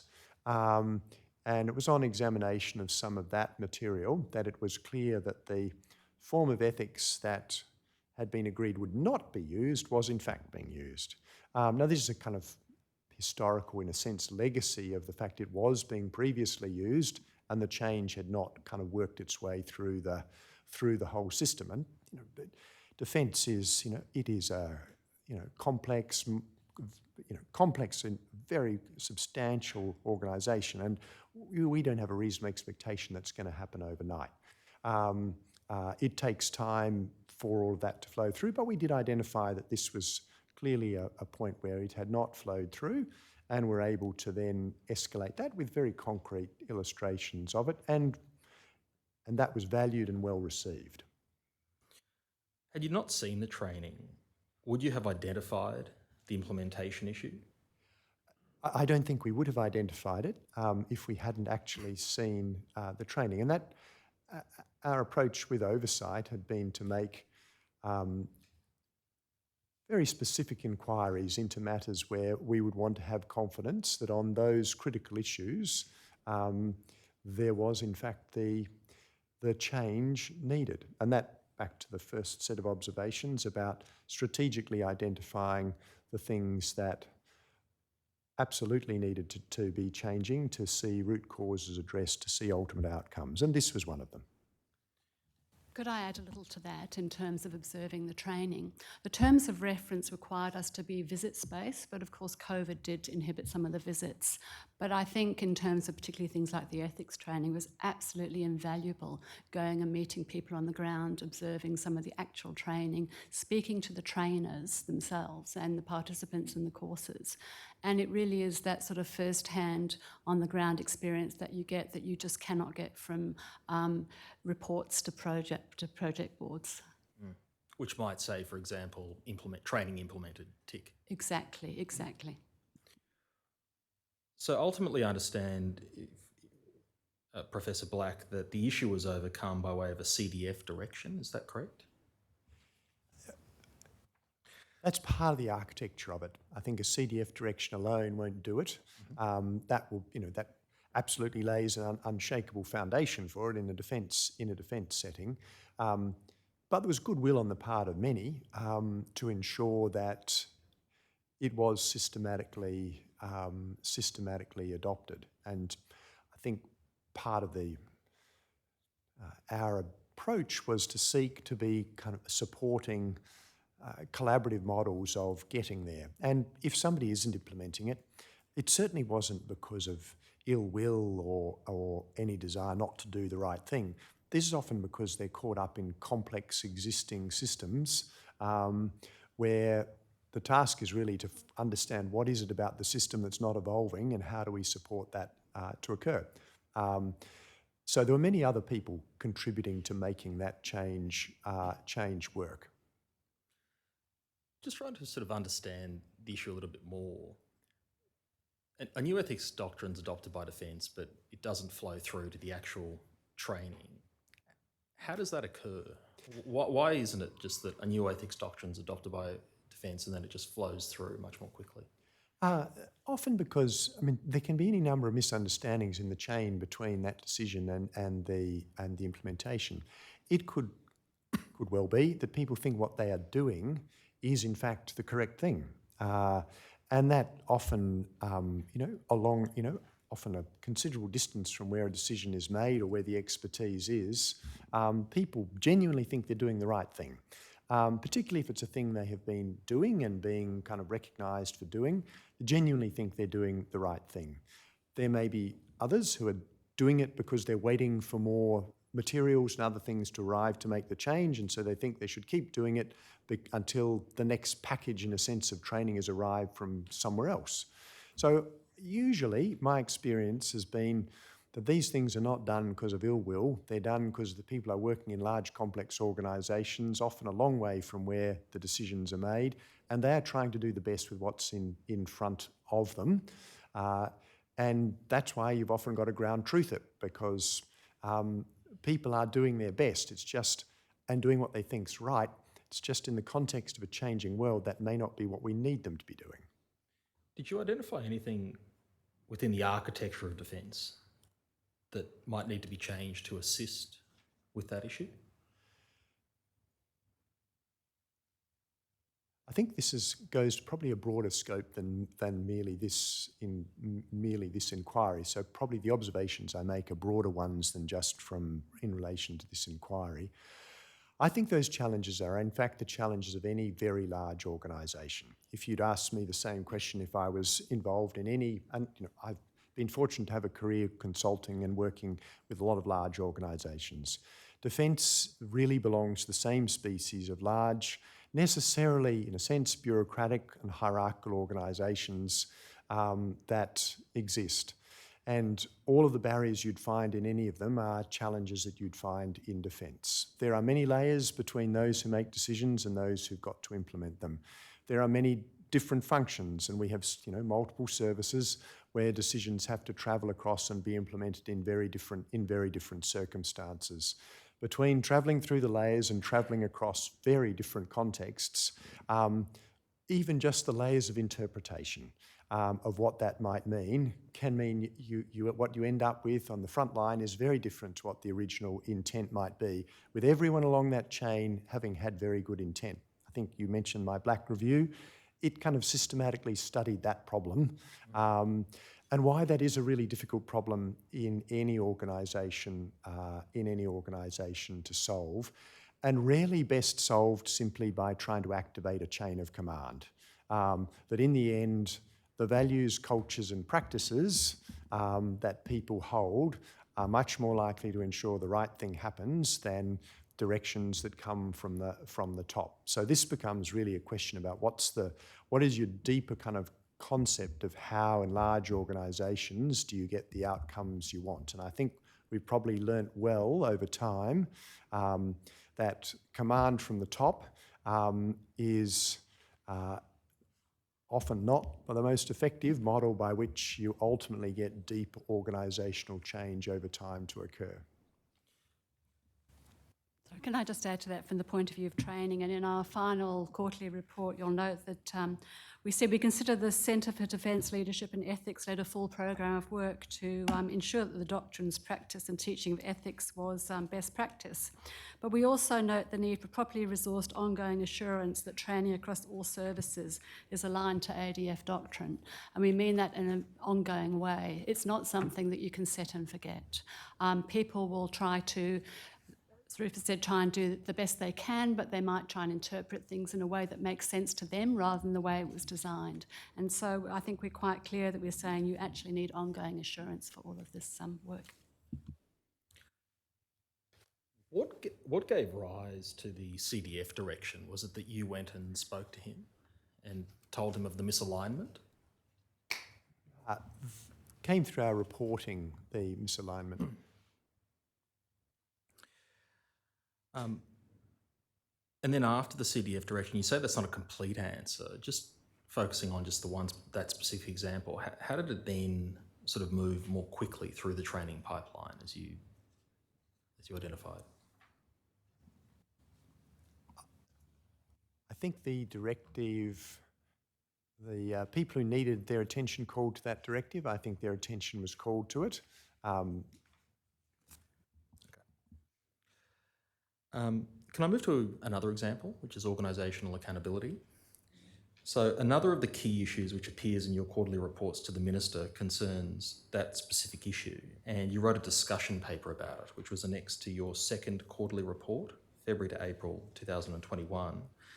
Can I ask the operator to please display that discussion paper, which is doc ID DEF.1151.0011.0001_R at .0022_R.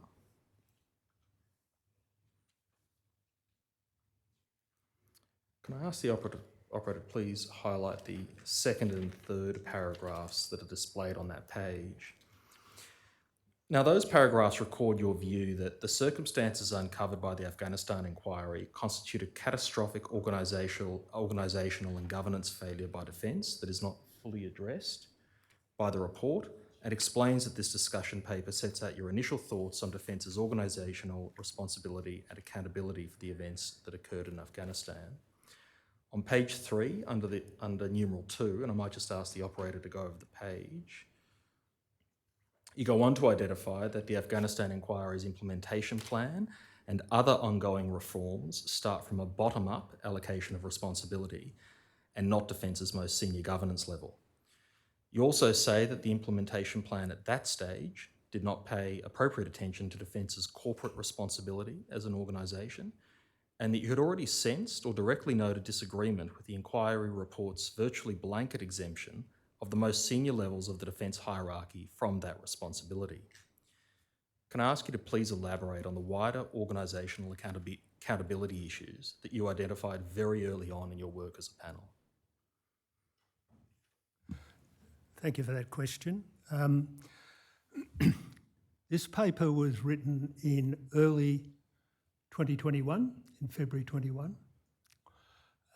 So we had only been in the position of a panel since November. And it was an initial reaction to the way in which, firstly, Brereton and secondly, Defence had responded to what is a very significant adverse event in the Defence Force. And we simply looked at the way in which adverse events are treated in every other area of activity. So you've got corporations, you've got businesses, you've got charitable organisations, you've got community organisations, and you've got the public service. And the usual reaction is for the highest level of that organisation to take responsibility for what's occurred, whether they knew about it or not, and to take responsibility for doing whatever is required to put matters right. Now, the situation was quite different here. Major General Brereton found that the criminal behaviour was conceived, committed, continued and concealed at patrol commander level, and it was overwhelmingly at that level that responsibility resides. There is no credible evidence implicating more senior personnel in criminal conduct. And that may well prove to be the case if there are future criminal prosecutions.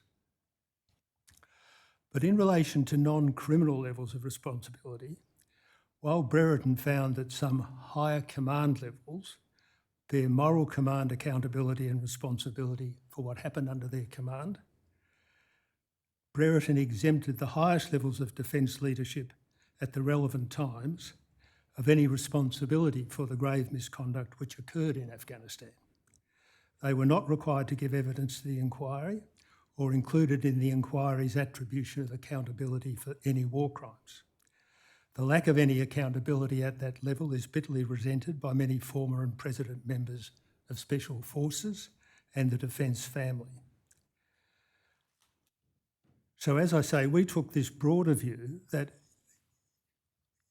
you had to look at this not just from the, if you like, the criminal level, where you start at the level at which you think a crime was committed, and look from those, if you like, low-level officers or low-level personnel and see how far above them you might go to attribute some criminal responsibility. But if you're looking organisationally, and if you're looking at leadership, and if you're looking at culture, that's not the way you look at it. You should look at it from a much higher level, at the level at which the most senior people should, in our view, take responsibility for it and at least analyse where there were any failings of leadership, if in fact there were such failings. And that hasn't happened. Still today it hasn't happened? No, it hasn't. The Defence Force did commission Major General Andrew Hocking to undertake a lessons learned review at command level.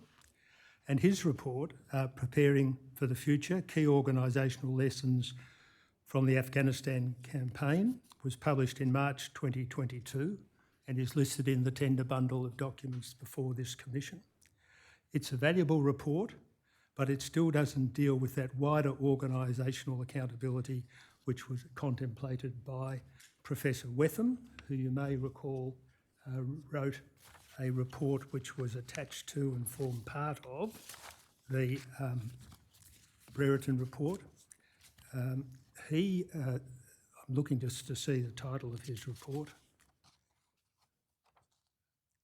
I haven't got it in front of me, but in the part 3 of the published report, Professor Wetham said, "It is clear that a wider organisational accountability for creating a system that made those failures possible is also required."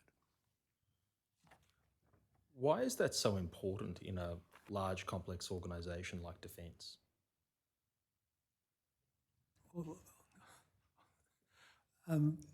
Because what the most senior people in an organisation, this is their core responsibility.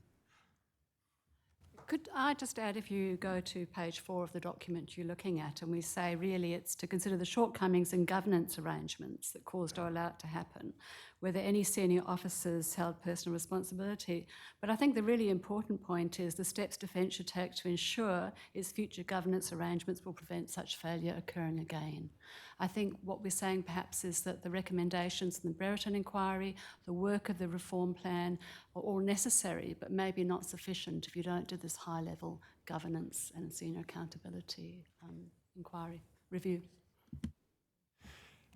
I think the importance of it is it brings home that the obligations of senior people of any large organisation are to seek to ensure that the overall organisational architecture and culture of that organisation achieves the objectives that organisation's all about and within the kind of parameters that are acceptable. Probably the example, I think, which perhaps has seen the greatest change in Australia and works well is in relation to occupational health and safety, which it's understood the different levels of responsibility from people at the most grassroots level all the way to the inescapable obligations of those at a governance level. They're different obligations, but collectively they sum up to a total set of obligations to create a safe workplace. And that's been quite deep and cultural change in Australia over a very extended period. But I think in that area we have come to properly recognise these differentiated roles and the importance of accountability. The value of that is that if there is, if something has gone wrong, then each person in that system knows what their obligations are rapidly to own and to fix. A safety failure does require those at the highest level to be asking about the total safety system and how well it's clearly, if it's failed, how well it's working or not. I'd note too, in that health and safety context, the important kind of cultural tasks of ensuring that you establish a culture of organisational learning so that failure and accountability doesn't equal blame all the time. So if it leads just to blame and destructive consequences for people, then reporting doesn't happen, culture doesn't change. Accountability in that sense is actually about owning the problem and owning the need to create change at whatever level. So it's that kind of example and logic that we would say needs to permeate whatever the change is you're seeking to have, is how do you achieve systemic and appropriately differentiated ownership of the key elements that ensure the total organisational system delivers the outcomes you're looking for. Having regard to that importance, it strikes me that potentially one challenge that Defence might face with organisational accountability is its short-term postings or rotations. Are you able to comment on that? Yes, I do think this poses one of the more unique challenges for Defence, the relatively short posting cycles. mean that often people who have put the organisational architecture in place are no longer in the role when the consequence of that organisational architecture becomes apparent. That's definitely a significant difficulty in some elements of this in a defence setting. Not an inescapable problem, and indeed, where accountability is clear, there are very obviously various people's careers are negatively impacted by the fact that there has been a failing, and that failing ultimately happened, as a result of things that occurred on their watch. But it is more difficult than in other settings where people are in those roles for longer. You described it as not being an inescapable problem, though, so how can the difficulty be overcome? I think that's where, when failures do occur, and this is part of why we wanted to create clarity on this in this case, is you do need to be able to identify who was responsible for the architecture that led to the problems, so that even if they're not in that role anymore, that can be identified. And so that there can be, in that sense, appropriate level of ownership of it.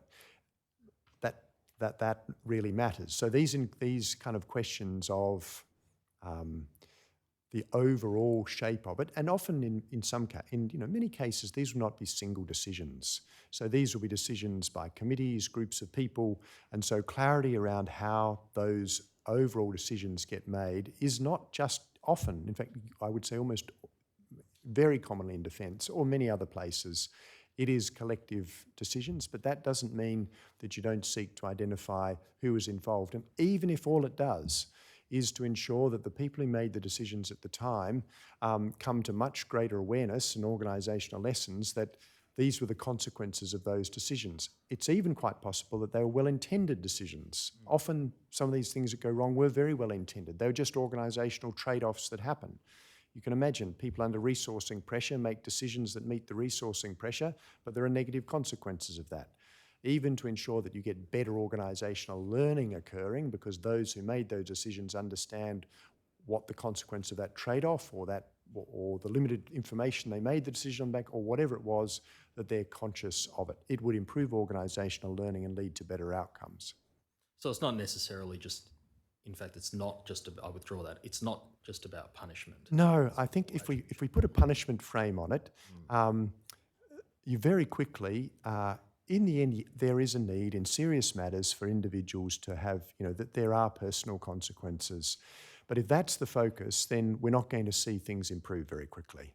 A good accountability should be driving organisational, individual, and more importantly, organisational learning about the consequences of large and complex decisions, so they can be better in the future. And there's plenty of organisational literature in the kind of academic world of reviewing those questions that says at the core of improving organisations is to turn them into good learning organisations.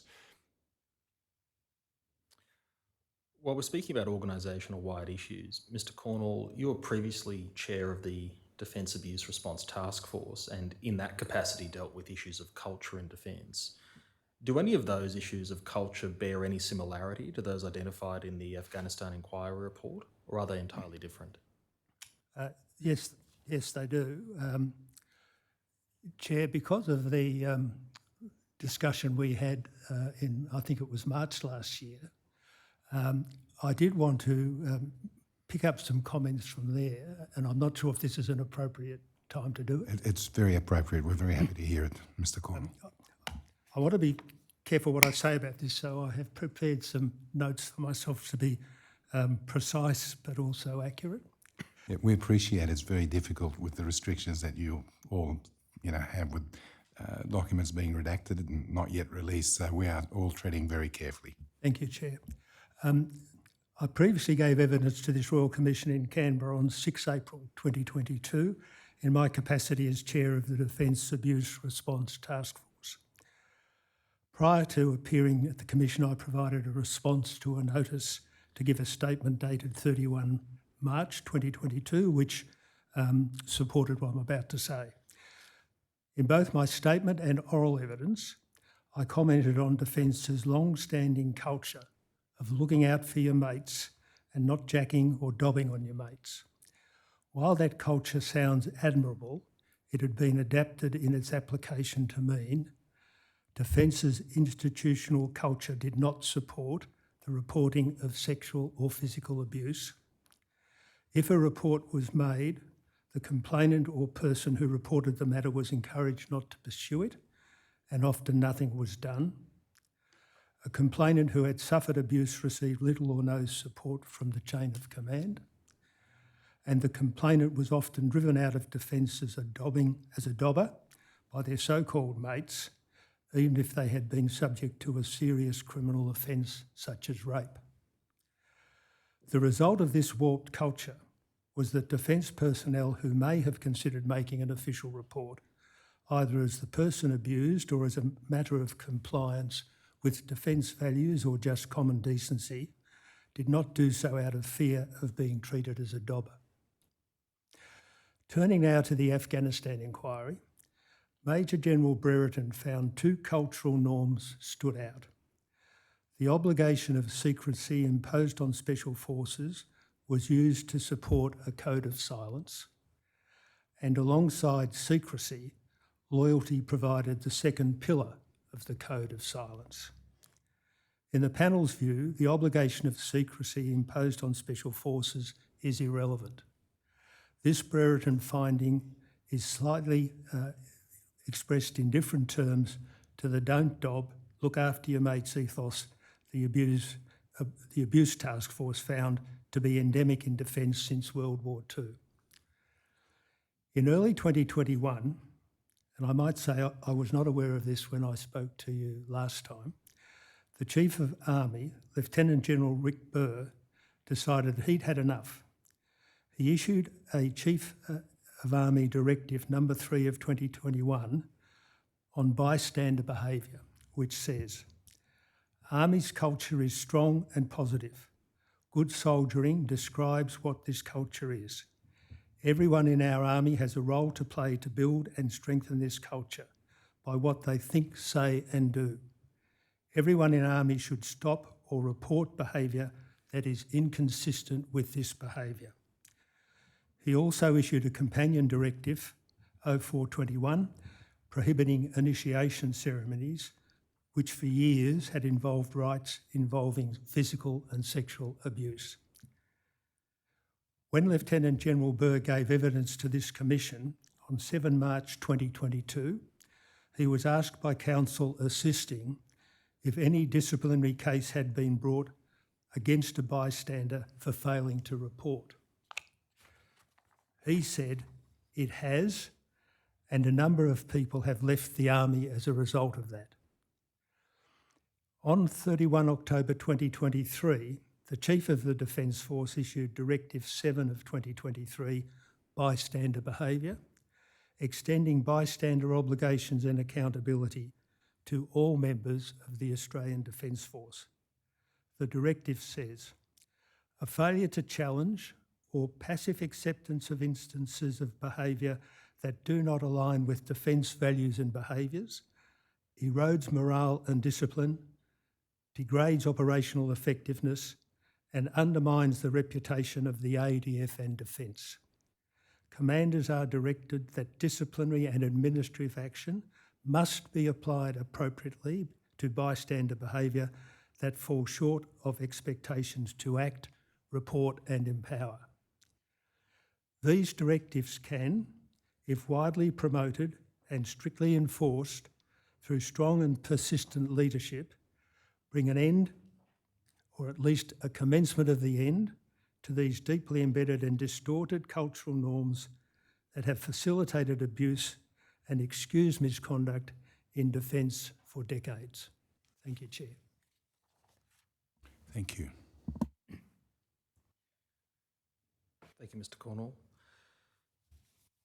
Professor Black, I might ask you a similar question, just given your experience with past reviews. You conducted the Black Review, which was the first comprehensive review to examine personal and institutional accountability in Defence as a whole. Is there any similarity between the issues you then identified as part of that review and those you encountered either as part of the oversight panel or otherwise?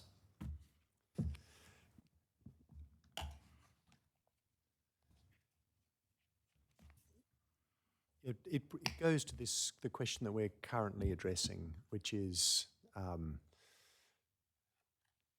how do we, the complex task in a large organisation of how to ensure that there is organisational accountability that is effective deep into the organisation and governance that is collectively owned. And I think that will, in any large organisation, it will be a constant work in progress to try and achieve that.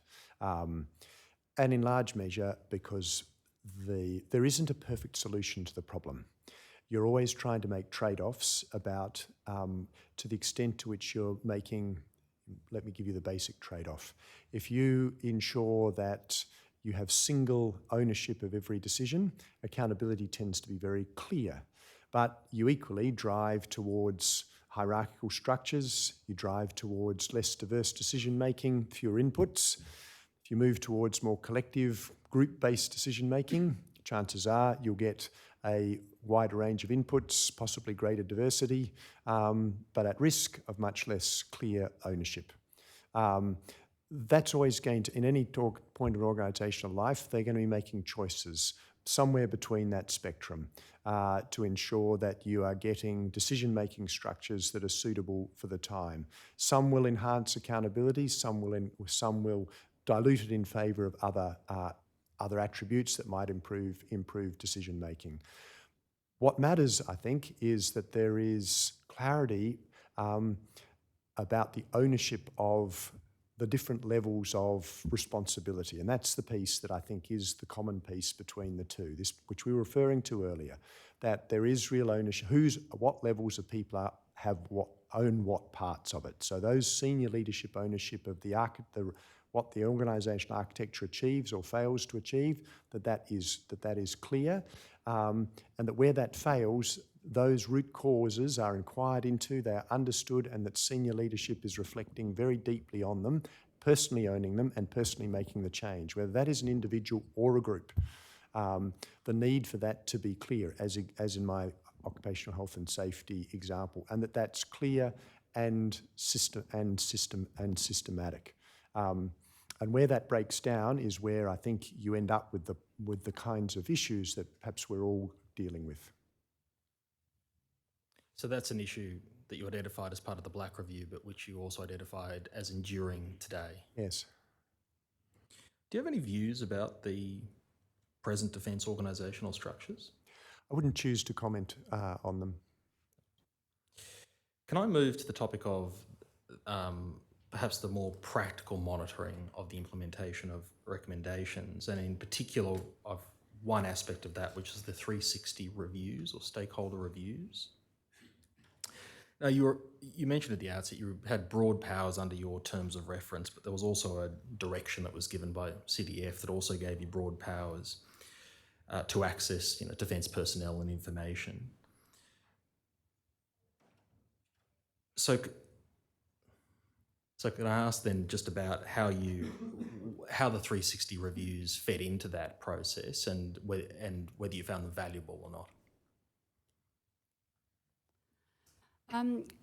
To measure cultural change and ethics, you can't really, as I say, measure it by just looking to see whether things are implemented. The only way you can see whether cultures change is whether people observe that the conduct has changed of individuals.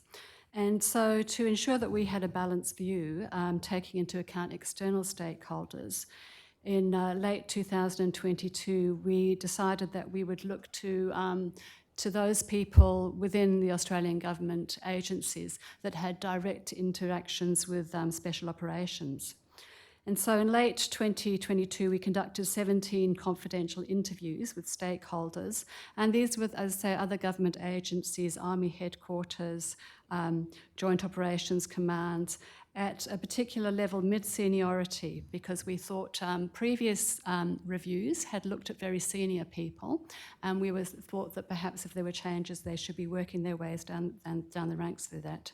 Because previously in 2018 and 2020, similar stakeholder interviews had shown quite a positive picture, but at very senior levels. And we particularly looked to see whether people could observe humility, because that was one of the attributes, the values that Special Operations Command was focusing on at the time. And we provided a summary of our impressions to the Minister at that stage, but we wanted to do some kind of longitudinal survey. So last year, a year later, we followed up with 17 more reviews or interviews at people at a lower rank level. That's sergeants, warrant officers, and officers up to the rank of major. A further 17 again with people from Joint Operations Command, people who are deployed with SOCOMAN members or people who are trained with them. And these people were selected who had regular and routine relationships at tactical and working levels. And while I can't give the confidential information that was provided to us, overall we concluded that the external relationships currently appear to be in good shape. We got positive overall impressions. Of course, not unanimously positive impressions, but stakeholders observed many people who had worked hard over many years to change the command's reputation. Now that's seeing results.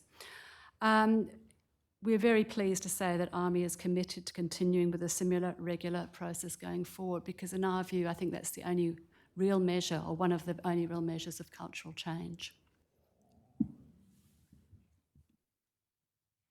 The other thing I think I'd observe is this represents, again, one of the differences to checking whether a project is being ticked off, completed its milestones, or which often is what these things amount to the actual ground truthing. Again, it's a bit like the ethics example, finding the people who've had the daily operational experience and what they've reported and what changes they've seen. They are, in that sense, reliable witnesses of what's occurred. And when you get the diversity of experiences, which inevitably in a 360 you do, you build a picture of the appropriate complexity of change. There is no expectation of perfection. That what there is the question of is, are we getting things going in the right direction, and is that direction driven by the kinds of changes that are meant to have happened, which is why Dr. Tom references the humility question, which we know to be if that value is in evidence, the chance of getting into a culture of exceptionalism is much lower.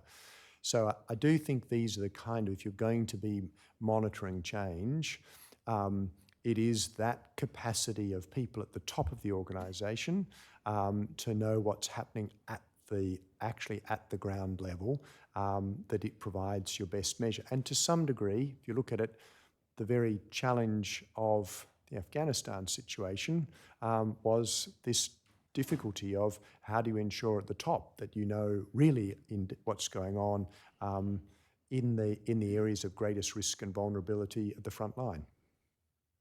It is part of what you try to do by the 360 reviews is what? Identifying patterns of change.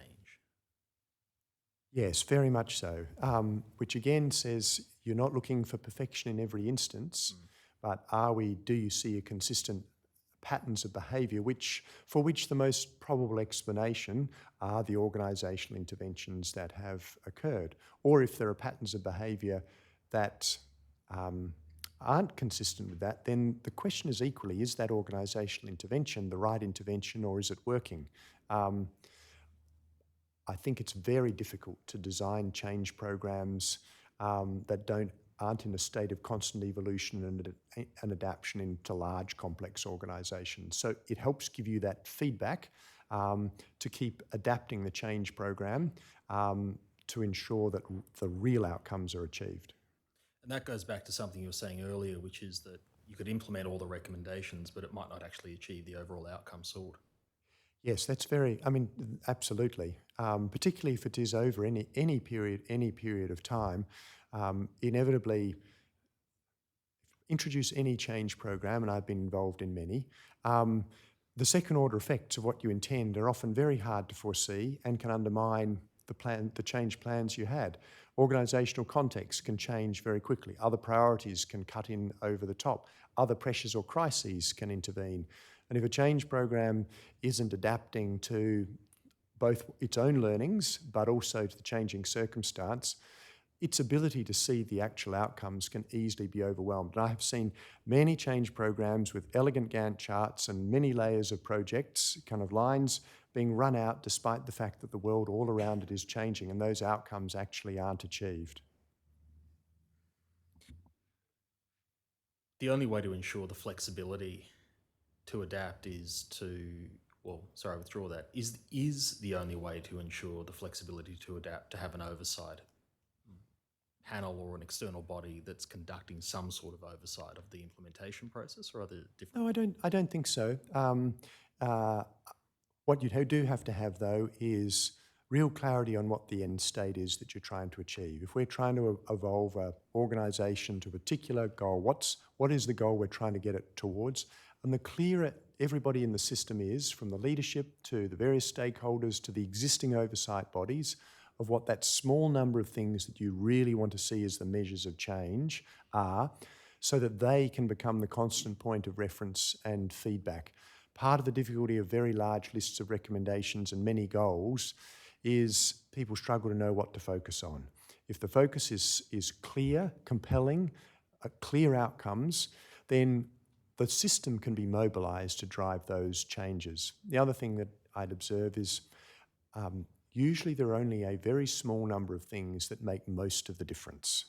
So if everybody's, and it's hard yards to work out what they are, but if we're very focused on the small number of changes that have to absolutely endure, then again, it's much easier for the existing system to ensure that those things are delivered. I think we do run a risk when we create more and more bodies, is actually you risk diffusing accountability from those whose business as usual activity is to ensure delivery, that they stay focused on those things. Again, it's not a bad example to go back to our occupational health and safety example, making it clear that existing governing bodies, existing leaders, existing staff own that absolutely, is the best way of ensuring that they all embed that into all aspects of what they're doing as an integral part of running any organisation. So I would be, oversight I think has a limited use and a very targeted use, and certainly Dr. Tom probably provide much richer explanation than I can, given her experience of, if you're going to use it, what the conditions for its successful use would be. I will ask about those. I will touch on recommendations in a moment. I will also come back to the conditions of success with respect to oversight.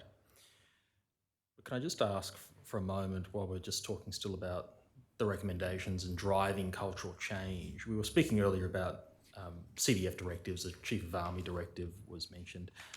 Have you identified any particular key drivers of cultural change in defence that work?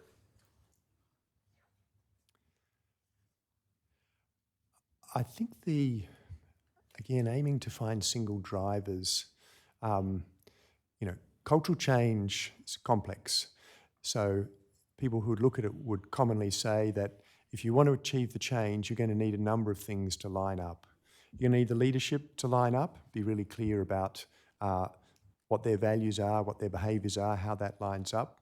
You're going to need very clear, and not just the formal leaders, but also the informal leaders. That's where, in defence settings, non-commissioned officers may be more important to cultural change than senior commissioned officers, because they are the people that most soldiers are going to look to set examples, and similar in other services. So are the formal and informal leaders lined up? Is the messaging lined up with what the leaders say? Too often there are disparate kind of alignments. Are the formal incentives lined up to achieve this? So if their formal incentives aren't there, what people get reward and recognition for, you may not get it. And then actually, have we built the capabilities in people to be able to deliver it? Unless you've got all four of those things architected, lined up and held together over time, chances of getting change are really hard. And if you're trying to line up four things, you can't be four big parts of what the organisational architecture is. You can't have too many things in there or you'll never keep them together, which is why finding what the small number of values are that you've got to keep together across leadership, capabilities, communication, that's the art of doing it. And it's hard. It's really hard to do that sustained over time. And so you've got to distill it as best as possible if you want that to be achieved. So if you think in defence where that's lined up, defence has lined up around a small number of things, and I think anyone in defence would tell you over time the organisation's changed a lot evolved, it's a lot matured. many things have got better around where it has been possible to come together, put the collective effort of all those different organisational levers together. And do those distilled issues, those things that matter in terms of bringing about cultural change, do those need to be continually monitored by the organisation? Yes, in the early days to check you've got the right ones, because it's quite possible that they're not right. Hopefully they are, and then over time that they remain the right ones, because culture evolves and changes. It's a very living thing, and what you may need in the early stages of a cultural change program may be quite different to later on. And in fact, to some degree, you'd probably expect that, because early on, you're tending to be wanting to ensure that there's a level of new practice that you're making sure is happening. By the time it's further on, you want to make sure that people are just doing it because it's the right thing, not because anybody's asking them to do it. And so often you get that kind of shift across a change thing from, it may begin with a measure of compliance, but it's got to end somewhere in the change program. If you keep doing it on compliance, you'll never get the change. By the time it's at its end, it's got to be very much embedded values. And again, that's architecting these things, got to be done really carefully. And that's why so often these things don't work, because this is hard to do in a small organisation, let alone a really big one. Well, in terms of the barriers to change, we've obviously spoken about some today, being the complexity of defence. Are there any other particular barriers? And one that occurs to me might be, for example, some differences between Army, Navy and Air Force, but perhaps not. Well, it depends on the change. I think you're more likely to find that, yes, if you try to implement a crude thing that doesn't apply equally across them, yep, that will be a problem. I think the deeper difficulties to change are sustaining a leadership agenda on a small number of things for a sustained period of time in a changing world. I mean, the first thing is just to hold an agenda together for long enough that it sticks when you've got so many other pressures coming on you is always going to be hard. It's always going to be hard when you hit the middle of organisations, as people quip, change goes to die in the middle of organisations, and that's not because people are ill-willed in the middle of organisations. It's because they're trying a tricky job of balancing up and down at the same time, and they are that's the difficult spot of where future directions are meeting current pressures and priorities, and that's really hard to make that work. So middle of the organisation, ensuring it is designed, equipped, supported and prioritised, because normally, too often you say, please make this change and don't stop doing anything you're currently doing. Well, that's the kind of thing that, again, makes it really hard to do. Often these change pieces intersect with current and existing systems and processes which can't be changed overnight.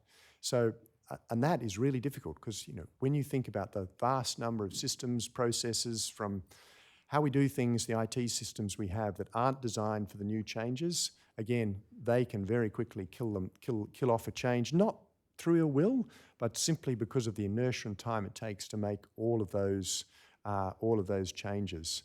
So, we could probably go on for a little longer about the things that are the challenges, and that goes very much to how you architect change overall. If you're looking for a big bang, rapid change, kind of large organisations of the world today, it will almost certainly fail. If you're looking for a sustained adaptation towards a different kind of future where you give it time to work all those things through, much more likely to succeed. Dr. Tom?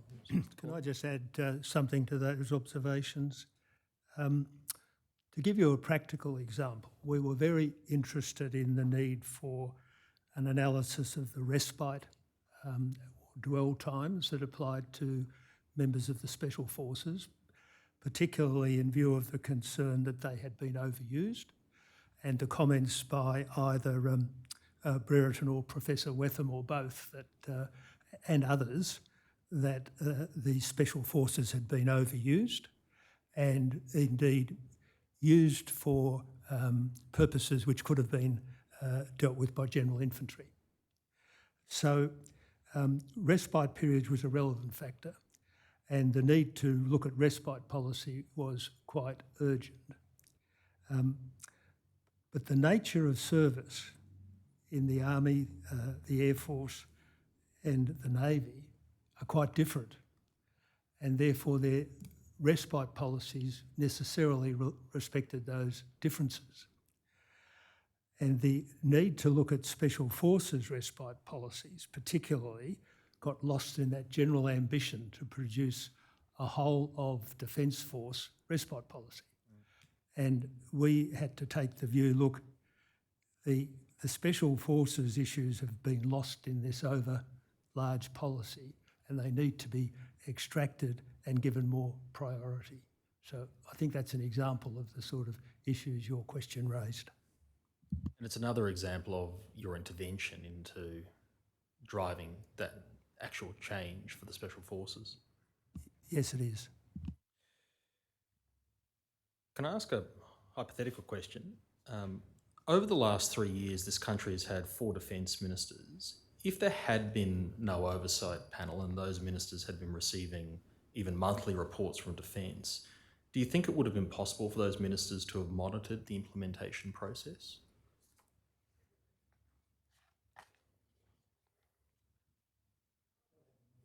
Look, that's a hypothetical question, and I would just like to say that I think we have added value to their understanding, but I wouldn't like to speculate on what would have happened if the oversight panel hadn't existed. Oh, that's fine. Can I turn to the issue of recommendations that we touched on before? In terms of bringing about transformational reform, and specifically reform within Defence, do you have any views about the nature or type of recommendations that are most likely to achieve transformational reform? Can I just slightly test the premise of the question about what we mean by transformational reform? Well, I suppose enduring change. Yeah, enduring change. I think that's probably a helpful framing because it gives you the space to design something, to design a strategy that will have longevity to it and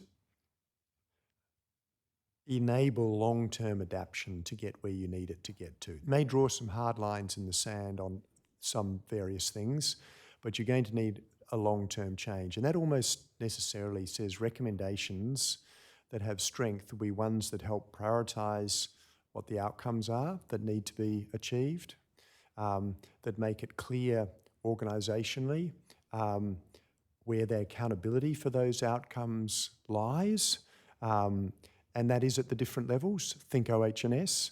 What are the different levels of accountability that people need to have for what? So you're clear just as that architecture was designed. But perhaps also, as with those OH&S kind of examples, that you're designing for organisational learning to recognise you can't now know exactly what it'll take to get there. What you can say, though, is you would need to see a system of continuous improvement so that those numbers are getting better and better all the time. And should that not happen, what the consequences of that would be. So effectively, you're designing a system for the change. Now, there may be individual things which are just practices that need to come to an end. The other thing that I'd say is it's helpful to be clear what the overall cultural intent is that what's the cultural change you're trying to achieve. And certainly in this area, I'd observe that coming, as I'm sure you have, to a deep view of what's the kind of fundamental changes in the culture around the management of these issues, what they are that need to change, and be really clear on what they are. So it's not just the outcomes of less, obviously aiming, as you do with OH&S, to a zero negative outcome, but what goes with that? What's the culture that goes with that? And at least in my observation from this and other work, is that the kind of shift that I think you end up needing is one from a constant sense that you're contesting every single case as a sort of a test of rights, and often with an assumption of ill will on the other side, to a genuine collaborative problem solving around people's welfare or the welfare of organisations. They're really deep changes, and they're changes not just, I suspect, in defence culture, but in Commonwealth public service culture that ultimately are a part of it. So there would be few recommendations. They would be very clear on the kind of outcomes. They would be clear on the culture. They would be clear on the accountabilities, and they'd be clear on the consequences for the failure of those accountabilities, so that you are designing a self-improving learning system with unambiguous objectives. Can I ask each of you to comment on? Yes, thank you. Chair, when I came to this commission before, it probably sounded flippant, but you asked me did I have any suggestions about the report, and I said don't make too many recommendations. I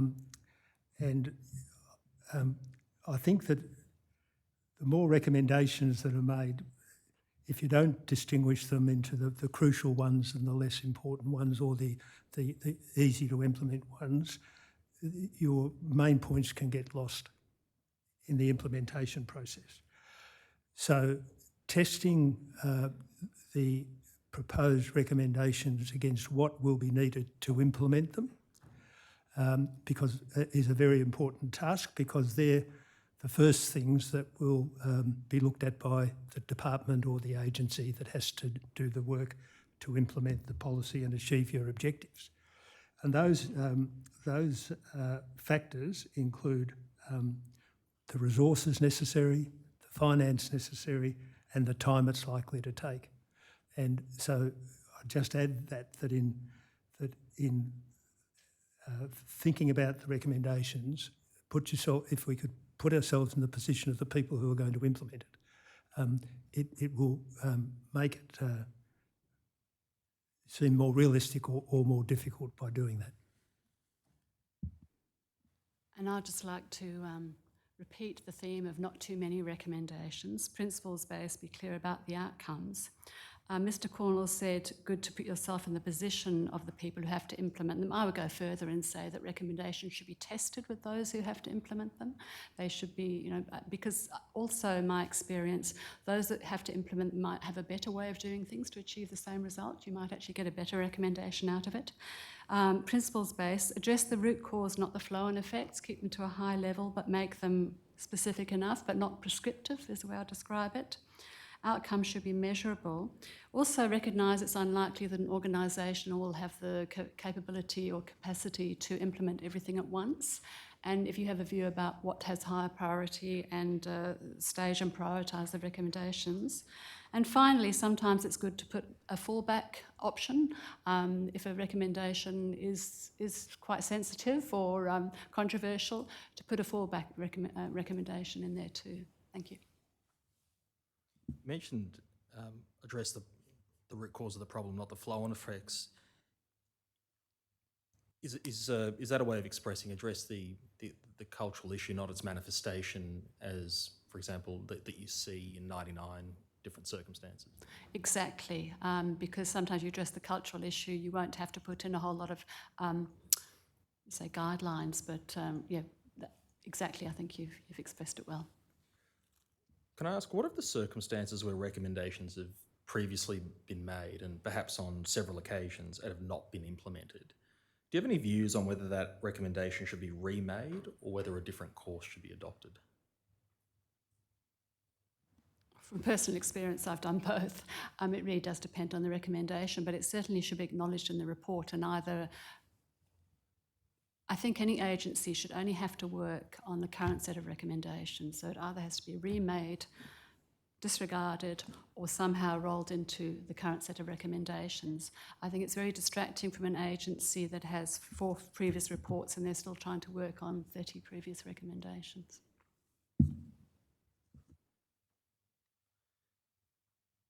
And how important is it, in your view, to actually specifically spell out the intention behind certain recommendations, or does that really derive from the recommendation itself?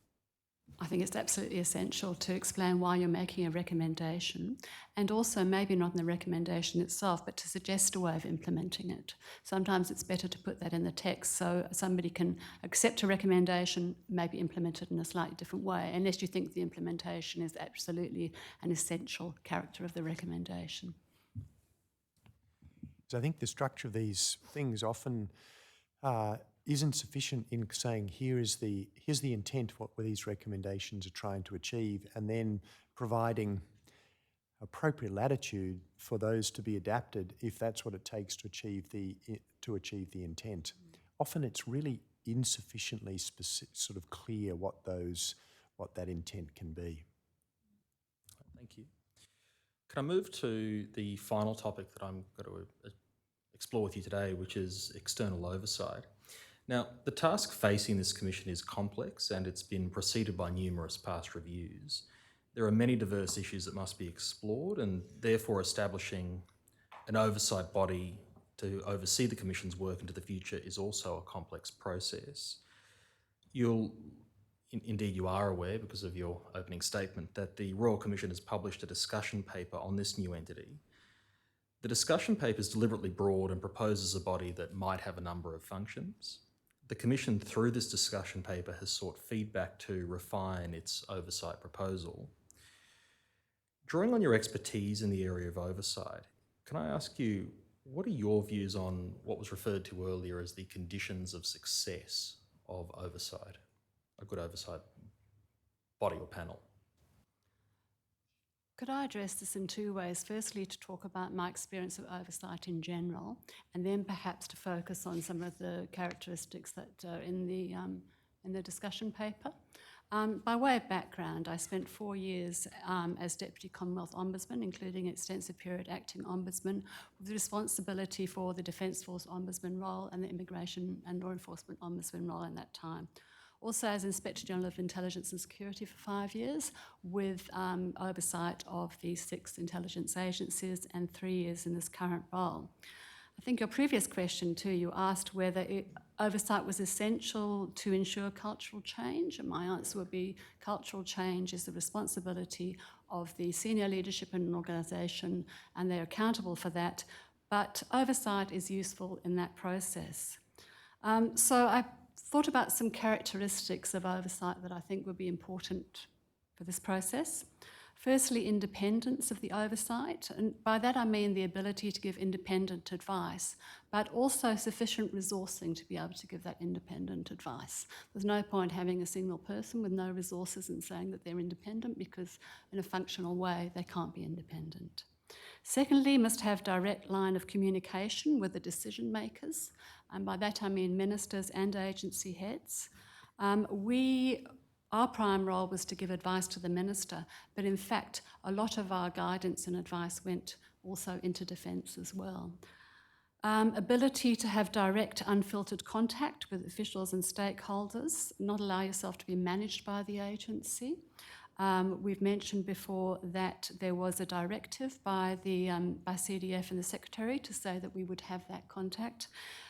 With a statutory oversight body, there would be legislation to allow them to do that. Full access to information, again unfiltered. In my experience, sometimes agencies have said, you asked for this, but this is what you need, and I will say, well, let me decide what I need.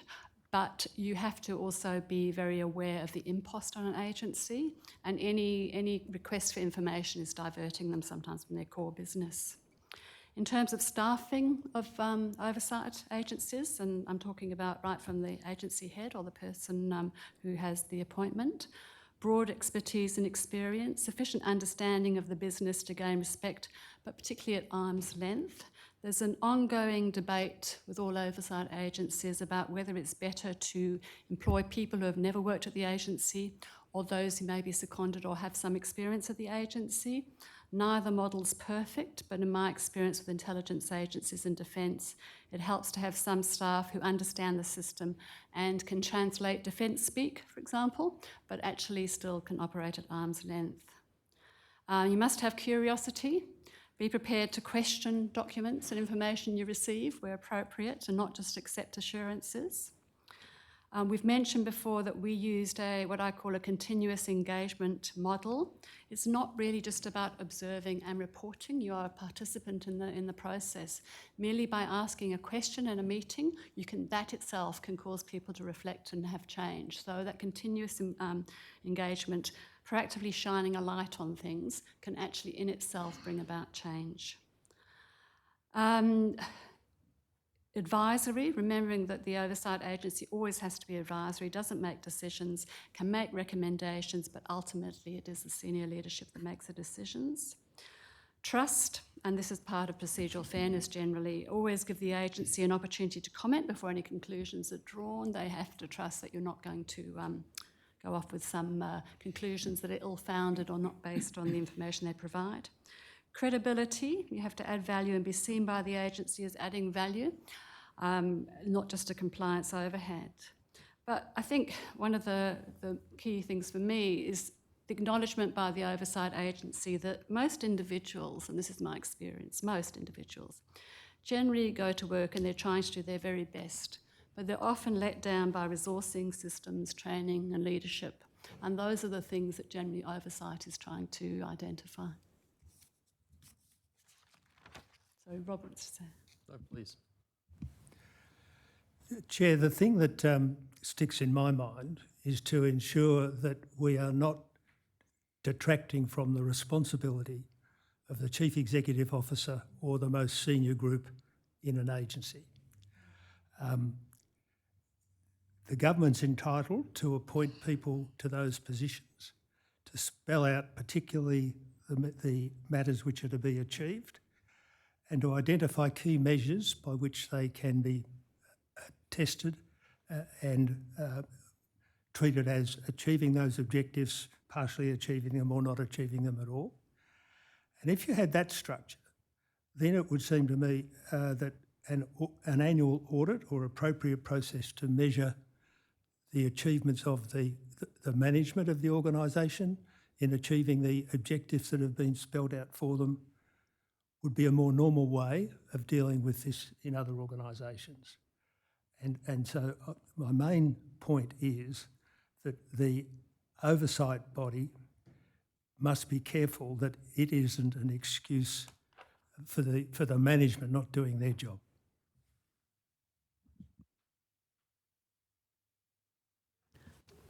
should I continue now with my comments about the paper? So I've looked at the proposed external entity, and I'd like to say these are my own views. I haven't discussed it necessarily with members of the panel. I haven't spoken to other government agencies about it, and I haven't looked at any submissions. So these are really preliminary views. And looking at the functions of the new entity, you're talking about monitoring and reporting and oversight sort of functions, examining reporting on cultures, monitoring reporting on data and trends, including commissioning research, and engaging with a broad range of relevant stakeholders. And I guess the question is establishing a new entity the best way to achieve the desired outcome? And the outcome is to reduce suicide and suicidality amongst defence members and veterans. And I don't have a decided view on this, but I do offer, as I say, some preliminary comments. The range of functions is broad. And my understanding is these functions are currently the responsibility of a range of agencies, including perhaps Defence, Veterans Affairs, Institute of Health and Welfare, the Australian National Audit Office, the Commonwealth and Defence Force Ombudsman, and there may be others. I think there could be a number of challenges establishing a new entity with this diversity of functions. And the challenges include, firstly, establishing credibility and trust. The proposal states itself that at least some defence members and veterans don't have confidence in existing arrangements. And I guess my question is, how are you going to ensure that a new body can gain this trust in a short time frame while managing expectations too?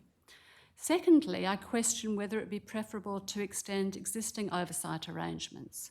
For example, the Commonwealth and Defence Force Ombudsman that has existing governance arrangements, legislations, independent statutory powers, and extend its jurisdiction and provide additional resourcing if necessary.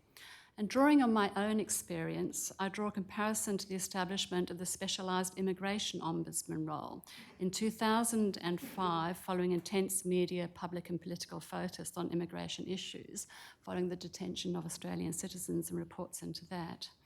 The role of the Commonwealth Ombudsman was extended and funding provided that allowed the office to play a more active role, including visiting detention centres, conducting own motion investigations, monitoring activity and reporting to Parliament. Also, it was given the role of monitoring contracted service providers, which would seem to be important in the veteran space. By using an existing body, the implementation phase was relatively smooth and rapid. Existing staff could be redeployed to the new function while additional staff were recruited and could hit the ground running. And my personal experience, I started there in February 2006 and took responsibility for this function, but it was already up and running and very established and productive. Looking at the research and data monitoring role proposed for the new entity requires quite a different and very specialised skill set. The functions of the proposed entity in that regard seem to me to be akin to setting up a centre of excellence into research into defence and veteran wellbeing, suicide and suicidality. And I question whether such a centre of excellence could also be better managed by allocating resources and building on the research expertise and data analysis already in this area, rather than creating a completely new entity and risking diluting experience. And finally, on the subject of stakeholder engagement, clearly there needs to be ongoing and in-depth engagement with relevant stakeholders through various means. And it's suggested that this is the final function of the proposed entity. I think the challenge here would be to ensure this body does not act as a substitute or filter for direct consultation with stakeholders that would be essential for defence and DVA.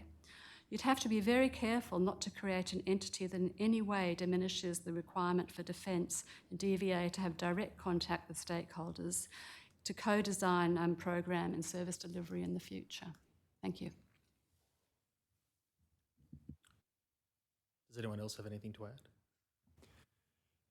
I'm very supportive of Dr. Tom's direction, perhaps even to be a little blunter. I think there's a conceptual flaw with the idea of an ongoing oversight body in this area. And at the heart of that is the outcomes of veterans' wellbeing is a result of the collective efforts of multiple parts of a defence organisation. So to ask an oversight panel here is really asking them to oversight the very way defence does an awful lot of its business. I think far better is to be creating unambiguous ownership of defence leadership and of the defence organisation of ensuring good wellbeing outcomes for its people as a core integral part of what the total defence task is, which I think defence leadership would recognise that is at the core of what they need to do. So any body like this would really have to be making observations about the whole of the way, or many parts of the way defence operates, which I think is a very tall order for a group like this to be playing. An oversight body that ensured that in an appropriate period of time there was the implementation of recommendations to make ensuring significantly improved outcomes for defence personnel, that was integral to defence operations, that may be a very wise kind of oversight to have. Some of the gaps that are perhaps identified by the need for example, all of that extra research that you see needed, that needs not to be on the side. That needs to be, if that is needed by people in defence today, and it needs to come to them, not filtered, direct, so that those responsible for the welfare of people are getting access to the best available knowledge of it that they have. And there are parts of defence that reach into the academic and other research communities to get just that information today. If there's an under-resourcing of it, it should be directed straight into where it needs, not coming through a kind of filtered process. So it would worry me that you would end up with a structure that would struggle. I think the other piece that, because really you're looking at what's the total kind of transparency mechanisms, the right model of where reporting occurs and to whom it occurs, and that can make a very big difference, because then you're getting multiple eyes on. I mean, if the right measures for wellbeing, suicidality, the obligations of defence leadership are reported in the other forums that are needed, and other stakeholders have obligations to ensure those numbers keep improving, then the total system of oversight of defence, which is substantial, are then devoted to ensuring it delivers those outcomes. And I think if you want to embed a true and deep and lasting change, it needs to be embedded in the total defence system, and not reliant on probably another oversight body to achieve it. Thank you for your feedback. I might leave it with the commissioners to continue to explore that topic. Commissioners, I have no further questions for the panel. Thank you. Commissioner Brown. I'll just put on the record, I don't like always going first because sometimes I haven't got my thoughts terribly well organised. Could I perhaps just reflect, Professor Black, you did the Black Review a decade or more ago, and you identified then, I think, that the accountabilities were not necessarily entirely clear.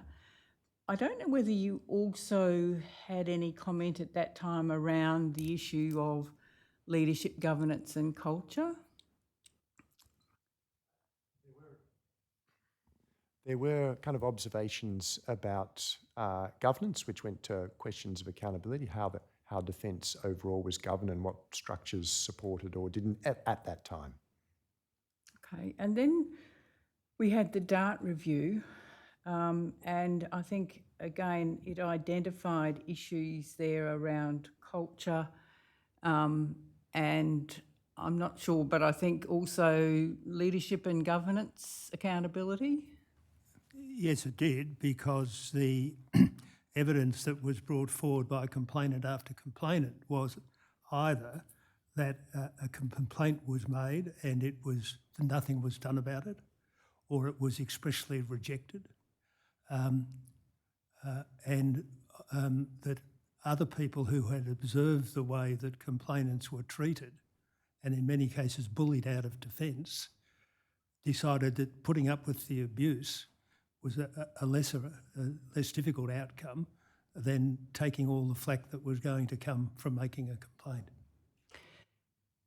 And then we had Brereton report, which identified some of the issues around culture, but from what you've said today, perhaps not sufficiently about the total culture and about the total governance and accountability.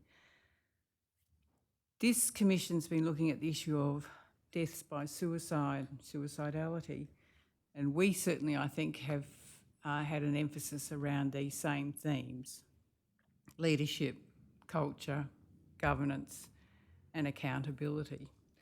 And I guess we're hearing your key messages, but I think there'd be many out in the veteran sector who are sitting there thinking today, well, we've had these issues identified for over a decade.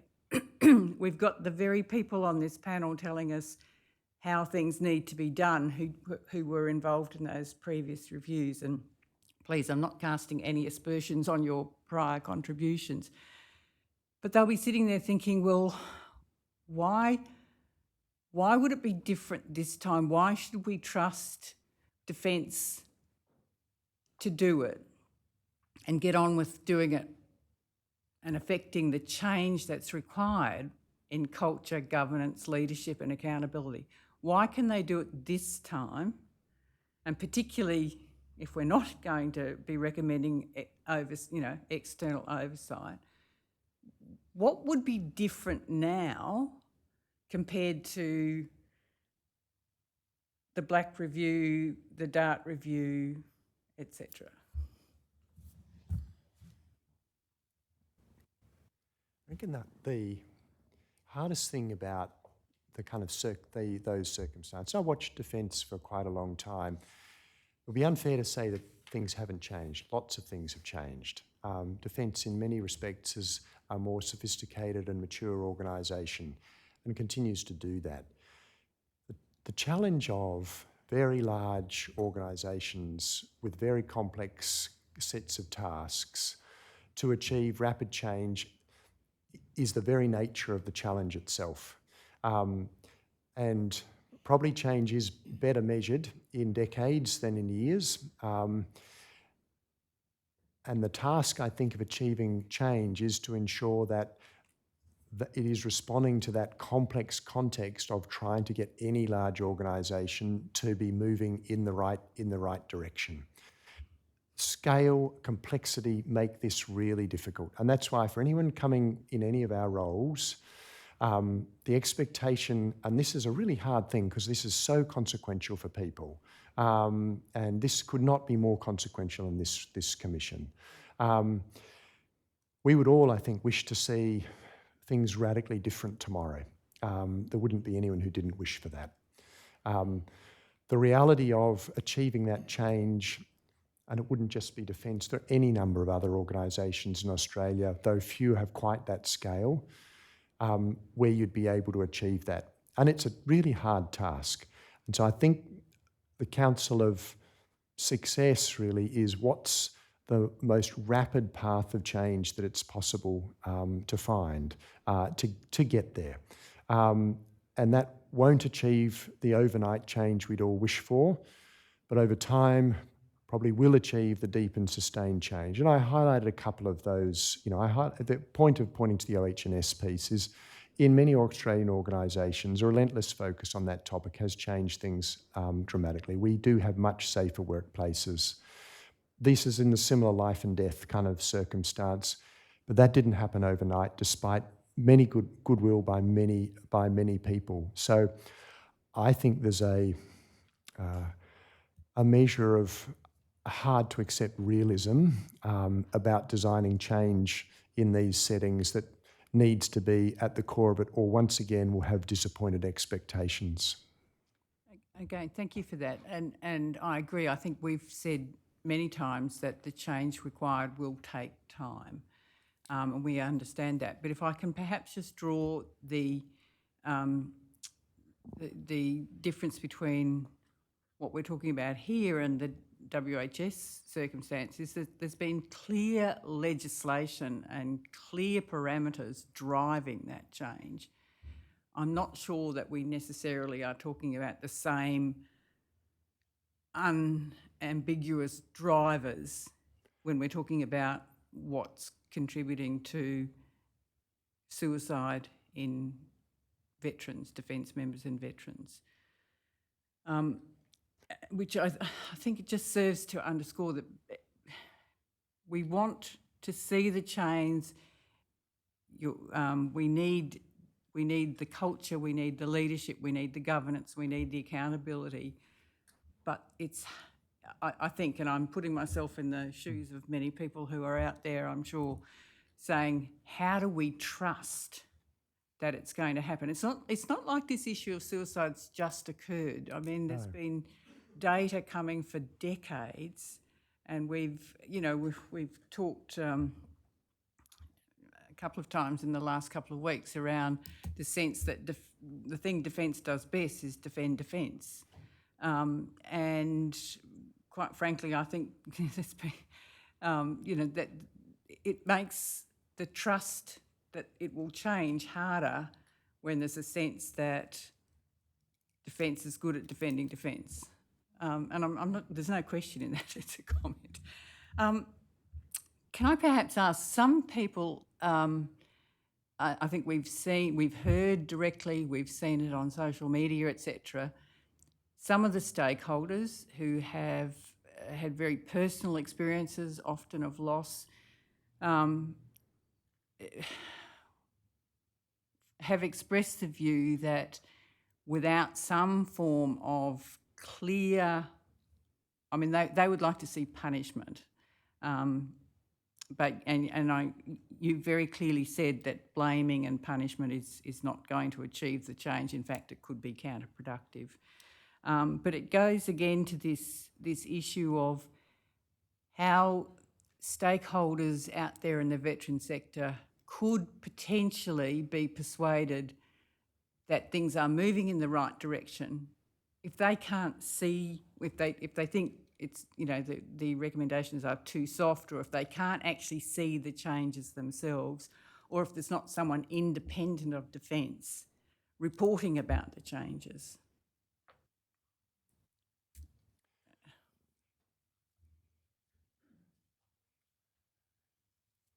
Well, Dr. Brown, can I comment on that? Yeah, please, I'll come. The first thing is that some of the behaviours that the Defence Abuse Response Task Force identified in regard to initiation ceremonies are described in painful detail and unpleasant detail in the 2014 report, which was the final report issued by Len Robert-Smith, the Honourable Len Robert-Smith, when he finished his term as chair. And at the beginning of that report, there's a list of abbreviations, acronyms and definitions. And a number of those definitions or descriptions describe initiation ceremonies. And I'd invite anyone to read them and say, would they be acceptable in any organisation today? And that the fact that Lieutenant General Burr had to specifically call them out as he's done was a very positive step, but long overdue. I think the second thing that we've said today is that we have reservations about whether the sort of body that you've been proposing would achieve the objectives you want to achieve. And we're not sure we're correct about that, but we're also just putting forward some ideas to think about to see whether you might find a better way to achieve what you want to achieve. The third thing is that bystander behaviour is, I understand, becoming a factor in other business forums, other places. And so I suppose we could go back and say, well, since the Defence Abuse Response Task Force completed its work in March 2016, there's been a very considerable advance about what's acceptable and what's not acceptable behaviour in workplaces. And that will, if it's not adopted by Defence, then it will be the subject of increasingly severe criticism across the board. So we think that having some form of measuring it, monitoring it, and for the people who are invested in the outcomes of this commission being satisfied that it will achieve that, we think that's a very laudable objective. But we just ask that you think about whether the model you're thinking about will achieve it. And perhaps building on that answer, a way into this question of accountability and the need for people to own it and change, and how would you get change, is actually in the development and promotion of people through Defence to make it clear that is one of the delivery on improving wellbeing outcomes for people is one of the conditions for promotion to up through the chain to senior ranks. Because once you finally got to the very top, in a sense, there's a very short window of time, whereas the whole careers of people going up to there, and that's what will lead to people to change their priorities to ensure that the wellbeing outcomes are going to be there. And Defence, in the end, Defence ministers are selecting who chiefs of the services are, who the CDF are.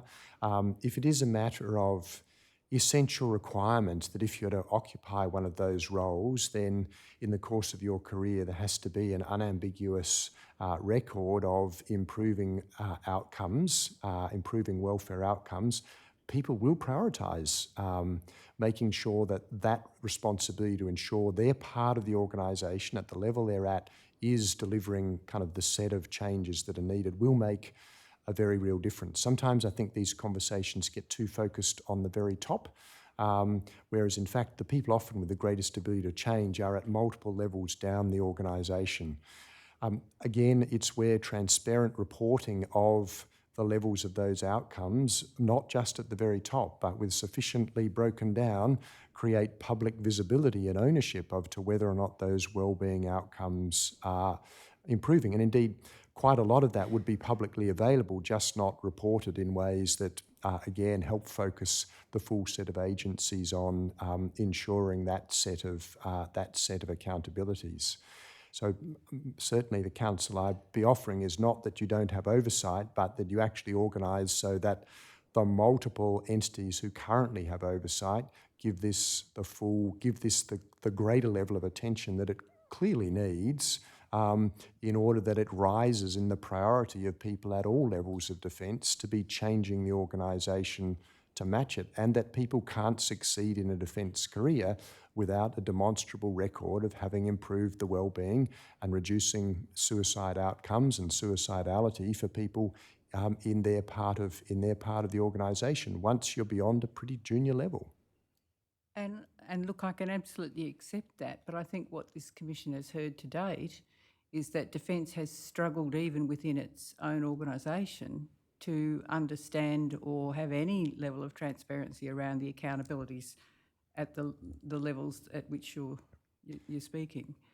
And that's where I think an oversight body to ensure that these things do turn into business as usual may prove very valuable. One that actually enables whatever the set of recommendations are to be implemented and, to be seeing that level of improvement, could well be a very valuable exercise. That's a different kind of oversight role, but in one that ensures that the recommendations are in fact delivering improved outcomes and can be adapted and evolved as needed may prove a very valuable mechanism.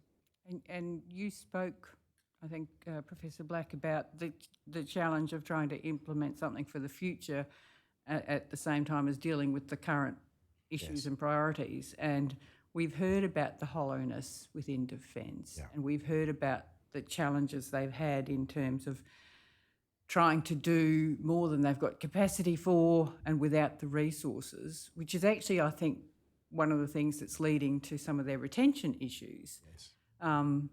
So whilst I don't disagree with you, what we're talking about now is adding something else, not necessarily that shouldn't already be there, now, but nevertheless, if we're adding that transparency, it adds to the challenge. And I'm not saying that's the reason not to do it. I absolutely believe it should be done. Can I just ask one last question? You talked about organisational learning and how important that is to bringing about the cultural change. One, I'd ask, and you may choose to answer or not, but has Defence, in your opinion, demonstrated good organisational learning to date? And if so, what does that actually look like?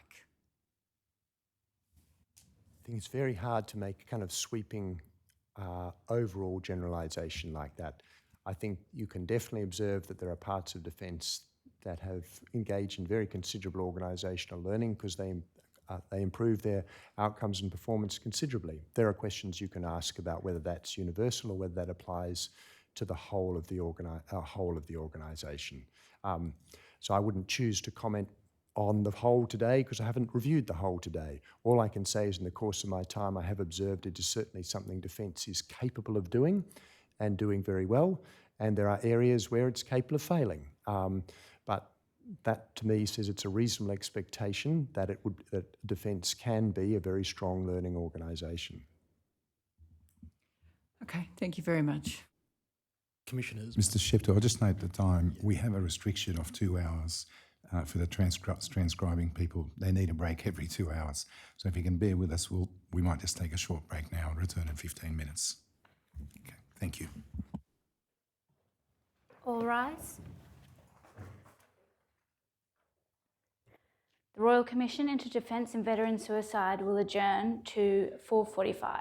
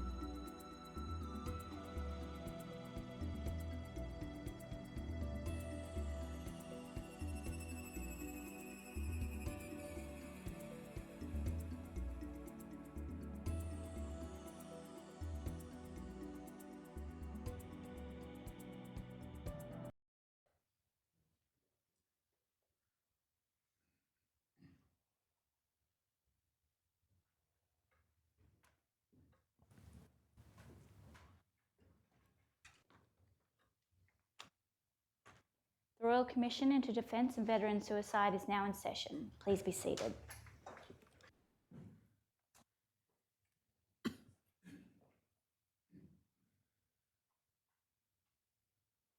Commissioner Douglas.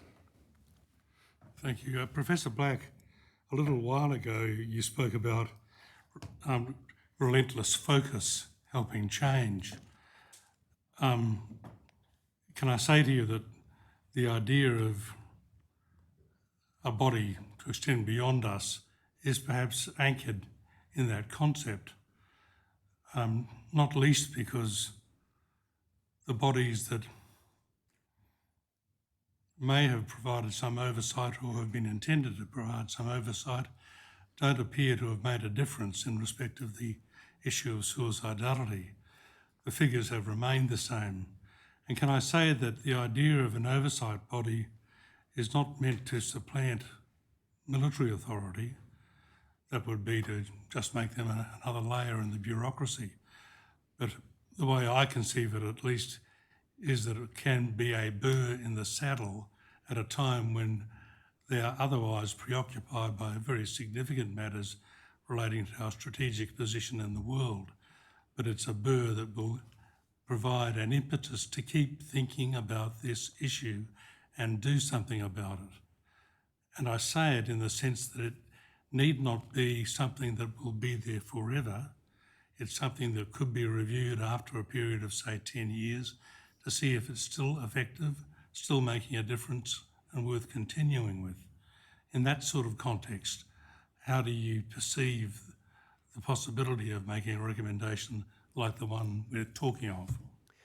Yes, I think in that kind of context, it would certainly fit with my earlier observation, which is the potential value of a body to ensure that this does indeed become embedded business as usual for everybody involved. I fully recognise the potential significance of that because I share, the numbers speak for themselves. I think if that was the clear intent of the body and its clear role, it could prove could fulfil a very valuable function. I think designing it to achieve that outcome so that the whole system pays attention to it, it may offer observations on more than just defence, because after all, there are multiple entities that should be paying attention to this and putting pressure on. Including DVA.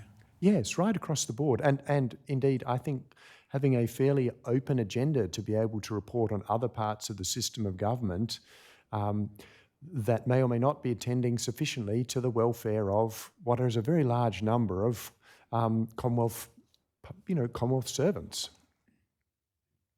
Thank you.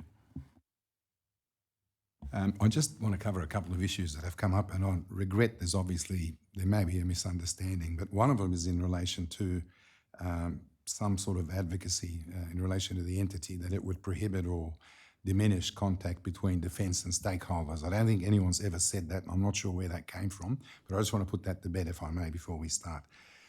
Look, the evidence you've given is very significant. You've given us great insight, and the incredible experience that the three of you have had is very helpful and will continue to be helpful as we go forward. But I just want to, if I may, highlight to you, all of you, our dilemma in terms of saying that there may not be a need for an entity. And the Commission has heading towards a particular view, and it may not be sort of immediately clear how we may have arrived at that, but the bottom line is you're aware there was the DART review, obviously, and the inquiry that preceded that.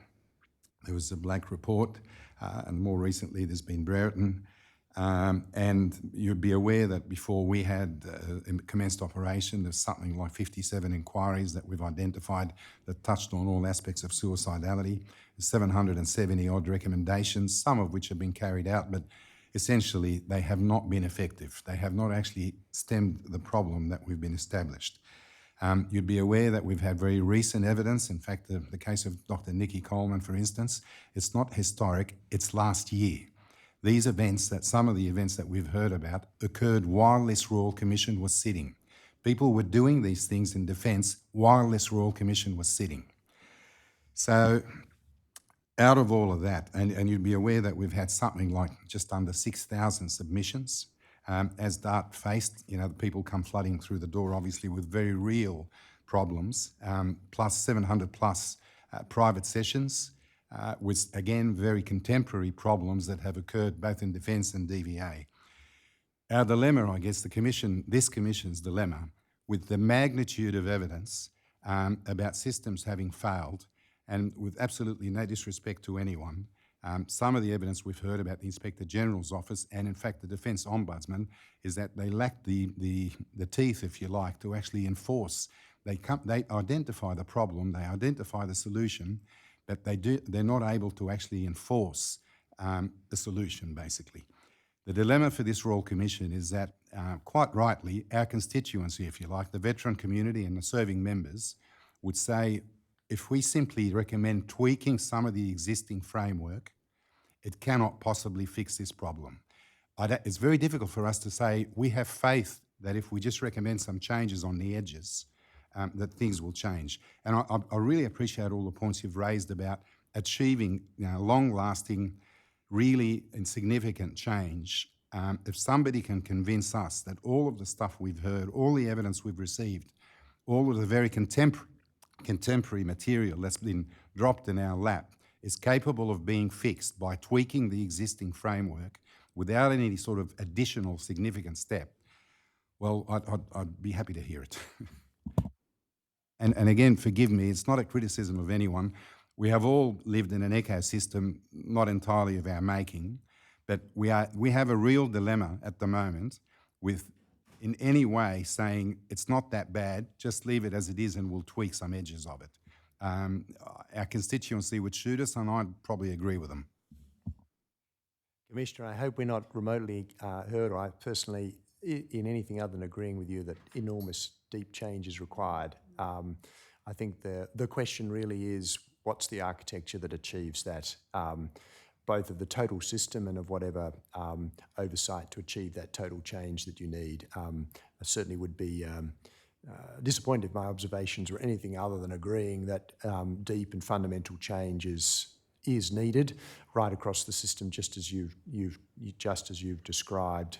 The question is the kind of complete mechanism of, and I don't think this is about tweaking. I don't think the word I used at any point. This is about ensuring what's the deep systemic change that puts welfare at the core of a total system of accountability, of which oversight can be important. An observation that I didn't make, but I think goes to part of where you're coming from, is sometimes oversight is important, not necessarily just because what it can achieve, because what it stands for. And the signal that it sends as a statement of values and of about what's important. And I think none of us have spoken to that agenda today, but I think there can be a justification for oversight simply to send a signal that gives expression to Australian values. Thank you, Professor. Anybody want to add anything to that? If I can just take a step back, you're aware of the Interim Commissioner's Office that was established, headed up by Dr. Bernadette Boss. You're aware of the rationale and the reason for that body being established broadly? Well, basically, the problem was of such magnitude that the government of the day felt that was probably the best way to deal with it. What I didn't hear from government at the time, and I have no idea what the current government thinks, is that nobody said, look, it's not that bad, let's just change some things and leave everything in place.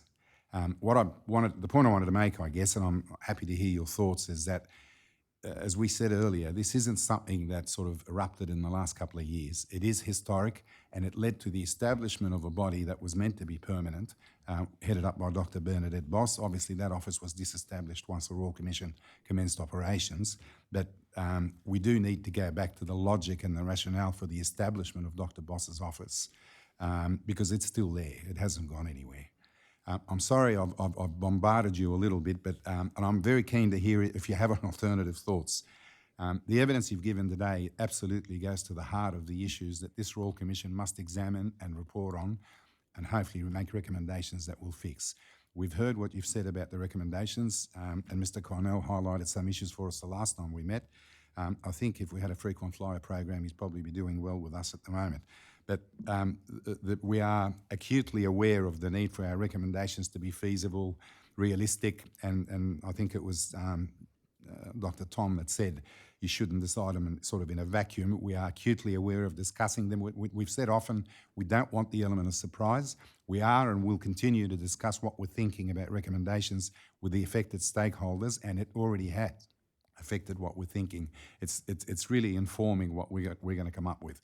The other thing we've said is we really don't want the element of surprise. I would hope by the time we table recommendations, Defence and DVA and other government departments that are affected will know broadly what we're going to say, and hopefully we'll be in agreement with the direction that we're taking. If I can just put your mind at rest about that. I've said a lot today. I'm happy to hear from you, your thoughts, or perhaps final thoughts.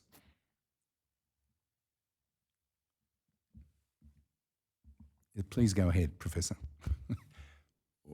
or Mr. Cornell. Well, it's been very interesting, Chair, hearing that background. We're aware of the Bernadette Boss position before the Commission started, but we haven't had the detailed insight into all of the evidence that's come to you, so it's very valuable to hear, even though they're very unhappy stories about things that have happened recently during this Commission's period of existence. I suppose just one of the things that's in our mind is that governments are not keen to establish separate bodies. And so we were thinking that firstly it would need a very, very clear objective and very clear standards by which its success could be measured, but that it would be worthwhile for us today to have put forward some alternative suggestions so they can be considered, and it sounds to me justifiably dismissed by what you've just said. I don't seek to dismiss your thoughts. In fact, you've given us a lot to think about today, and we're grateful for that, and they're discussions we have to have. But I guess, as I said earlier, without repeating myself too much, the rationale and the logic for the establishment of Dr. Boss's office, regrettably, are very much still there. I'm sorry. Dr. Tom, did you want to add?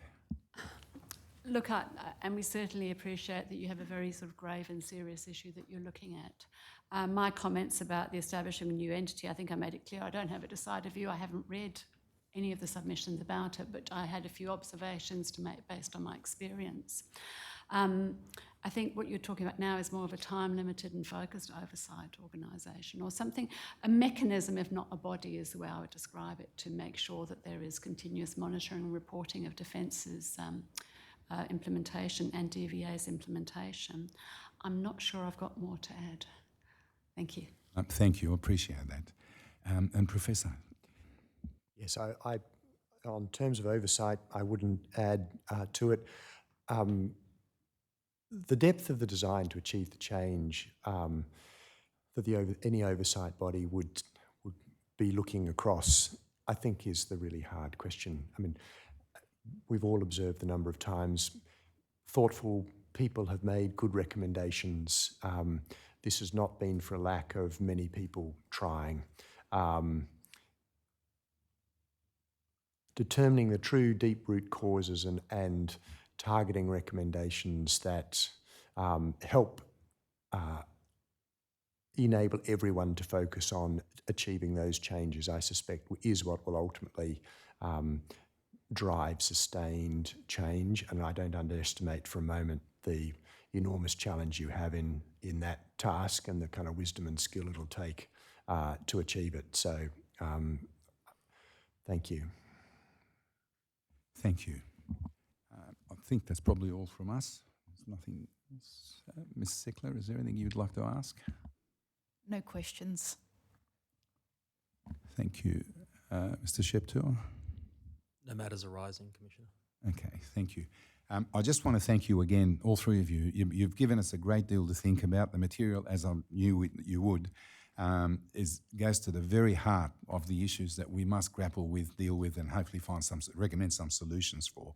I don't for 1 minute, and nobody's diminishing your thoughts. I think it's been very, very helpful for us. But we've also have to face a harsh reality where the evidence we've heard has been so compelling and in such magnitude that it cannot be ignored, and we have to find some real solutions that will have a long-lasting impact. And I appreciate the points made about reform being a long-term process, not just 2 or 3 years. And I think some of the reform processes we've studied that have failed is because they've done too much too quickly and tried to wrap it up in a year or two.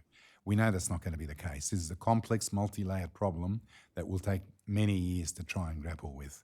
But we've also said, and forgive me again if I'm repeating myself, that you can't keep doing the same thing the same way over and over again and expecting the result to come out different. We have to look for something dramatically different to try and change the trajectory on which these figures are on. So, but can the witnesses be excused from their summons? They may, Commissioners. Okay.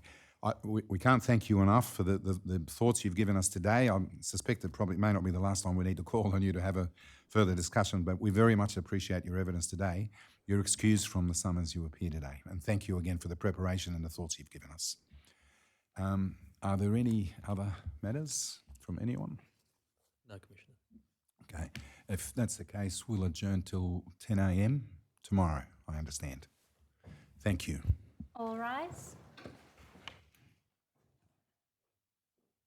The Royal Commission into Defence of Veteran Suicide will adjourn to 10 a.m. Tuesday the 19th of March 2024.